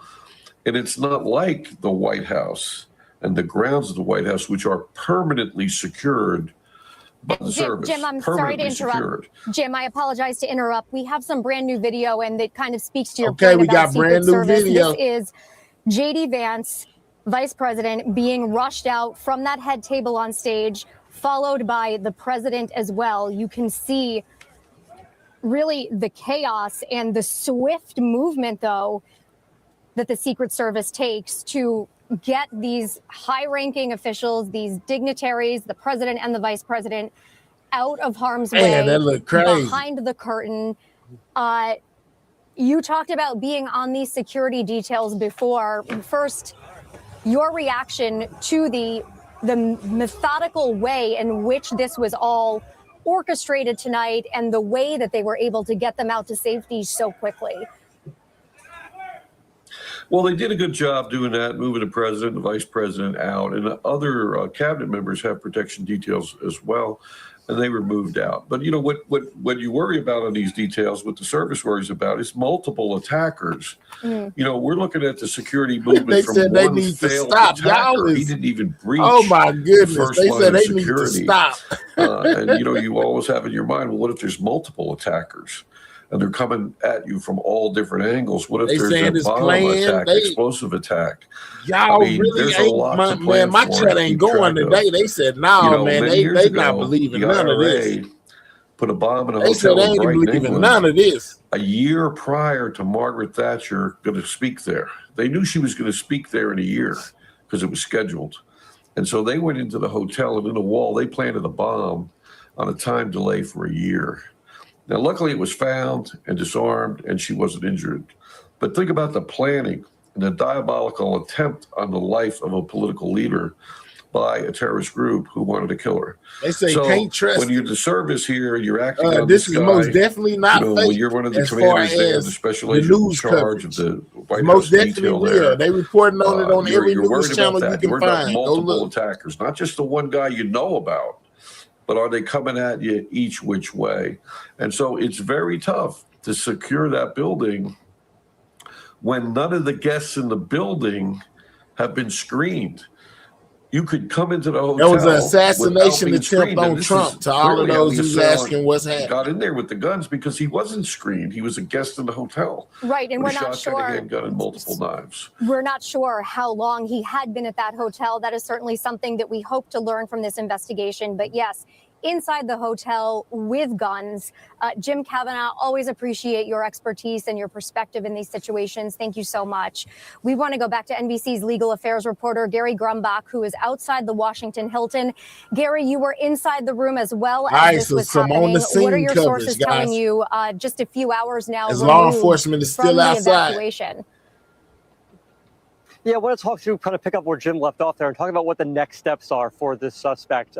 This individual, who we believe is a 31-year-old from the state of California, that's according to the president, is going to be, according to U.S. Attorney Janine Pirro, making his arraignment and his initial appearance on Monday here in federal court in D.C. Now, charges have yet to be actually filed. We will be in the federal building docket, Monday when he but goes she to court, says guys. There's going to be at least 2 charges filed, including 1, use of a firearm during the commission of a crime, and 2, assault on a federal officer using a dangerous weapon. Of course, we do know that there was at least 1 federal agent that was injured during this incident. We don't exactly know how they were shot, but they were indeed shot. So that will happen on Monday. Basically, what will happen is this individual will go before a federal judge here in Washington, Hold on, let me get D.C. Jeffrey real He will quick. either Where plead you at, guilty or not guilty, and then the get judge Jeffrey will real decide whether quick. or not to remand him pending the rest of the trial and as this case plays out. Prosecutors in this case, given these types of charges, will very likely ask for the individual Get you in to be time kept out. behind bars while this plays out. Judges in this sort of situations are also very likely to agree with prosecutors when this type of situation happens, but certainly a lot to investigate. The good thing about this happening, if there is any sort of silver lining to this, is that it happened in a hotel, and there are a lot of security cameras in and around the Washington Hilton. So there there is a lot to be able to look at, whether it's from the hotel room that we now understand that he did have at the Washington Hilton, from the hallway outside of that, from the lobby area, exactly what his movements were before this incident, perhaps even in the days leading up to this incident, depending on when exactly he checked in to the Washington Hilton. So a lot for investigators to look into here as this investigation is just beginning. Yeah, an investigation that we know, Gary, will span This is both crazy, coasts, man. right? Because you Breaking have the news, law guys. enforcement searching the home in California right now, and everything happening Mr. on the East himself Coast say in distraction, DC. distraction, Can you give us distraction. a Okay. sense from prior experience, what sort of things are they looking for in that home right now? So in the home in California, or the apartment in California, wherever this individual does end up living, what they're going to be looking for is any signs of motive, right? They don't know why this man did this right now. Apparently, he's not being particularly chatty with law enforcement at the moment. So they're going to be looking for any notes left, right? Like Jim Kavanaugh was saying, anything digital evidence. Are there phones that were left? Are there computers that were left in California? Is there anything, this is something they do very often, they look through the trash, right? Because if you're trying to hide something, you put Absolutely, it in the trash. Mr. Well, they're going to himself. look through that Absolutely. trash and try to see what could be in there. Maybe there's receipts for bullets. Maybe there's receipts for a firearm, or for a plane ticket to get from California to the Washington, D.C. area. Of course, we don't know whether he flew or drove here. That is still something that is all part of the investigation. They say that he had no criminal record, guys. Right? Did mom or dad know anything about this incident? Are there any brothers or sisters or significant others that knew that perhaps he was upset with the political climate? Perhaps he was upset with journalists, right? We don't know exactly who he was targeting inside this room, but it was a room filled with political individuals and with journalists, right? And so that was certainly something that investigators will also be looking into, Jessica. Gary, I I'm think you're one pretty of the sure first by to say tomorrow tonight that they'll you've have heard his that he's first not being name, last particularly name, chatty everything. with They're gonna law have him. enforcement. He's gonna be What else all are you over the hearing news. about the We'll most questioning definitely going come back on in DC and at bring the y'all moment? an update. You know what I'm saying? So this is the kind of thing that happens on a regular basis. Anytime somebody is taken in for questioning, they're generally speaking, and I want to be general here because we don't know where this individual is taking, they're generally speaking brought to the Washington field office of the FBI, and that is where their questioning would go on.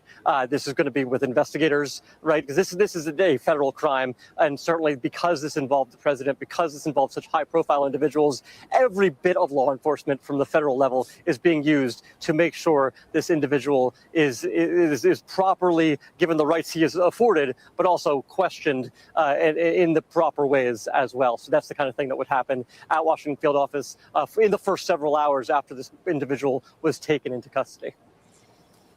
This Gary, is outrageous, last question, guys. in terms They of done that tried to get video Trump that we again. are sure is at the hotel, how quickly does it take for law enforcement to get the warrant to be able to view that? Is it instantaneous in a situation like this? So this is the sort of thing where it is an instantaneous situation where they do need a warrant to be able to look into anywhere, for example, to look into any of his bags or his belongings. But because it's hotel property, they are able to, if the hotel allows them to, which I'm sure the Washington Hilton would be willing to do this in this situation, open the door to his hotel room and allow them They to gonna open that door. You can believe that. Chilling, though, that given all the security, all the layers that you all had to go through to get into this ballroom for that dinner tonight, that this person was allegedly in that hotel with so many weapons. Gary Grumbach, thank you so much for your great reporting tonight. The president spoke at the White House shortly after he was evacuated from the correspondence dinner at the Washington Hilton Hotel. Let's listen in to what he had to say. Well, thank you very much. More Trump talk. It was very unexpected, but incredibly acted upon by Secret Service and law enforcement. And this was an event dedicated to freedom of speech that was supposed to bring together members of both parties with members of the press. And in a certain way it did, because the fact that they just unified, I saw a room that was just totally unified. It was in one way, very beautiful, a very beautiful thing to see a man charge a security checkpoint armed with multiple weapons. And he was taken down by some very brave members of Secret Service, and they acted very quickly and have just released, for purposes of transparency, clarity, I've ordered it to be put out. You probably have it by now, put out on Truth and put out on many other platforms. A tape showing the violence of this thug that attacked our Constitution, and also showing how quickly Secret Service and law enforcement acted on our country's behalf. Really did a great job. One officer was shot, but saved by the fact that he was wearing obviously a very good bulletproof vest. He was shot from very close distance with a very powerful gun, and the vest did the job. I just spoke to the officer, and he's doing great. He's great shape. He is has very high spirits, and we told him we love him and respect him, and he's a very proud guy. He's very proud of what he does, Secret Service agent. And we looked at all of the conditions that took place tonight, and I will say, you know, it's not a particularly secure building. And I didn't want to say this, but this is why we have to have all of the attributes of what we're planning at the White House. It's actually a larger room, and it's much more secure. It's drone proof, it's bulletproof glass. We need the ballroom. That's why Secret Service, that's why the military are demanding it. They've wanted the ballroom for 150 years for lots of different reasons, but today's a little bit different because today we need levels of security that probably nobody's ever seen before. But everyone owes a tremendous debt of gratitude to the courage. Most definitely opening up the phone lines, guys. For anybody that want to call in and basically let me know why a lot of you guys out there think that this is all staged. You know what I'm saying? This is the call-in number. Feel free, you know what I'm saying, to hit me up, man. We're gonna share your thoughts with everybody. If there's anybody out there that would like to call in and let me know why they feel like, you know, this whole situation is staged. I just dropped the call-in number in the chat, guys. Feel free to let me know why you feel like you feel, guys. Let's go. Who sought to kill in Butler, Pennsylvania less than 2 years ago. You all know that story. And in Palm Beach, Florida, a few months after that, we came close. We really had, again, we had some great work done by law enforcement. But in light of this evening's events, I ask that all Americans recommit with their hearts in resolving our difference peacefully. We have to resolve our differences. I will say, you had Republicans, Democrats, independents, conservatives, liberals, and progressives. Those words are interchangeable, perhaps, but maybe they're not. But yet everybody in that room, big crowd, record-setting crowd. There was a record-setting group of people, and there was a tremendous amount of love and coming together. I watched, and I was very, very impressed by that.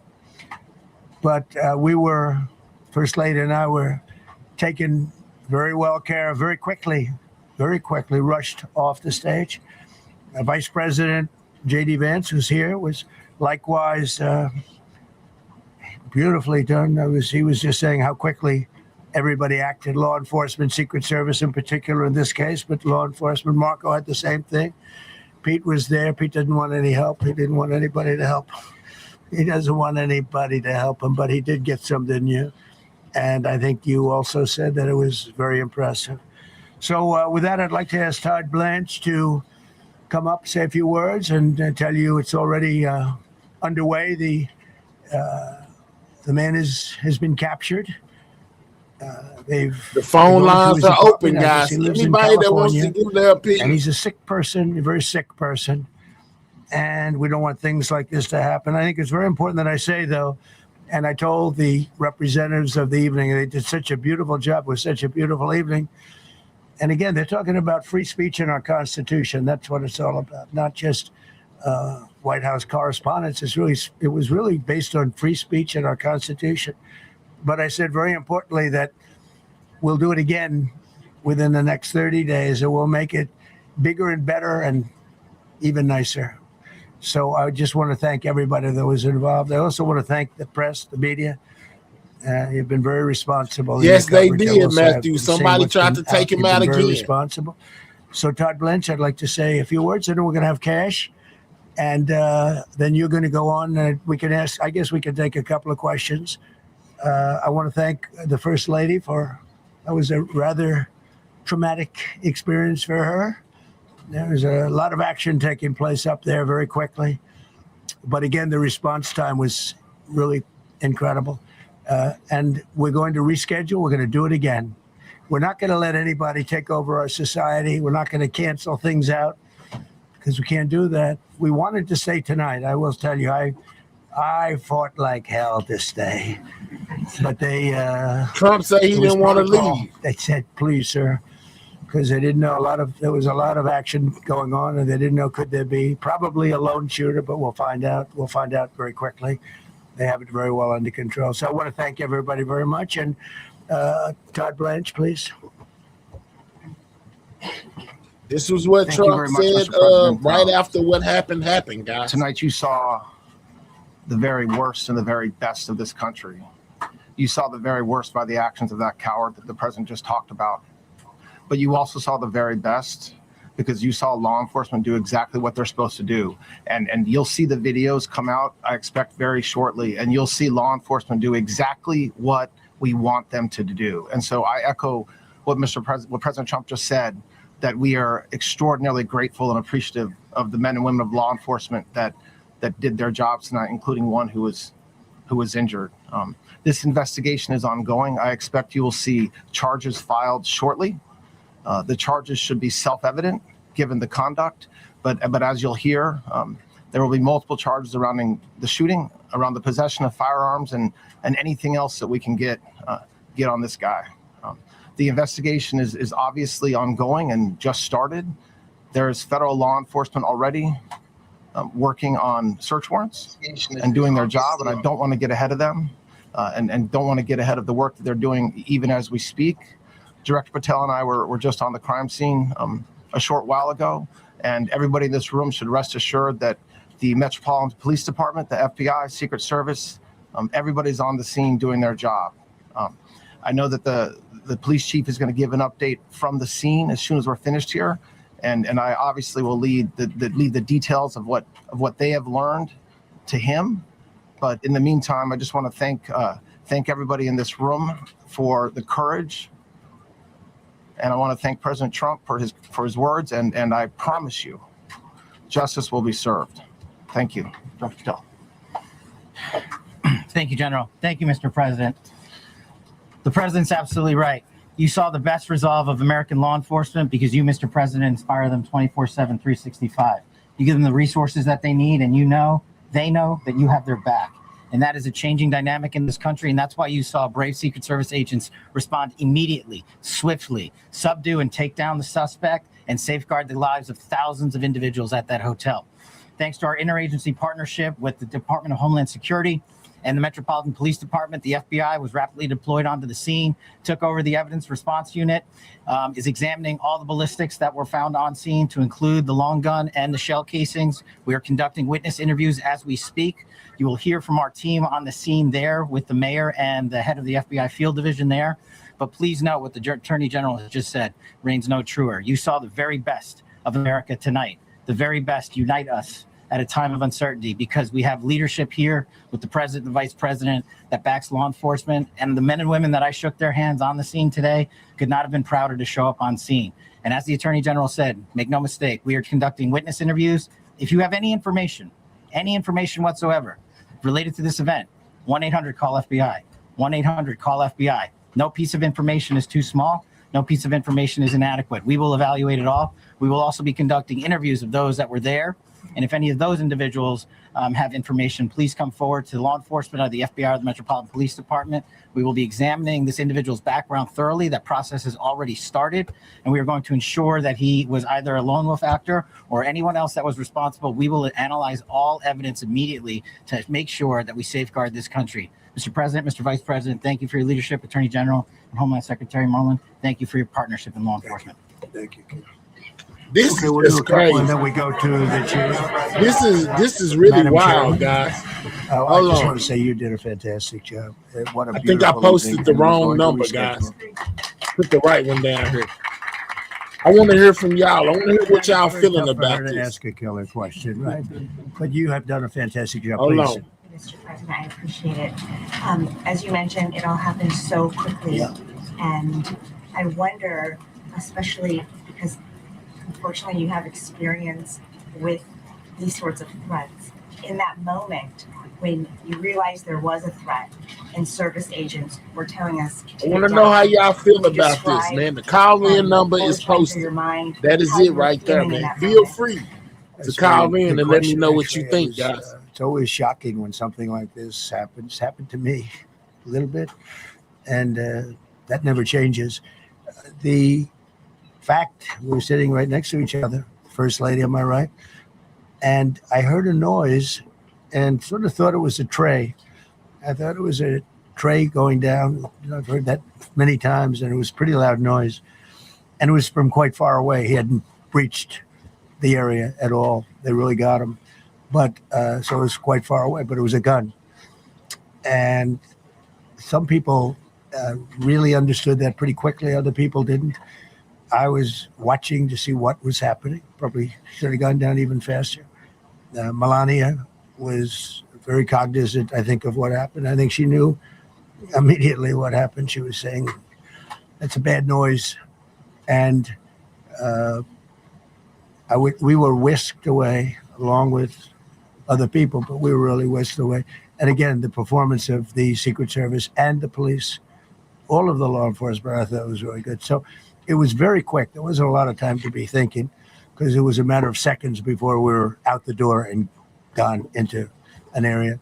We very much, and you wanted to too, we very much wanted to continue it because I don't like to let these sick people, these thugs, these horrible, horrible people change the fabric of our life, change the course They done of tried what we to do. get Trump again, So we guys. held out. You were there. We held out right till the end, but they didn't want to take a chance, and I understand it was protocol.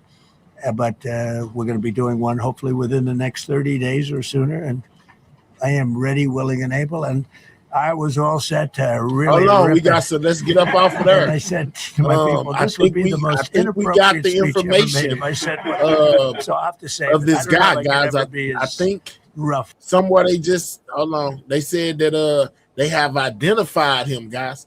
The shooter has been identified. Let's see if they give his name. And things of that nature. Hold on, they saying that he has been identified. Let's go. Let's find out who he is.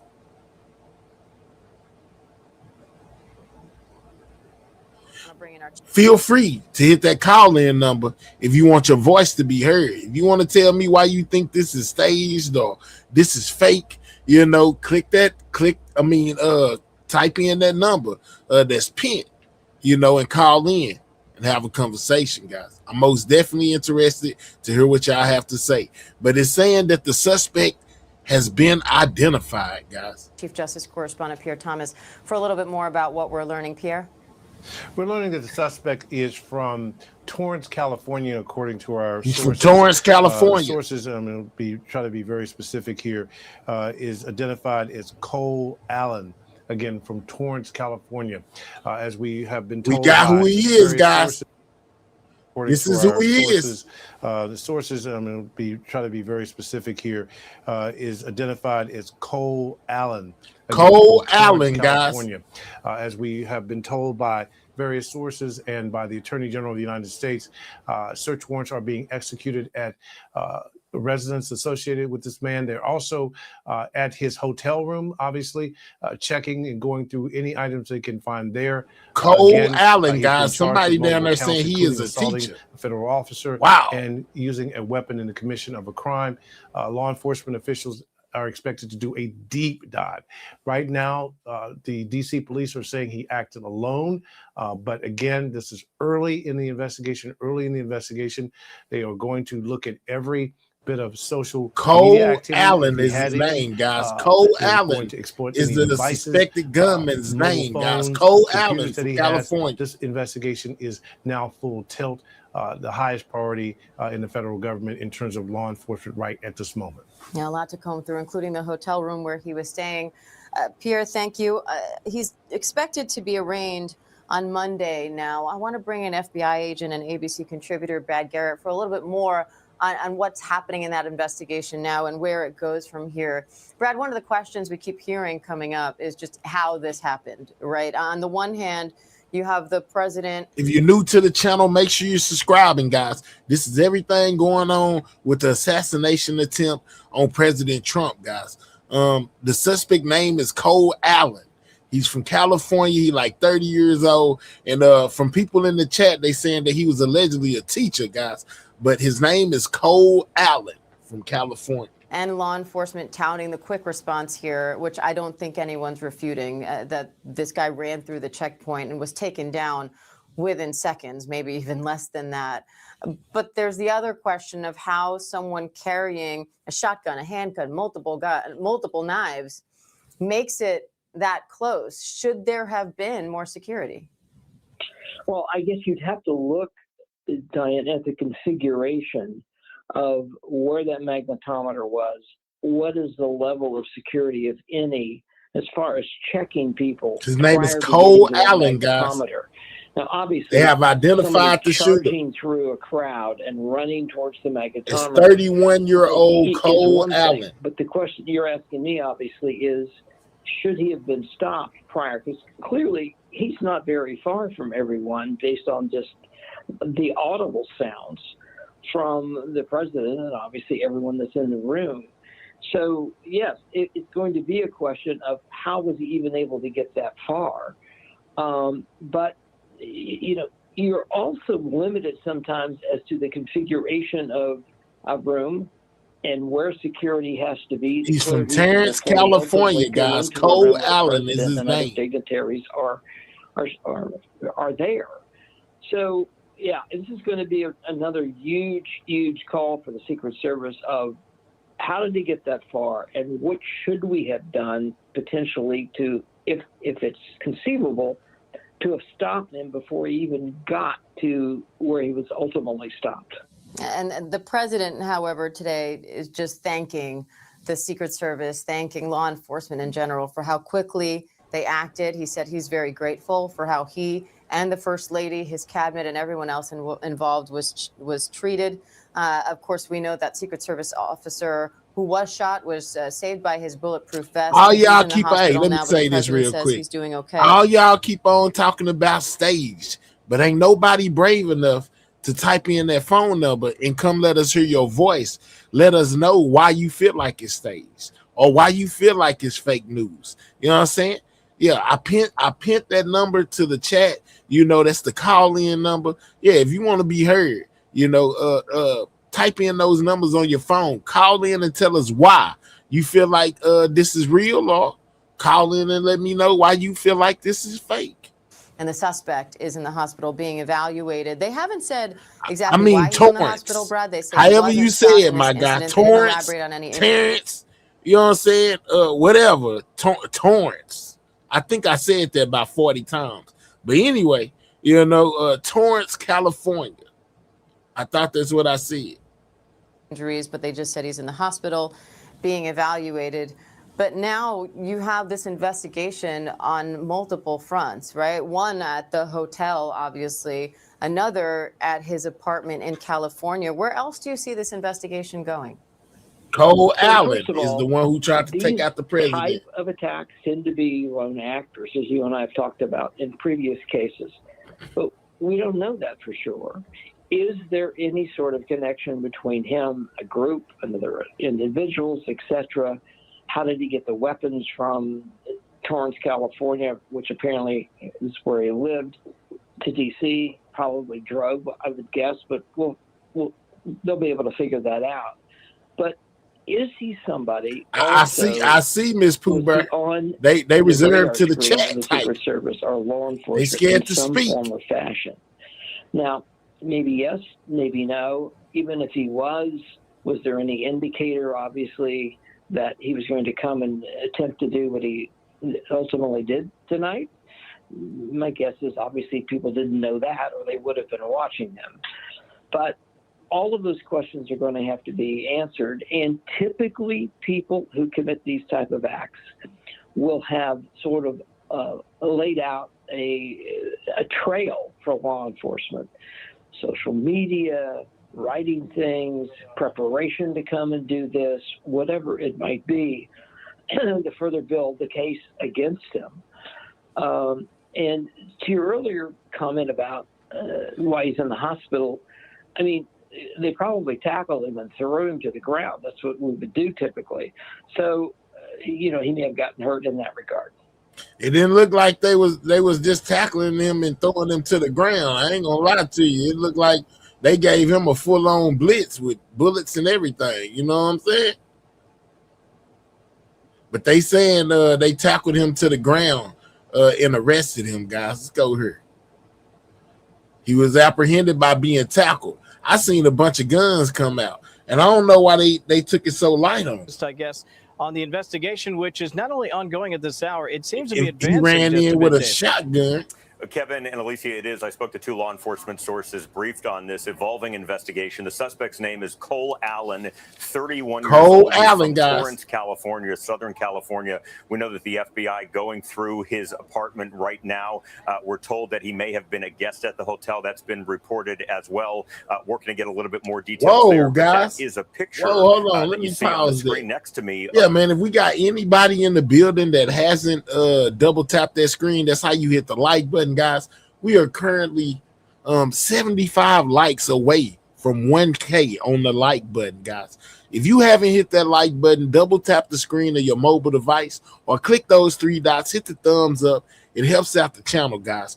I wouldn't keep asking. Most definitely subscribe to the channel if you are new, guys. So we find out that Cole Allen, 31-year-old out of Torrance, California, is the alleged gunman who tried to take out President Trump, or ran past Secret Service with that shotgun, guys. Make sure you're double tapping that screen. We almost there, guys. We're a couple of more likes from 1K on that like button. Shout out to y'all, everybody that's hitting that like button. I appreciate each and every one of y'all. Shout out to everybody that subscribed to the channel. I most definitely appreciate you as well. Of Cole Allen, per 2 senior law enforcement sources briefed on this matter. They're going, as I said, through the apartment, through cell phones, to see who he may have spoken to see if anybody was aware of this. So he's 31. I thought the correct California. number was pinned. Let me call it and make sure it is what it is. Hold on. We are waiting for this hour as we are approaching the midnight hour. You heard the U.S. Attorney Janine Pirro announce some of the charges. She said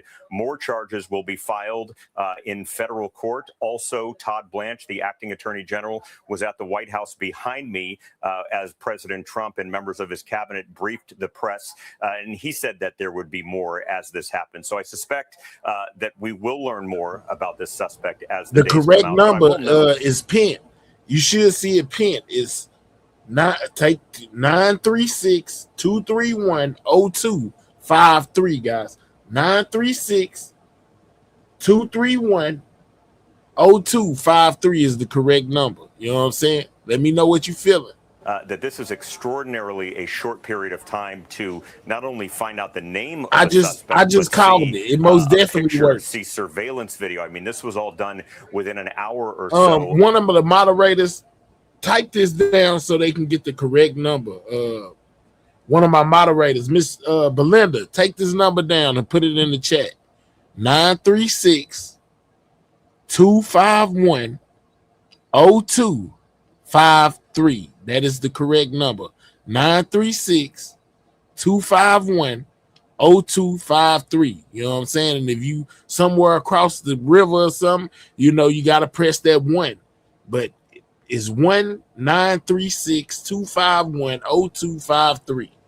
Of that incident that happened, and that's because the President of the United States and all of the top law enforcement officials wanted to make this public. That's and it right there. Transparent, so people can I just see called it. what It was most going on definitely and what worked. happened. Kevin, Alicia? David, that really was an incredible thing that the president was sharing this with us in real time as quickly as he could. He was getting it out to us. One note on something that came out of the news conference with law enforcement. The interim police chief for D.C. did say that the suspect was staying in a room at the hotel and that room had been secured. And then He talking about I called it. It's not working. I just called it. It most definitely rung. Stop playing. Keep trolling me. I'm gonna block you. additionally, we were told that the suspect had a long gun, a handgun, and multiple knives. And all of that is so incredibly frightening when you just think about the fact that law enforcement says the suspect was in the hotel. And David, I don't know if you know this or not, but how does it work when you have this event and multiple events in this very specific hotel with dignitaries, and you have also guests there that have nothing to do with that event? What are the security protocols? Do you know how that works? Well, I don't want to speculate. I don't know specifically Cole how it Allen, would work guys, is each the time, but I'll tell suspect's you name. this. Gun laws in Washington, D.C., the nation's capital, are incredibly tight, are incredibly strict. So to think that, yes, he may have been a guest at the hotel, as the interim police chief said, and yes, he may have had guns on him, it's curious to see, number one, how that would have happened, and number two, what the security protocol Guys, was. we got, hold on, man. They just pulling out everything today. We now have live footage, guys, of the outside of Cole Allen's house, guys. They are live outside of his house, guys, where they just got a warrant, you know, basically to go in. This is outside his house, guys. This is outside his house. Make sure you double tapping that screen. That's how you hit the like button, guys. That's how you hit the like button. This is outside the suspect's house, guys. It says seen outside Torrance, address linked to Cole Allen, guys. Yeah, we got live footage. Live footage, guys. You never know, bro. This is outside the suspect house of the person who tried to take out Trump, guys. Live footage. What?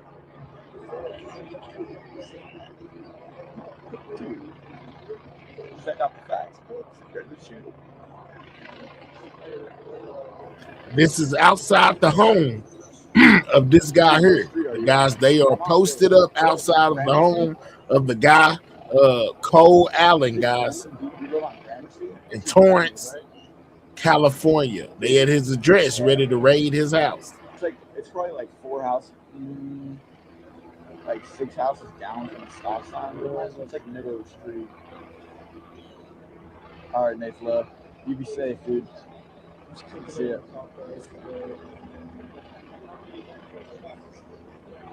Hold on, let me see if you're trying to call in over here, dog. I know it worked. I just called it. Best way to get blocked if you play it. Hold on.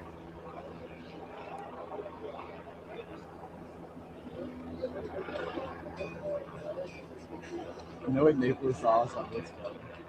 Nah, I ain't miss nobody but me. You is not trying to call in, dog. This is outside the suspect's house, guys.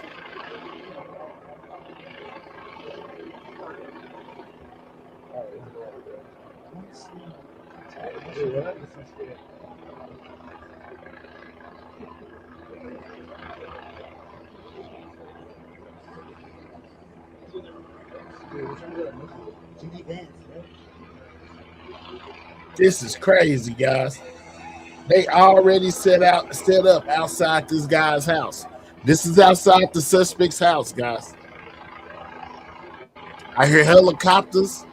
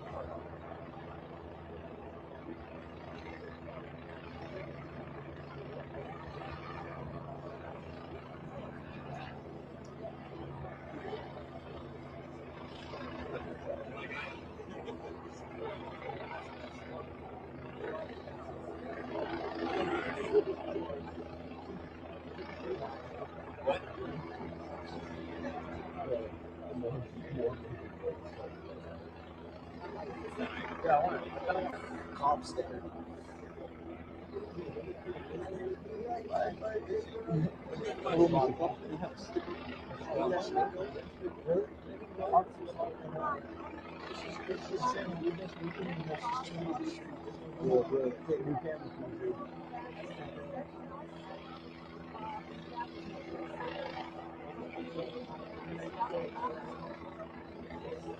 I love you.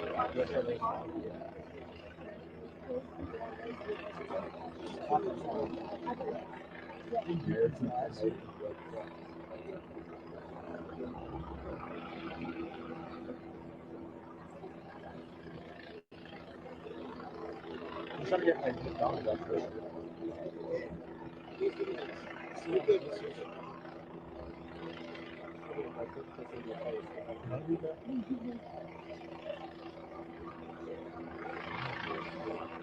Had a big ass dinner. Was he?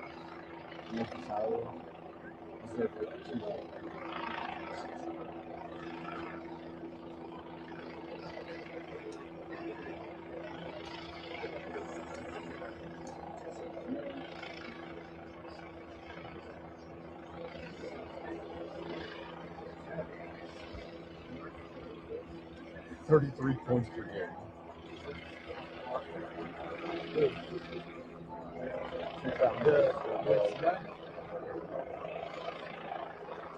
At 55 in the game during the season. Play songs and tea on like it's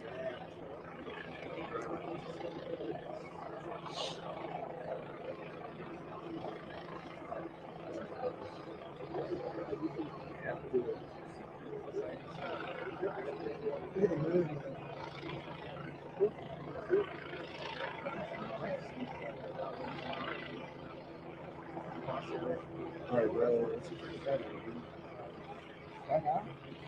What more are we gonna do? Bro, they're not even gonna see, bro. They can't. Can I have a sticker? Alright. Yeah, They saying it looked like a movie set. This is, man, they already there. They raiding his house, guys. They're at Cole Allen's house already. They raiding it. The guy who allegedly tried to assassinate Trump, basically his house is getting raided right now. They posted up live, guys. This is live coverage. This is live coverage of what's going on. Continue to hit that like button, guys. Continue to double tap that screen, and most definitely subscribe to the channel if you are new. And most definitely hit that like button. Shout out to everybody in the building, man. Y'all helped me make it to 1K on the likes. I appreciate that. Thank y'all.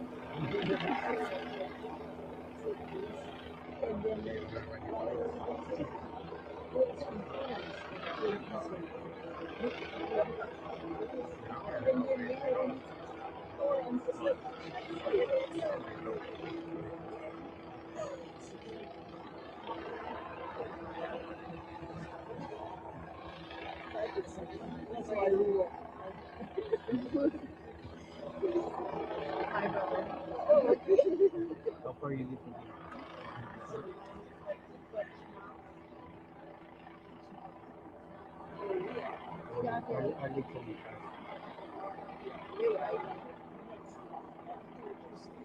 You can take from our window.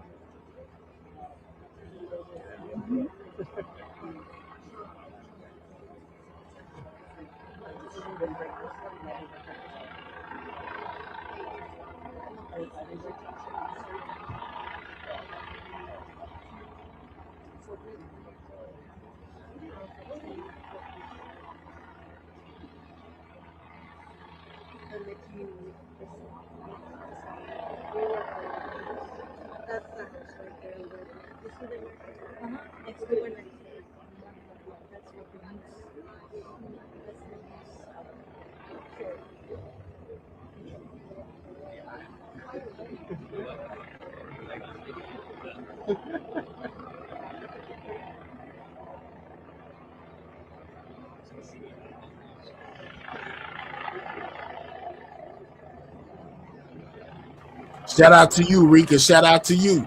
They are most definitely live, outside of the house of the guy who tried to basically run in on Trump them at the convention today, guys. They most definitely are raiding it. Helicopters in the sky. Plenty of police on the scene, guys. Yeah, it's looking like there's a lot going on. They most definitely finna rummage through all this stuff and try to find any clue that they can when it comes to solving this entire situation, man.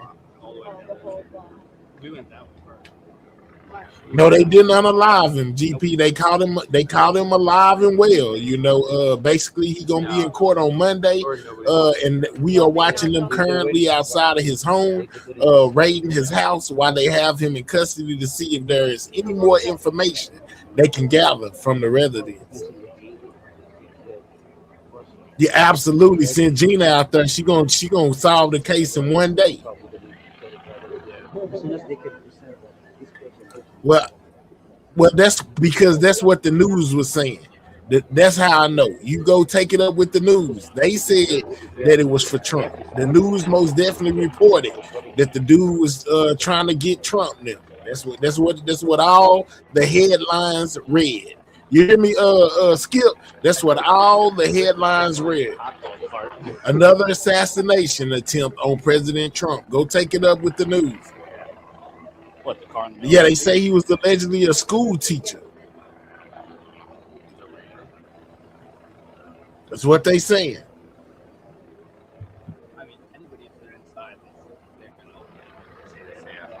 They said he had no criminal record.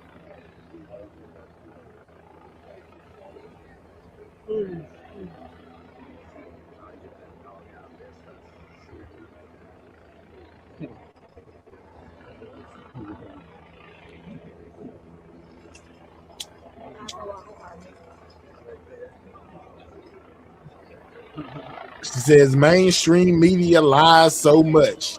Well, it's up to you whether you believe it or not, but it's most definitely being reported that this is what happened today, guys. I'm just saying.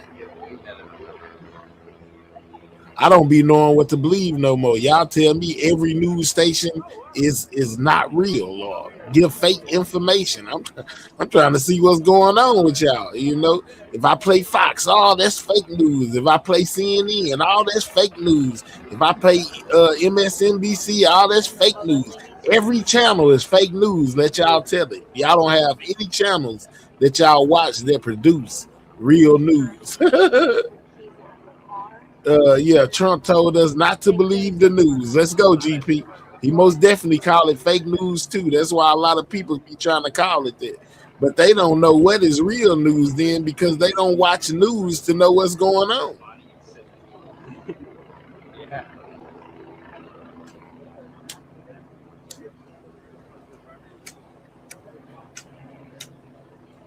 But whether you believe it's real or not, they are most definitely posted up outside that guy's house right now. They are posted up outside his house right now, going in it.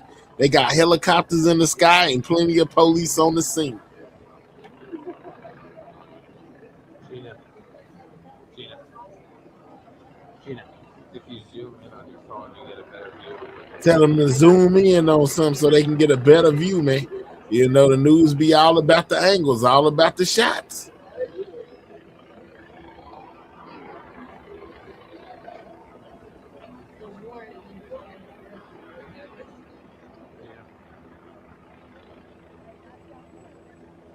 All right, so let's go back. Let's leave the live footage for a second of them outside the home and gather a little bit more information about this suspect himself in this whole entire situation. Hold on, let me pull it up. All right, let's go. Wanted to make this public and be transparent so people could see what was going on and what happened. Kevin, Alicia? David, that really was an incredible thing that the president was sharing this with us in real time as quickly as he could. He was getting it out to us. One note on something that came out of the news conference with law enforcement. The interim police chief for D.C. did say that the suspect was staying in a room at the hotel and that room had been secured. And then additionally, we So were hold on. told This that is when they told us about it. Senior Let's law go back enforcement here. sources briefed on this matter. They're going, That's as I said, him through right the there. apartment, through cell phones, to see who he may have spoken to see if anybody was aware of this.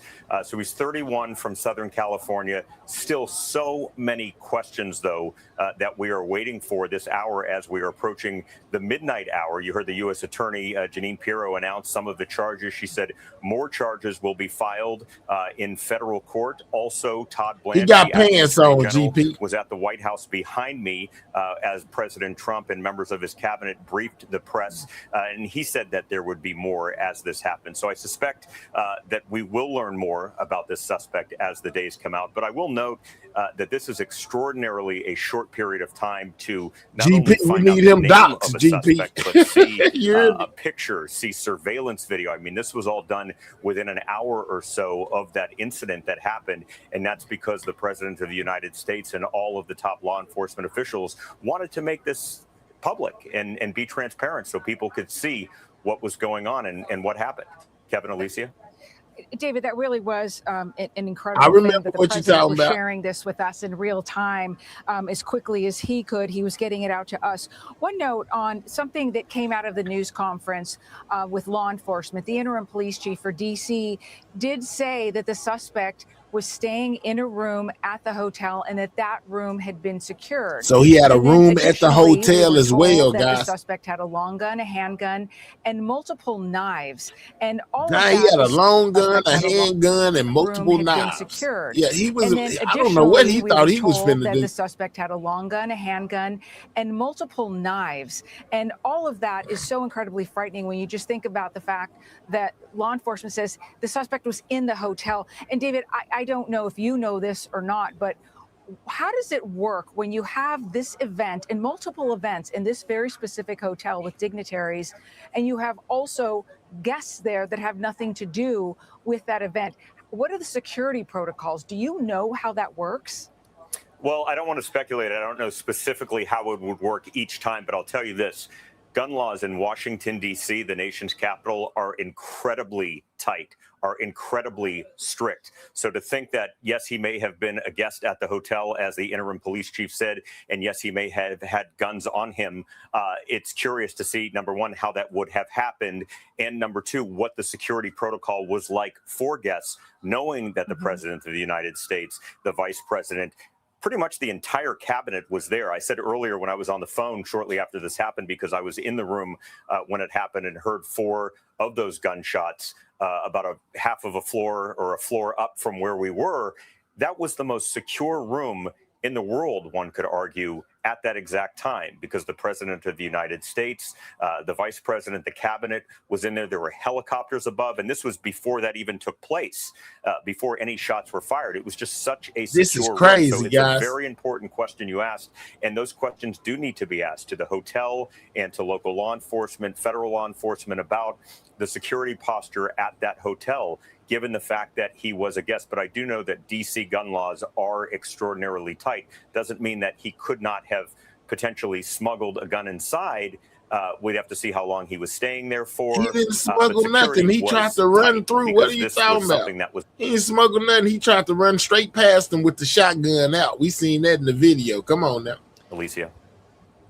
David, let me jump in here really quickly. Thank you, Alicia. You know, when I think about some of the coverage that I've seen tonight, the question has been, I think, a fairly decent one, and that is what can be done moving forward to ensure the safety, not just of the president and other dignitaries, but obviously of the attendees as well. And yet, I think as this investigation moves along, one of the more important aspects just might be how we can, at the very least, continue to surveil everyone who comes in and out of that particular K-Cell, facility. my And I God, think what's there are a lot up? of people who feel very strongly, David, that this hotel has history. And unless and until there is, for example, a secure ballroom at the White House that can house this many people at a major event, there has to be a lot more done. And those are conversations that have to take place I'm guessing immediately so. and in a fulsome way moving I'm forward. I think you would listen. agree. Yeah, I would agree. Hold on, And let me pause it. I guess so, because only one Secret Service agent or person at the door was hurt. And basically he wasn't even hurt because he had a vest on. So I'm guessing that he ran by, he might have been fired. But my thing is, how they didn't unalive him? Everybody that I seen on the video had a weapon, and he done pop one of y'all's and y'all didn't take him out. That's crazy. They saying they wrestled him to the floor. They saying that the bullets that the servicemen shot missed him. I'm like, what? Is it people in the chat that don't know you? Maybe so. And I don't know none of these people. GP, I don't know a lot of these folks. Some of them I do, some of them I don't. But yeah, man, I just don't know it. It's just something crazy about they all miss. I will add that, this hotel, for people that don't know, is the hotel where just outside downstairs Ronald Reagan was shot in 1981. That's right. And many people remember that. That was outside. That was a different circumstance. It was a different entrance. But that was where President Reagan was shot. So the hotel absolutely had history. And, there certainly will be a full review of this going forward. This is where the dinner has been held for decades. It's not clear if the dinner will be continuing to be held here in the future, but it's a location that could fit all of those people. I mean, it was massive, but I will say, being inside tonight, it did feel about as packed as it felt since I've been going to that dinner. I mean, you could see that just about every person was in there, and every table they could have fit, I should say, was in there, and people were sitting almost against the walls in the back. Oh, you didn't know, GP? Oh, man, that's how we. It's a lot of people over here you don't know. That authorities need to look at, Kevin. And David, can you talk to us a little bit about where you think this investigation goes? It's just getting started. We know that they're in the apartment, as you reported, in Torrance, California, about who this person, the suspect, Cole Allen, is, if he had any public ideologies that he'd shared on social media. Well, you be missing out. We be having a packed house, GP. Where does this be go? having a packed house. Well, they're talking to people that know him. They're going to check social media posts. They're going to take those ballistics. They're going to take the bullets to the crime lab, the FBI crime lab in Quantico, which is about 20 minutes, 25, 30, with no traffic in Washington, D.C., just outside D.C. in Northern Virginia. So that's where they take all of that. That is the best of the best who works. Those are the best of the best who work at Quantico. As far as the charges are concerned, D.C. is unique because it's not a state. They caught him fast, city, boy. They but got it's right within, on it. They at his house right now, right? They on his top. So federal charges almost certainly will be filed in this case. And I think just from seeing what we've seen tonight over the past hour or so, when President Trump I wonder what he was high on. He tripped in the press briefing room. Again, it's truly something to see the video and the pictures and have all of this information about this person so soon. So I suspect these charges will be escalated as far as the speed of the charges, the speed of the timetable of law enforcement. Sometimes law is slow, sometimes justice can be slow, but I have a feeling in this case things will be sped up. David, I know you to be a tough guy. I'm just curious, in the moment when everything was unfolding, what was going through your mind? Well, I was talking to a colleague of mine, and we were just having a regular conversation. She was sitting next to me, and I heard 4 pops, pop, pop, pop, pop. And a lot of people started screaming and said, "Get down, there's a gun." So immediately got down on the floor, made sure my colleagues were on the floor, made sure everybody was down and secure. And we didn't move until we really could hear people going through to make sure that everybody was safe. I saw the FBI director, Kash Patel. He was being escorted out when I was able to get up from the floor to see what was going on.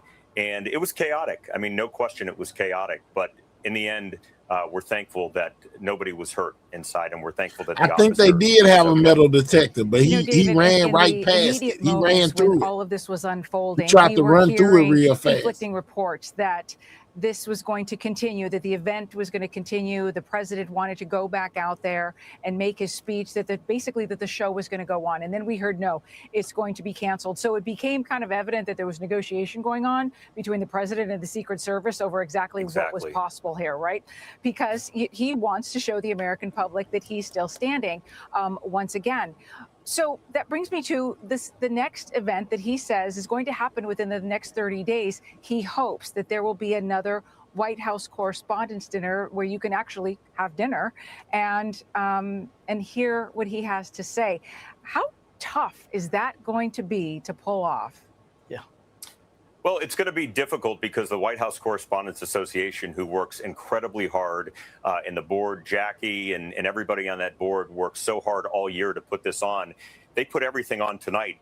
Everything, the money was spent, the dinners were there, things were done. I mean, this was the night. So to get that together in 30 days might be difficult, but it's something the president said he wants. I suspect that he spoke to members of the board as well. And who want to do it. So that's the goal, is to get it done. But the reason that he did not come back out tonight, even though he wanted to, as he said in the briefing room, is because it just was too dangerous. The Secret Service and probably some of his aides were concerned that there could have been somebody else. I mean, when that's happening that quickly, now we know a little bit more. Tomorrow we'll know even more about this suspect. But as it's happening and you're 30, 45 minutes out, you don't know if there could be another shooter or another attacker. So you have to be careful, and that's why that decision was made. David, we're looking at pictures of the video that the White House released, some of the This is security just crazy, footage. guys. What struck you in watching how quickly the gunman tried to rush past the mags and how quickly him trying to run through the there? That's team him on the sprung into video, guys, trying to area up and get Incredibly through quickly. He was going for it. He was ready to go for it. And those Secret Service officers and officers were there. They were incredibly brave, and they jumped into action. And, we're glad that officer is okay, that was hit. The officer was hit. His bullet resistant or bulletproof vest was hit, and we're glad that person's okay. But yeah, it just shows you what these people deal with on the stage. President Trump and Vice President Vance and the First Lady, they were all taken to safety, and immediately you saw agents with long guns and shotguns, rifles come to the stage just seconds after it sounded. Those gunshots sounded, so they were ready, and they are ready. Incredible reaction. Alicia. Yeah, and David, I think this week coming up is going to be very interesting in Washington when it comes to the conversations. Bill Melugin pointed out very early on when all of this was unfolding that as of right now, the U.S. Secret Service under the They DHS just ain't going, guys. funded. The chat It's not say, fully man, funded. they ain't There are believe. some They don't frontline believe. agents that are being paid. They're getting money from the big, beautiful bill. But there are many people behind the scenes who are not. And I have to imagine that tonight that changes at least some of the conversations, if not some sort of action, maybe going forward. Well, it certainly may do that, no question, because, yes, part of the Secret Service has been without funds, and that clearly is something that I think lawmakers on both sides will talk about. Something else is very important to mention is that on Monday, King Charles and Queen Camilla are coming over from the United Kingdom. That's right. And they are going to come here for a state visit for several days, and they're going to be in Washington. Sure, they're going to be at the White House behind me. Things are secure here, but they also have plans to go to New York and meet with everyday people. They have plans to go to Virginia, a national park in Northern Virginia, and see local people there. So, I suspect that the Secret Service is going to work on that plan and really come together and talk a little bit more now that this happened tonight, given the fact not only that they've gone without funds, but the fact that the King and Queen will be here in just a few days. Great reporting as always, David Spunt for us over at the Crazy, White House. y'all. Who would have ever thought that today of all days, man, they would be trying to allegedly get Trump again, man? I'd be blown away every time, guys. Hold on real quick. All right, so let's go here. As they give us some insight on the Secret Service, guys. Listening to an update from law enforcement tonight, a night that began at the White House Correspondents' Dinner and ended with this potential act of political violence. A gunman, 31 years old, running with a shotgun, a handgun, and multiple knives toward a room full of journalists and the President of the United States, along with cabinet members as well. We have charges. We just heard from the U.S. Attorney for the District of Columbia, Jeanine Pirro. Assault on a federal officer, 1 count. And 1 count of, was it a firearm? This is what he's charged with, guys. Intent to commit violence with a weapon. Intent to commit violence with a weapon. Now, those are preliminary charges to hold him tonight as this investigation continues. They will almost certainly be upgraded from there. I'm also here. These are the suspects' charges, what guys. stood out to you? Hold on. I think what stands out to me. Intent to commit violence. Using a firearm during the crime of violence, assault on a federal officer using a dangerous weapon, guys, is what he's been charged with so far. These are the charges. With a weapon. Now, those are preliminary charges to hold him tonight as this investigation continues. They will almost certainly be upgraded from there. I'm also here. What stood out to you? Well, I think what stands out to me is the fact that this took place at the Washington Hilton, which, for people who don't know, the White House Correspondents' Dinner has taken place at that location for decades. It's right in the middle of D.C. It's also colloquially known as the Hinckley Hilton because 45 years ago, there was an attempted assassination outside of the hotel after an event by John Hinckley shooting at Ronald Reagan, the president at the time. And the reason that the dinner takes place there and has for decades is very simple. It is a very large hotel with a very large ballroom. Everyone's seen the pictures by now. There are thousands of people in that room. It's one of the few hotels in the city that can accommodate that many people. And as a result, it is not really logistically feasible, or at least it hasn't been up until this point, to put the mags outside of the hotel and have people go through the mags as they come into the hotel, because you've got lots of guests staying at that hotel who walk in and out as well. And so the mags were set up right outside the ballroom itself, which is what apparently enabled this individual to get so close to the ballroom that people who were sitting in the back actually heard the gunshots. And I want to point out something else, Tony, which is that I was surrounded by a bunch of people who had already been through the shooting in Butler, Pennsylvania, the attempted assassination there, and they were sort of plunged right back into that moment. I'm not just talking about journalists, but officials as well, who, as we were cowering under the tables, you could tell that they were experiencing some form of PTSD because that in and of itself was a traumatic event that they were now revisiting. Yeah, it's a remarkable situation here. We heard the president in an earlier press conference talk about events like this being something that comes with the territory. And we have a list we can just make on the back of an envelope of the number of major political figures and major figures in public life who faced incidents like this. It's a remarkable fact, I imagine, now we can now about our country at this moment in time, that this does come with the territory. Go ahead, Matt. We have become accustomed at this point to political violence happening with shocking frequency. And I think one of the things that we have seen is that this happens time and again. However, and I think we just heard this in the press conference, what the USS Secret Service Chief Sean Curran described as the multi-layer protection worked.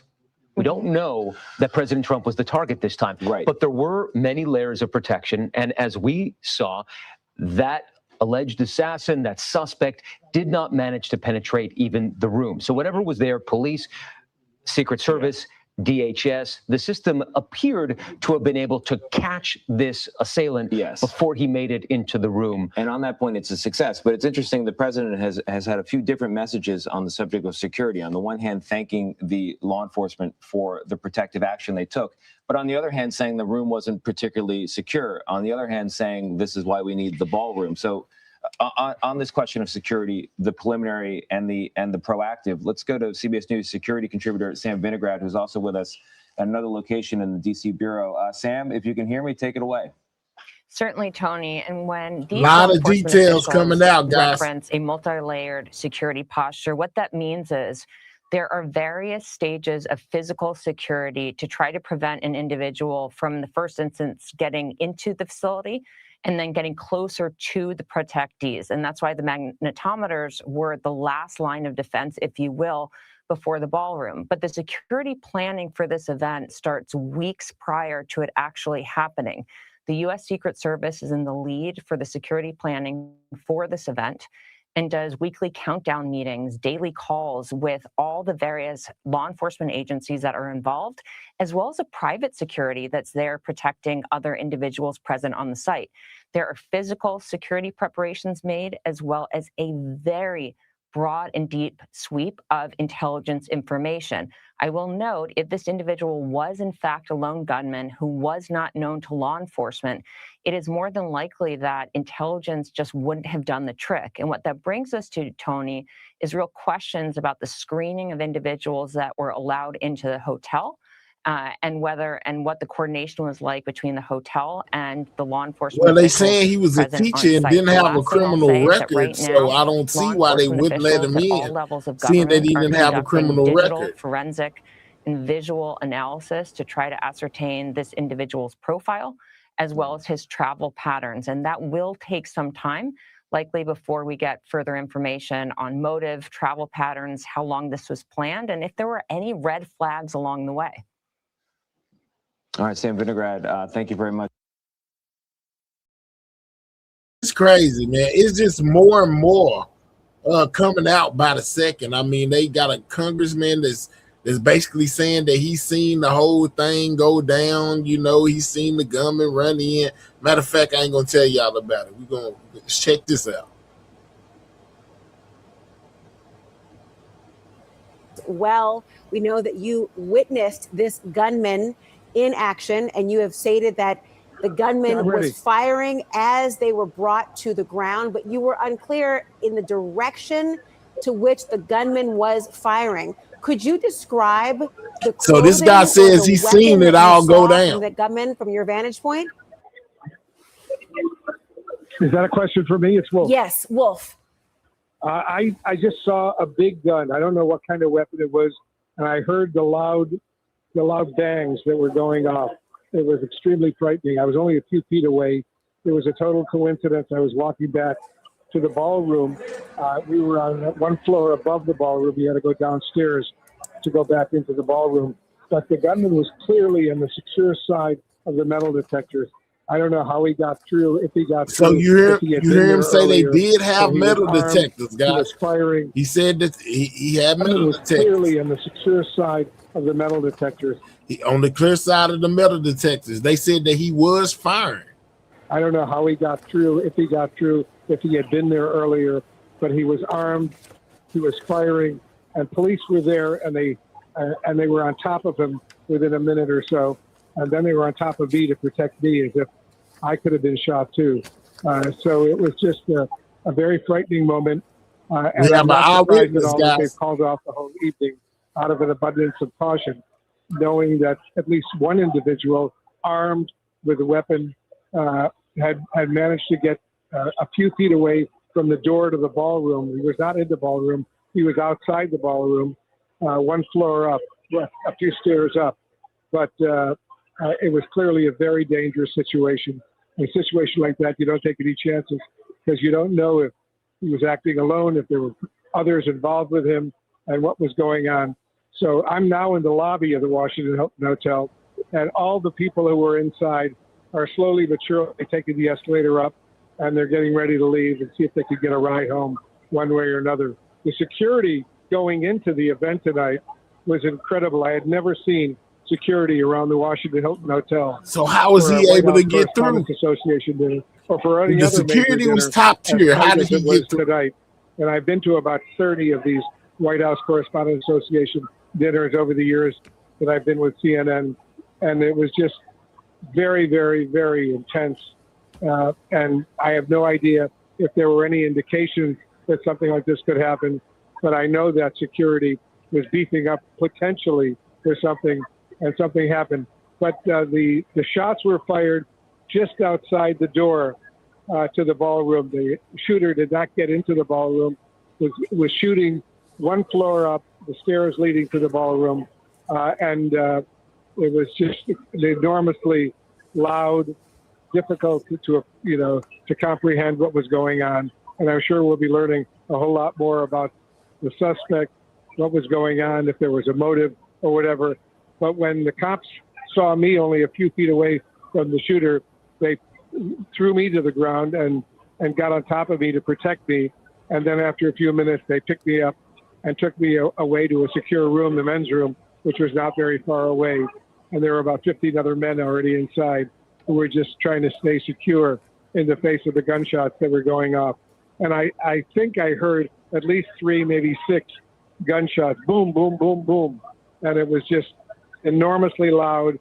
I had no idea what was going on. And for, initially, when the cop pushed me down, I said to myself, I wonder if, I was a target or whatever. And thank God I wasn't, because I was not shot. I was just thrown to the ground and protected to make sure that there were no gunshots aimed at me. So it was just a coincidence that I happened to have been there walking back to the ballroom. He got lucky when all of this took place. All right, they say and Wolf it is was a just a CNN frightening reporter. moment Okay, indeed. all right, bet. And people are still So here at the Wolf hotel. They're he's trying a to get part out of of here. CNN. He They was wanna there. go He home. seen it out. I don't blame them.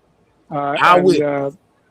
It's just a scary, scary situation. You can watch as it's unfolding right now. You're going to see from the left part of your screen in a moment. Yeah, this is the first time that we are seeing this on the big monitor, and the first time we are playing this at CNN. Okay, You that can guy see just how ran quickly. Right. So this is and what you happened. see the area that they appear to be near. We were told earlier, in the presence of a magnetometer. Look at the number of agents with weapons drawn who are running and pursuing this person.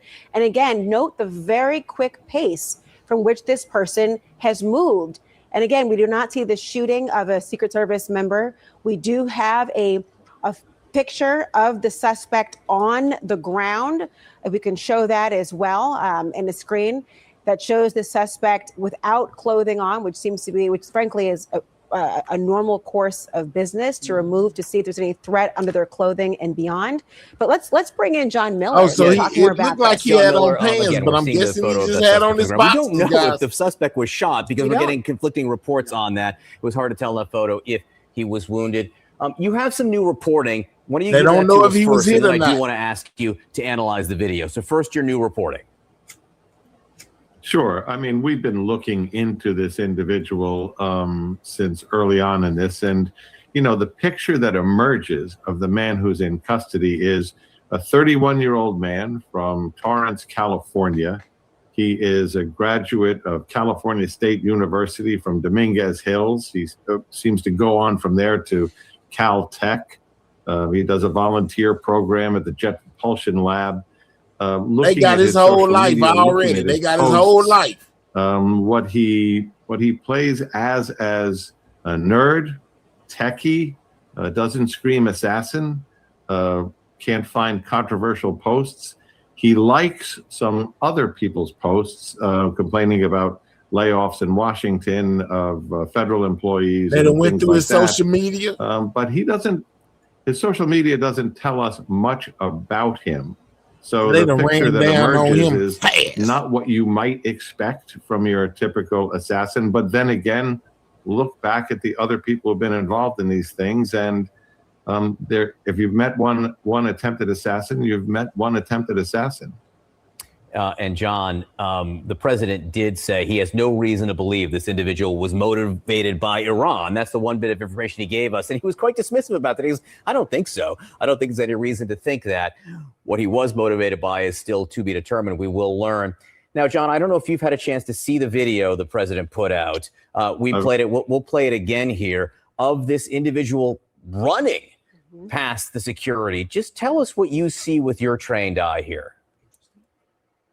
So he's running at breakneck speed, and you see the first agent who he is running towards literally spins out of the way while drawing his gun at the same time, and then shots are fired.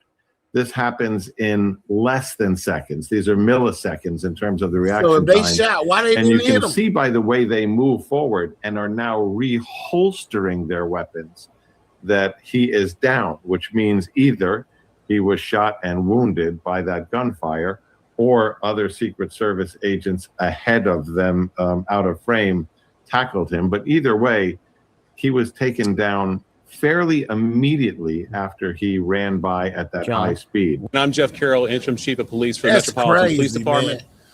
This afternoon, this evening, That is members just of the United wild. States Secret Service and the Metropolitan Police Department were here at the But Washington we already Hotel for a seen site this detail part. for. We already seen them give their analysis. We just didn't see, you know, what the people had to say. But we most definitely seen that part already, as far as when they came out and spoke. Should have hid different gun parts in KFC bucket.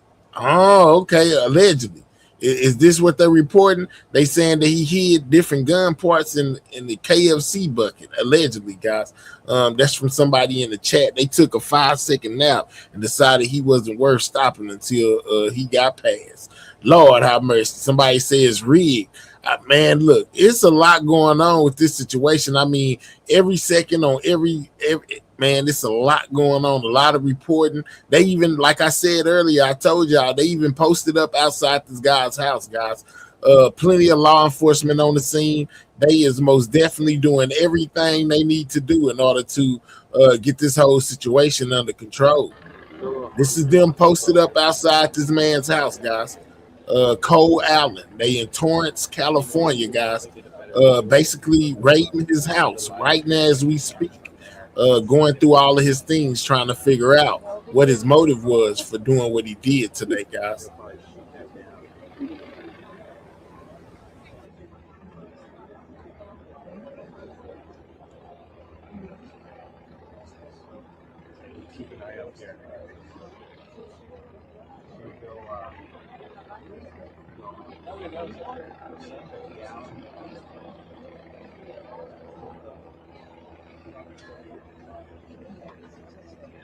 They are still out here, guys. Still here. This is live footage from outside Cole Allen's home, guys.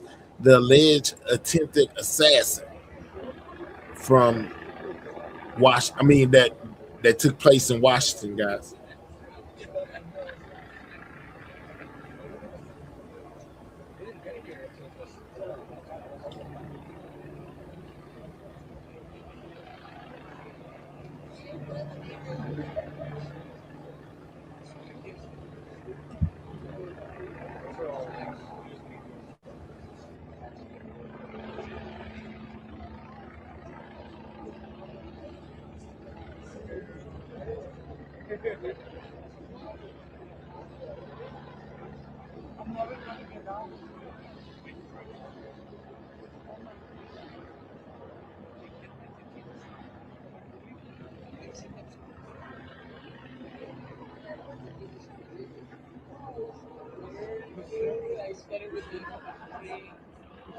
Heavy police presence as well as helicopters in the sky, guys, as they go through this guy's house and basically try to find out what made him go crazy, because he lost his mind today and ran past Secret Service with a shotgun.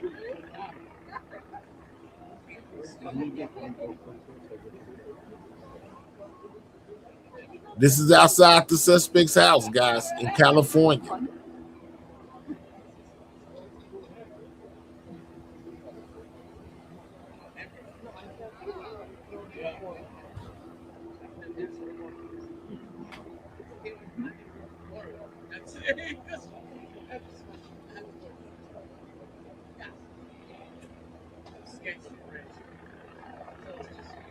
Another failure, as you say. But all right, guys. So today, you know, we found out that a potential gunman tried to run past Secret Service, guys. Basically, it was a lot of head people of America, you know, gathered in this one place. He had a shotgun, a handgun, and multiple knives on him, guys. His name was Cole Allen. From Torrance, California. You know, this guy right here, a 31-year-old. Some say he was a teacher or is a teacher, no criminal record. Police were able to apprehend him, I guess, without too much going on, because he is still alive at this point. He's due in court on Monday. They will most definitely be, arraigning him on Monday. So we most definitely will be there for that, guys. As well as any other details they might bring up, along with the rest of this of what's going on. So make sure if this is your brand of entertainment, guys, that you subscribe to the channel. Most definitely double tap that screen. That's how you hit the like button, and feel free to grab a membership if you would like. But I'm most definitely live Monday, Wednesday, and Friday mornings, 9 a.m. to 11 a.m. with all the latest and breaking news, guys. Whatever's going on, we most definitely cover it. So it's most definitely worth it. Catch me here, on Monday, Wednesday, or Friday, to get your news fixed, guys. 9 a.m. to 11 a.m. We usually don't run a long show, but since it was so much information coming out, I most definitely wanted to bring it to y'all. So I most definitely stayed a little later than usual, but we most definitely run our show from Mondays, Wednesdays, and Friday mornings, 9 a.m. to 11 a.m. guys. So make sure you show up and holler at me. So make sure if you subscribe, you turn your notification bell on to all, because you don't want to miss anything when everything news goes live, guys. We will most definitely be bringing you the most up-to-date, information that we can find when it comes to anything going on, in worldwide news. The Iran situation, the situation with the scientists most definitely have been having me captivated.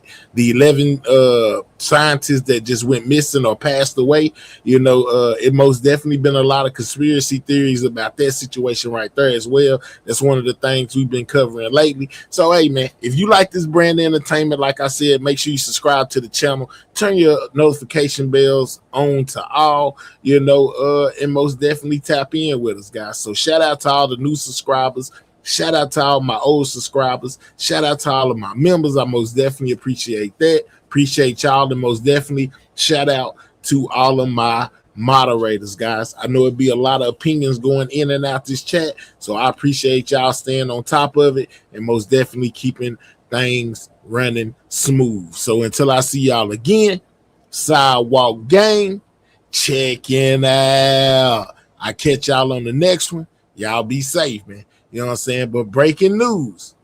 His name is Cole Allen. He's 31 years old, out of Torrance, California. Police are currently raiding his house while he is most definitely in jail. And I look forward to seeing more details on this whole situation come out, and I keep y'all posted. Y'all be good, man. I'm gone.